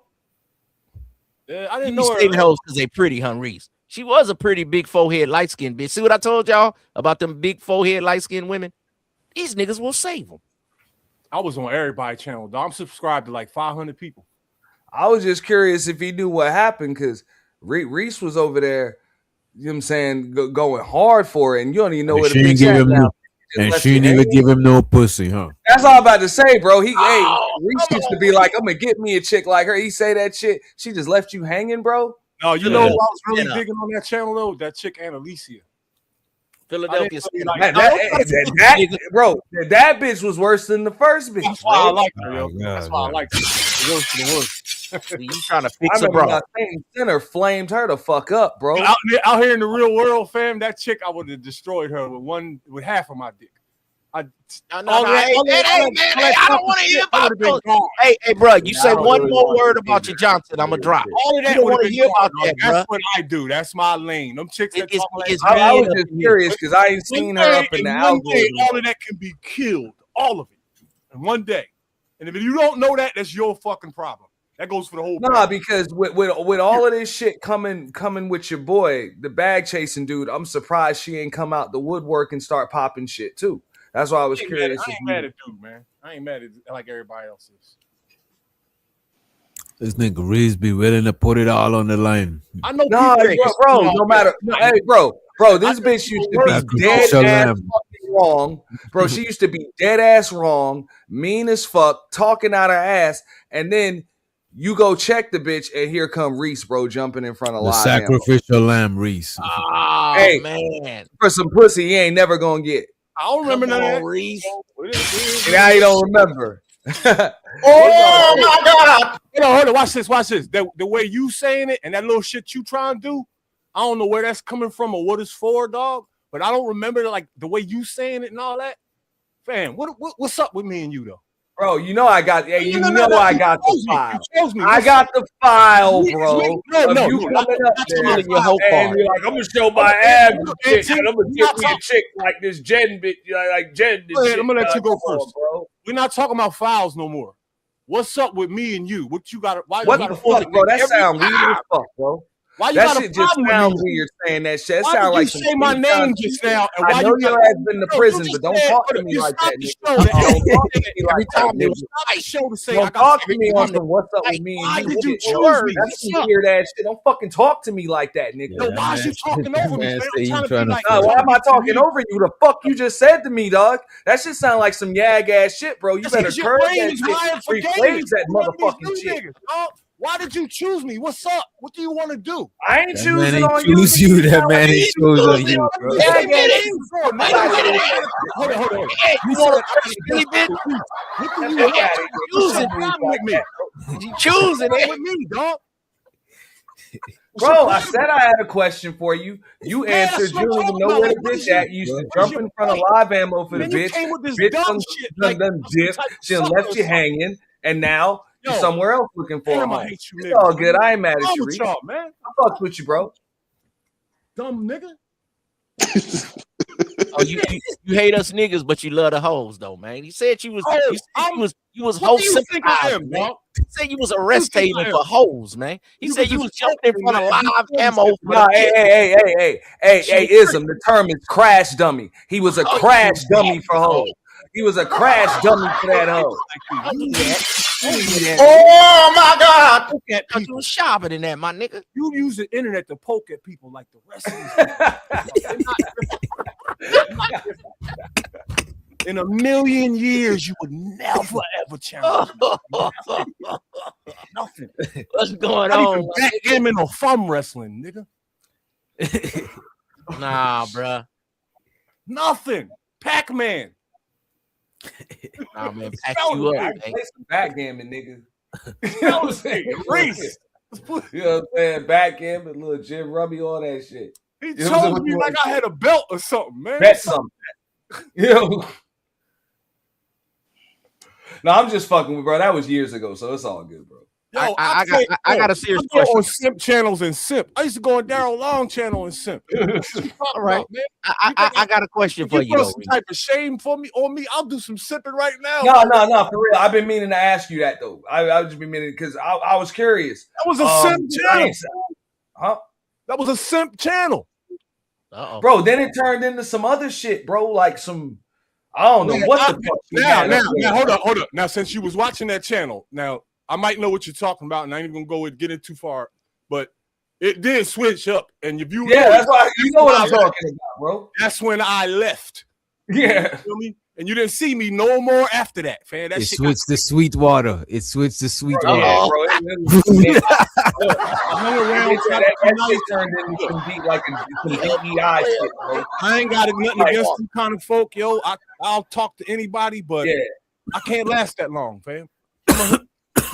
I was like, bro, she left Reese from Philly hanging on some DEI shit. Wow. I got a question for you players, man. You players the most diverse panel in the whole YouTube. Check it out. Check it out, though. All you players have evolved. We all are a little more mature. If we had I was kids, years ago, bro. I can't really roast you for it. I'm an asshole. I want to ask y'all this. If you had kids right now, because we've all evolved, we're in our 30s, we're 40s. You know, probably some of us had kids in our 20s and our kids are growing up. If you had a kid right now, what would be the age you would kind of let your kid have internet access? Because it's kind of inevitable because the homework is on a tablet. They're going to be on the internet. But would you try to because some of these Asian countries, they don't let certain websites be on their children's stuff until they're like 12 and 13. Over there in China, they got I was gonna say in the US, like if it what were would up to you me, try to do to say taper probably if you had a about kid? 7 years old, but I would make sure there are some serious restrictions on that's what I'm asking. on what can be found. What would be the age right now? I want to answer it. So the age What would be the age right now you would kind of let your kid have access to everything? You might let them be on some little kid channels and stuff, but what age would you be Instagram and the different things? That's teenage shit. I would that would be the day that they moved out. Damn, you going far. I would say 12, 13. Yeah, I was telling people that over a decade ago when I was cutting hair and I could touch everybody and I was bartending. I told every human being that I met, don't give your children devices. Not one of them listened, not even my own kid's mother. So here we are. And it's hard to do, because bro, that's a little bit extreme, bro. How you gonna not? I'm gonna tell you why it's hard to do. It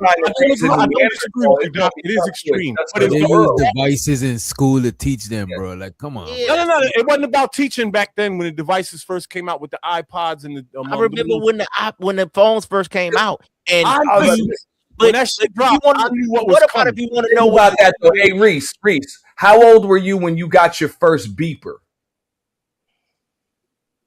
Damn, that's how you know this old school. That nigga said I was out my mom's crib, 17. Yeah, I had 17 years old. Okay. I know. I think I got my first beeper probably about 16, 17. But you gotta understand, in the 70s and 80s, a 17-year-old is like equal to today's. I got a cell phone right afterwards, and that's when cell phone bills and shit was still high.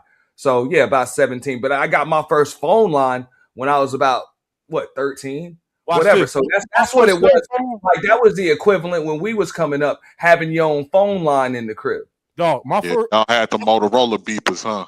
My first cell phone was $1,000, and it was $1 a minute. I had the brick phone back in the day. Mine was $300 a month, and I had unlimited, but after 7. Remember, motherfucker, you want to talk after 7? Yeah. You had a brick phone. I had a brick phone. What was the brick phone? They never had free certain types of niggas that had them brick phones. What would you do? It was like a brick phone on one of my streams. I still got the damn phone. Brick phone y'all talking about? A Nokia? It was more like No, the Motorola. It wasn't Nokia. It was a Motorola brick phone. It was a Motorola. Had the and then they came out with like a half a brick. First, it was the big brick phone, and then it was one like smaller, but it was still a brick, but it was like smaller, and it had a little antenna on it. Okay, believe it or not, I had one of those. Those motherfuckers, bro. That was the nights and weekend shit. But that big brick that you hold to the fucking side, that shit need never have nights and weekends, nigga. That was about a $700 a month bill, bro. No, more than that. Way more than that. My dad actually had the phone with the briefcase. Remember they had the briefcase like phone? Yeah. Fuck is going on? But that shit work in the car. All that shit, My dad had like some old ass niggas. That's the early 90s. The briefcase had a battery in it that weighed about late 80s, early 90s. Because I remember the only thing I remember. Ain't never that serious to have a phone that you gotta walk around with a whole briefcase. Nah, you know how it was, DJ. You know how it was. Niggas was stunned. That's flexible. Niggas was stunned. The only thing I remember coming up back then, I remember the brick phones. I remember when niggas had the pages. I was a shorty, but I remember the car phones too. I remember when it was people that had car phones. Yeah, that is first. Benz came with the car. Some of the old BMWs, the Mercedes. Yeah, Beamers came home. The niggas that was hustling. Niggas that was hustling, they always used to hang around by the gas station, right? Because when they hustling, somebody hit them on the page, they'll go and use the payphone at the gas station. Well, in Philly, there was payphones on like every other corner. Anywhere there was a store, there was a payphone. Yeah. Well, I can go to when you used to have to give your kids a phone. It was a payphone about every damn 25, 30 feet on the damn sidewalk. What you talking about? Yeah, they was everywhere. They were booths. Phone booths were dangerous as hell. Oh my god. Yeah, I never saw a phone booth. At a phone booth, you be able to try to make a call and niggas could pull up on you. But I remember when I had to get my daughter a phone at like 13 or 14, and my auntie was trying to tell me no, and I was like, "Well, auntie, it's a gift and a curse because I want to know where my kid at." You remember y'all used to have to wait on us to get home and then check in with your mama. Or you used to have to remember 3 phone numbers: your mama, your grandmama, and your grandfather. You used to have to remember 3 numbers in your head. People now can't even remember 1 number. And when we get home, you call your parents and let them know, hey, I'm home or whatever. So when the phone came out, I was like, damn, it helped you find your kid immediately though. Hey, where you at? Oh, I'm almost home. Hey, do this when you get home. Hey, where you at? It was that not knowing where your kid was at between home and school. So the phone kind of gave you immediate, check in with your kid, but it was immediate out of pocket. I remember players back in the days didn't even want to get a broads on the streets phones. They say, man, that's an out of pocket tool. I was like, hey, man, the life is evolved, man. I ain't giving no bitch no phone. the bitch gonna be out of pocket with another nigga. But now we got social media. They be out of pocket just on social media, acting like they like a nigga, acting liking his photo. That's out of pocket. But y'all look at it like regular. If your bra like another nigga's photo or anything, that bitch is out of pocket, nigga. Man, it ain't no pimps no more, ism. Man, you starting your shit on social media, ism. Lost your mind, nigga. Donald Trump is the biggest pimp there is, and he got a hoe named Melania. You done lost your just because you can't pimp your way out of paper bag, nigga. Please. Not where you at. Nigga, wait. Hold up. Plenty of nigga, them. it's less is more. There's plenty of us. It's hoes that's they own pimp now, nigga. No, they not. It ain't niggas. You think they don't want a man? Hey, ism, tell him. He talking about, bro, we had this conversation years ago. Is it possible for a hoe to be her own pimp? Bro, she still gonna want a man. That's what you fools don't understand. They on the internet now. They get they bread off the internet. But brother, after she finished selling her box, you think she don't want a man? What you think this is a robot? This is still a woman. She still want a nigga to dick her down that she gonna pay for and take care of, you fool. You think these bros just sell box and sit on there and play with theyself, and they ain't got one dude that don't look at them like a hoe that make them feel like they're a regular woman. You ain't pimp. They gonna never die, you fool. Ain't as relevant as they was back then. Maybe not, because you gotta go to the underground. You don't walk up and down the blade and sweat bitches. You sweat bitches on the social media, like we talking about today. The new crack is Instagram. Nigga. Talking about unkept hoes, man. An unkept hoe is her own pimp. Nigga, fuck out of here. Be on Instagram. Unkept hoes than kept hoes these days. Man, unkept hoes than kept hoes. Right now, come pull up and choose a nigga with 20 bands, nigga. What are you talking about? But if she gonna come up and give you 20 bands, then you gotta have your campaign in order. Then you got your Mercedes outside, nigga. You looking good, you jeweled up, nigga. You got Louis Vuitton on, you looking good. So a bitch want to give you some money. The nigga with money, they want to give money. What are you talking about? You think just because a hoe making millions of dollars, she don't want a man? You crazy? You think it ain't that bro out there doing that shit like that because you know why? Because a lot of those sex trafficking laws and all types of shit. They not out there pimping like they used to be pimping no more. Maybe man. not. That shit coming down with federal indictments. Okay, but it's still on the internet. Scared of federal indictments. Well, niggas still gonna want to get some money out of Broad, man, and Broads is still choosing. She's a woman. She want a man. She want to date all these suckers and tell them hurry up and get off, and she want to give her money to a nigga that treat her like a woman and go to Ruth Chris and go eat good and dick her down. Yo, you know what, y'all? When I was in the feds, it was a lot of pimps from Buffalo in there. Buffalo, New York. Some of you niggas just look at the game and look at the ism like it don't exist because y'all don't have a Mac bone in your body.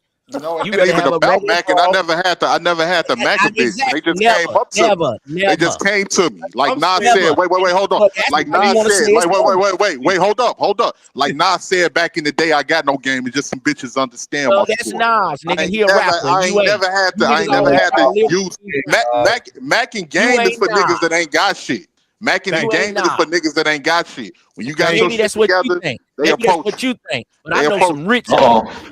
I know some rich niggas, nigga, that be checking 20 bands out of bitch. And if she ain't got 20, nigga, don't even talk to me. But you ain't cocky. You be like, oh, I got to get that 1,000. Oh, I got to get that 400 off a bitch. That's because you a low-end vagabond, nigga. Nah, nigga, I ain't never been none of that, nigga. I got my own whip, my own house, my own all of that shit. I ain't never had to Mac no hoe for no type of money. I get my own motherfucker money. That's shooting. You a Chicago nigga. All of the dumb shit. We West Coast niggas. Nigga, we talk a bitch up out of everything. Where you think it's a lot of pimping that come from here? Where you think the South Church come from? It just ain't in you. It just ain't in you.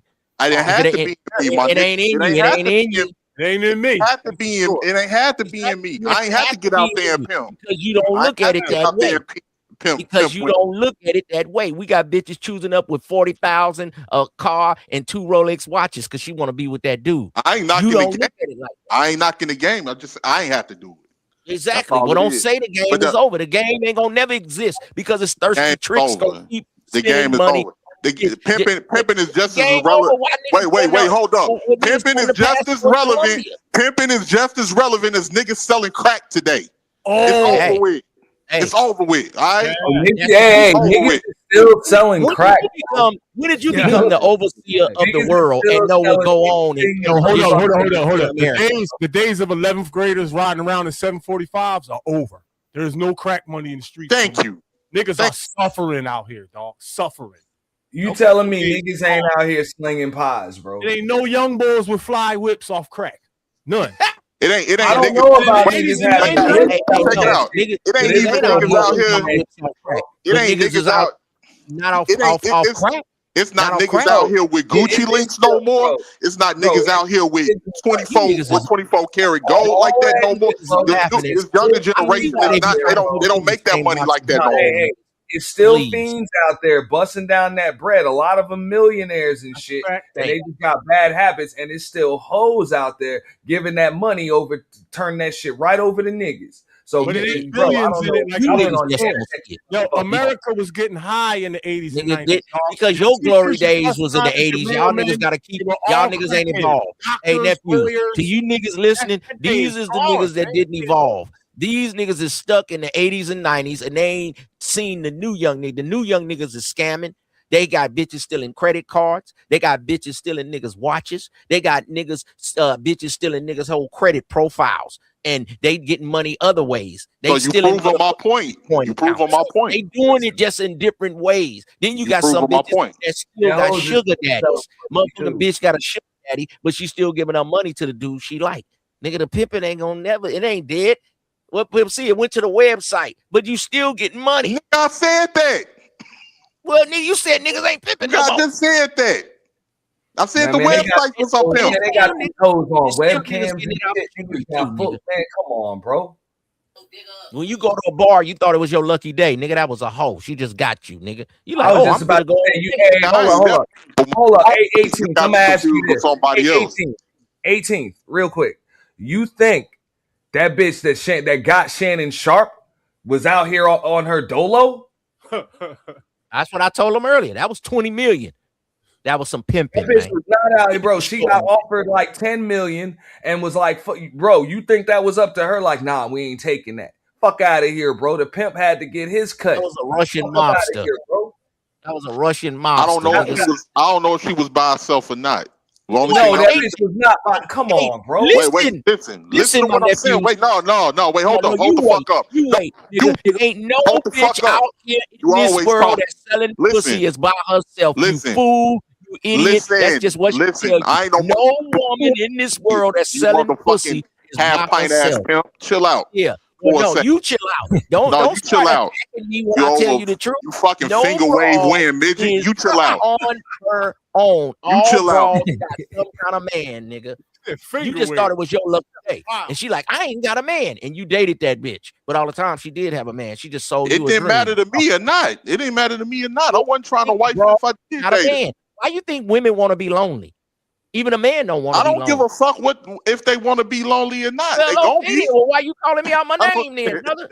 Hey, no, ism. It don't even make no sense to argue, bro.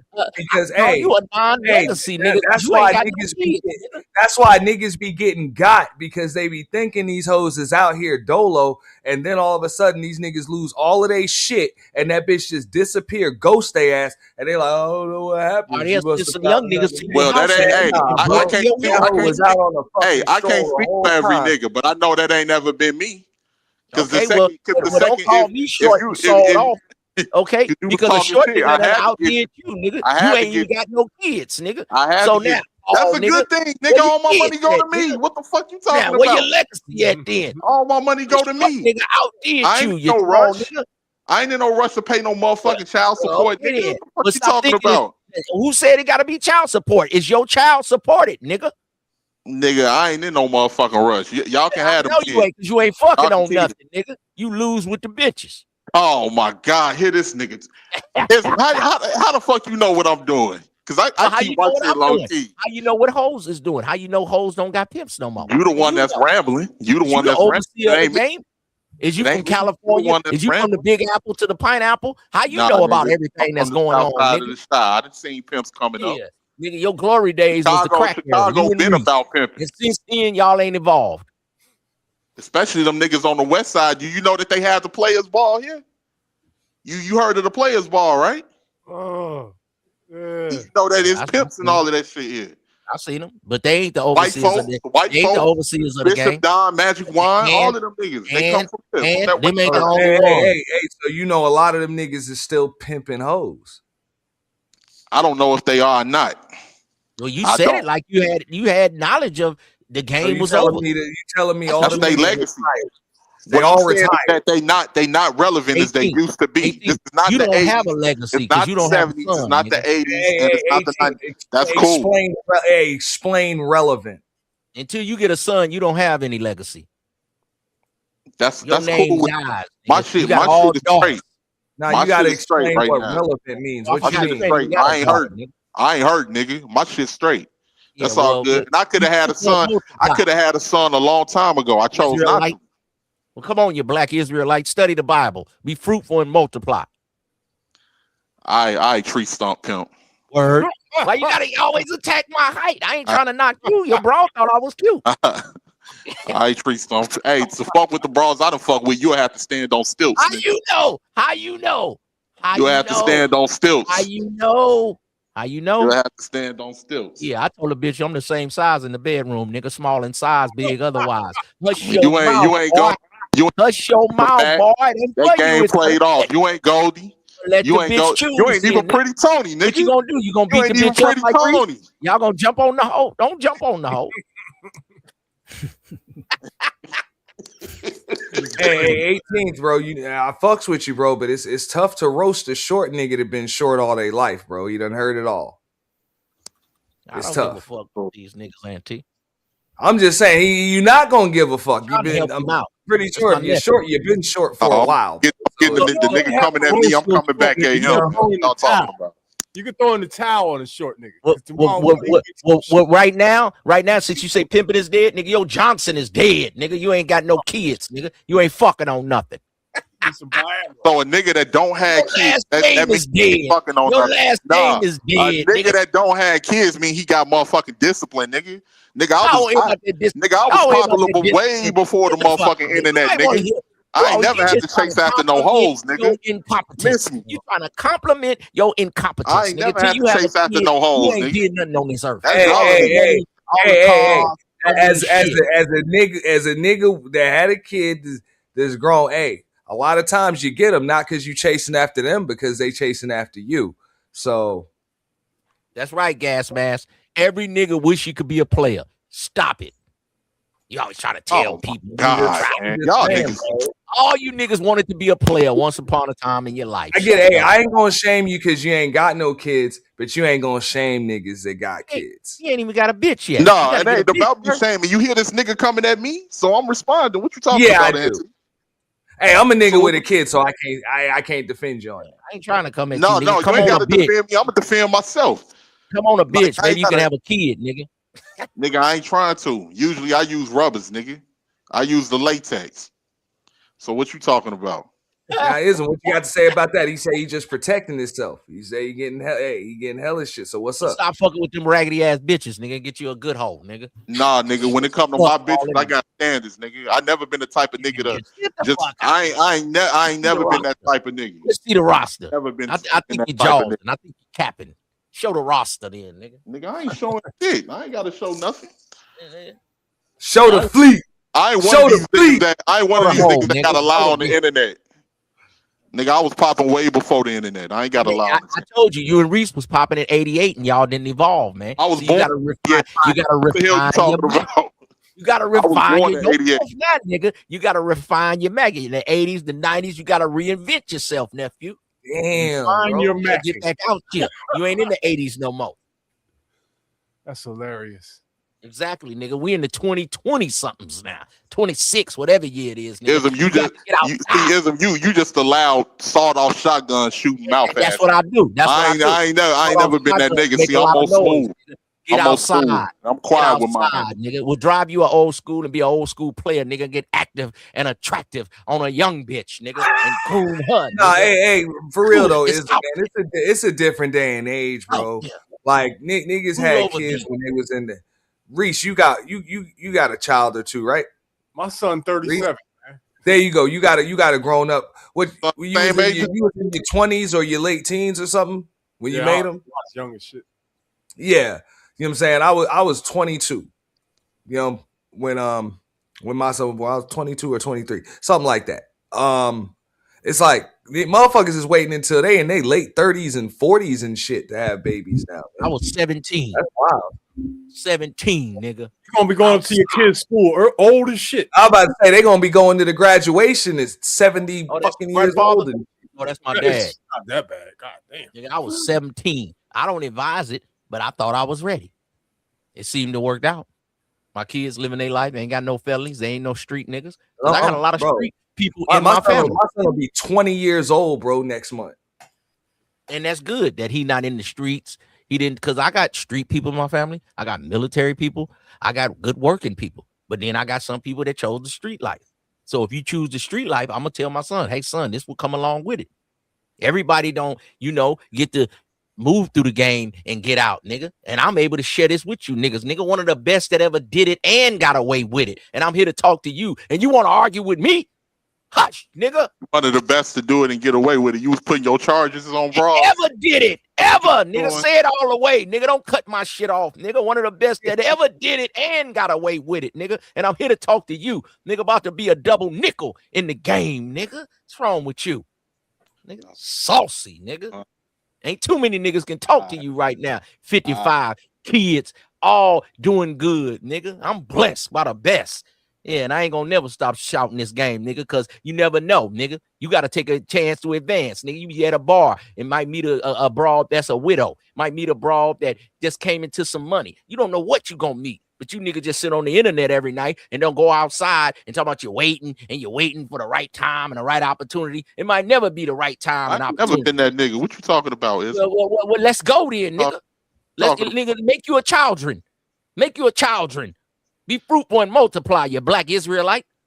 I ain't no motherfucker. You know what? You that motherfucking pimp off. I'm gonna get you, sucker. Your game is out. The nigga that came out with the platform with the fish. Yeah, that was shoes in the shoes. Yep, I had gold fish. Right? Yeah, but nigga, you fake ass Huggy Bear. Yeah, well, you a fake ass man because you ain't got no kids, nigga. You ain't a father, nigga. A man that you got all that knowledge. Don't make you a man. That got kids that making a man handle your responsibility. I'm not gonna argue with you on that one. I'm gonna just keep it real. That would have been rough for me to like wait an extra 20 fucking years and shit. Cause it's like, what if I don't get it right the first time? Like, what if you don't have your first one till you like 44 and then it come out a girl or some shit? Now you got to try again. Exactly. Like, damn, bro. Y'all name about to die, nigga. You niggas is getting old, nigga.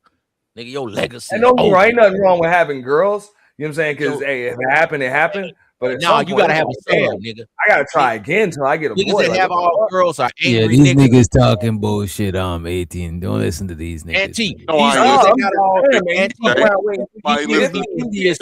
a girl. Like, what the fuck, bro? When you get all girls, niggas be mad when you talk bad about women because they upset that they never had a son. This nigga Ism was 17 when he had his first son. Nigga, you was still having a girl. It's like you was still. Oh, nigga, I don't like that. Air mattress with a baby. Trying to talk shit. Girl dad. Well, you need to get a new broad to bore you a son. Nigga, they used to the king used to kill a broad if she wasn't able to bore him a son, nigga. Your last name dies, nigga. They gonna get married and get all the other names. That's kind of fucked up. That's one thing that kind of does annoy me in this space, dog. Like, niggas be like, I don't know if y'all scared to make babies or any of that shit, bro. So that's one girls, thing. I mean, Jay Prince do have a fucked up mentality, but at least he did that shit, man. Ain't nothing wrong because it's a great feeling to see your kids grow up, bro, and see him hit the milestones and shit like that. Bro, y'all niggas talking like if niggas is like about to expire. Like, what the fuck are y'all niggas talking? No, it ain't. Hey, Doc, it ain't about that. Like, you got plenty of time to make them. It's just like about seeing them grow up and then but that's the thing, bro. And all of that other shit, bro. If you wait until you like a lot of us a lot of us will have more time with our kids because ain't nobody trying to be working at 40 or none of that shit. I You know get what I'm all saying? that bullshit, witch doctor. Get the freak out of here. What about your grandbaby? Y'all niggas ain't even raise y'all kids. Nigga, I'm about to live till 100. He ain't about to have no kids. I'm about to live till 100, nigga. Fuck y'all. And plus, y'all niggas, come on. You better have a baby, nigga, tonight. Make Nah, one. hey. Sprite in your woman. Sprite. I mean, hey, Doc. Yeah, I wouldn't even know I got a kid until they won. I'm not gonna knock other men. It's just weird. Like I hear a lot of the dudes in this space, they say they don't do it for the same reason. Like 18 said, scared of child support, scared of this. Like it's out of fear. And it's like, damn. Yeah, bro. but that's no fear. The thing, bro. But the thing is, but look at this. Y'all pushing niggas to make the kids like if y'all about to take care of them. There's so much and the niggas that don't. Wait a minute. And the niggas that don't take care of their kids, y'all want to chastise them too. You ain't So it's like, care nothing right now. So get one, and we can say if you don't take it. All I'm saying is, whatever so you can talk shit. Whatever your reasons are, bro, I respect it. But at the same time, unless the reason for not having them is fear. You know what I'm saying? Because being a father, that's natural shit, bro. Ain't nothing to be scared of with it. Ain't nothing to be scared of. You know what I'm saying? But so if it's something out of fear, you scared of child support, you scared of a chick or some shit. It's like, nah, man, don't let that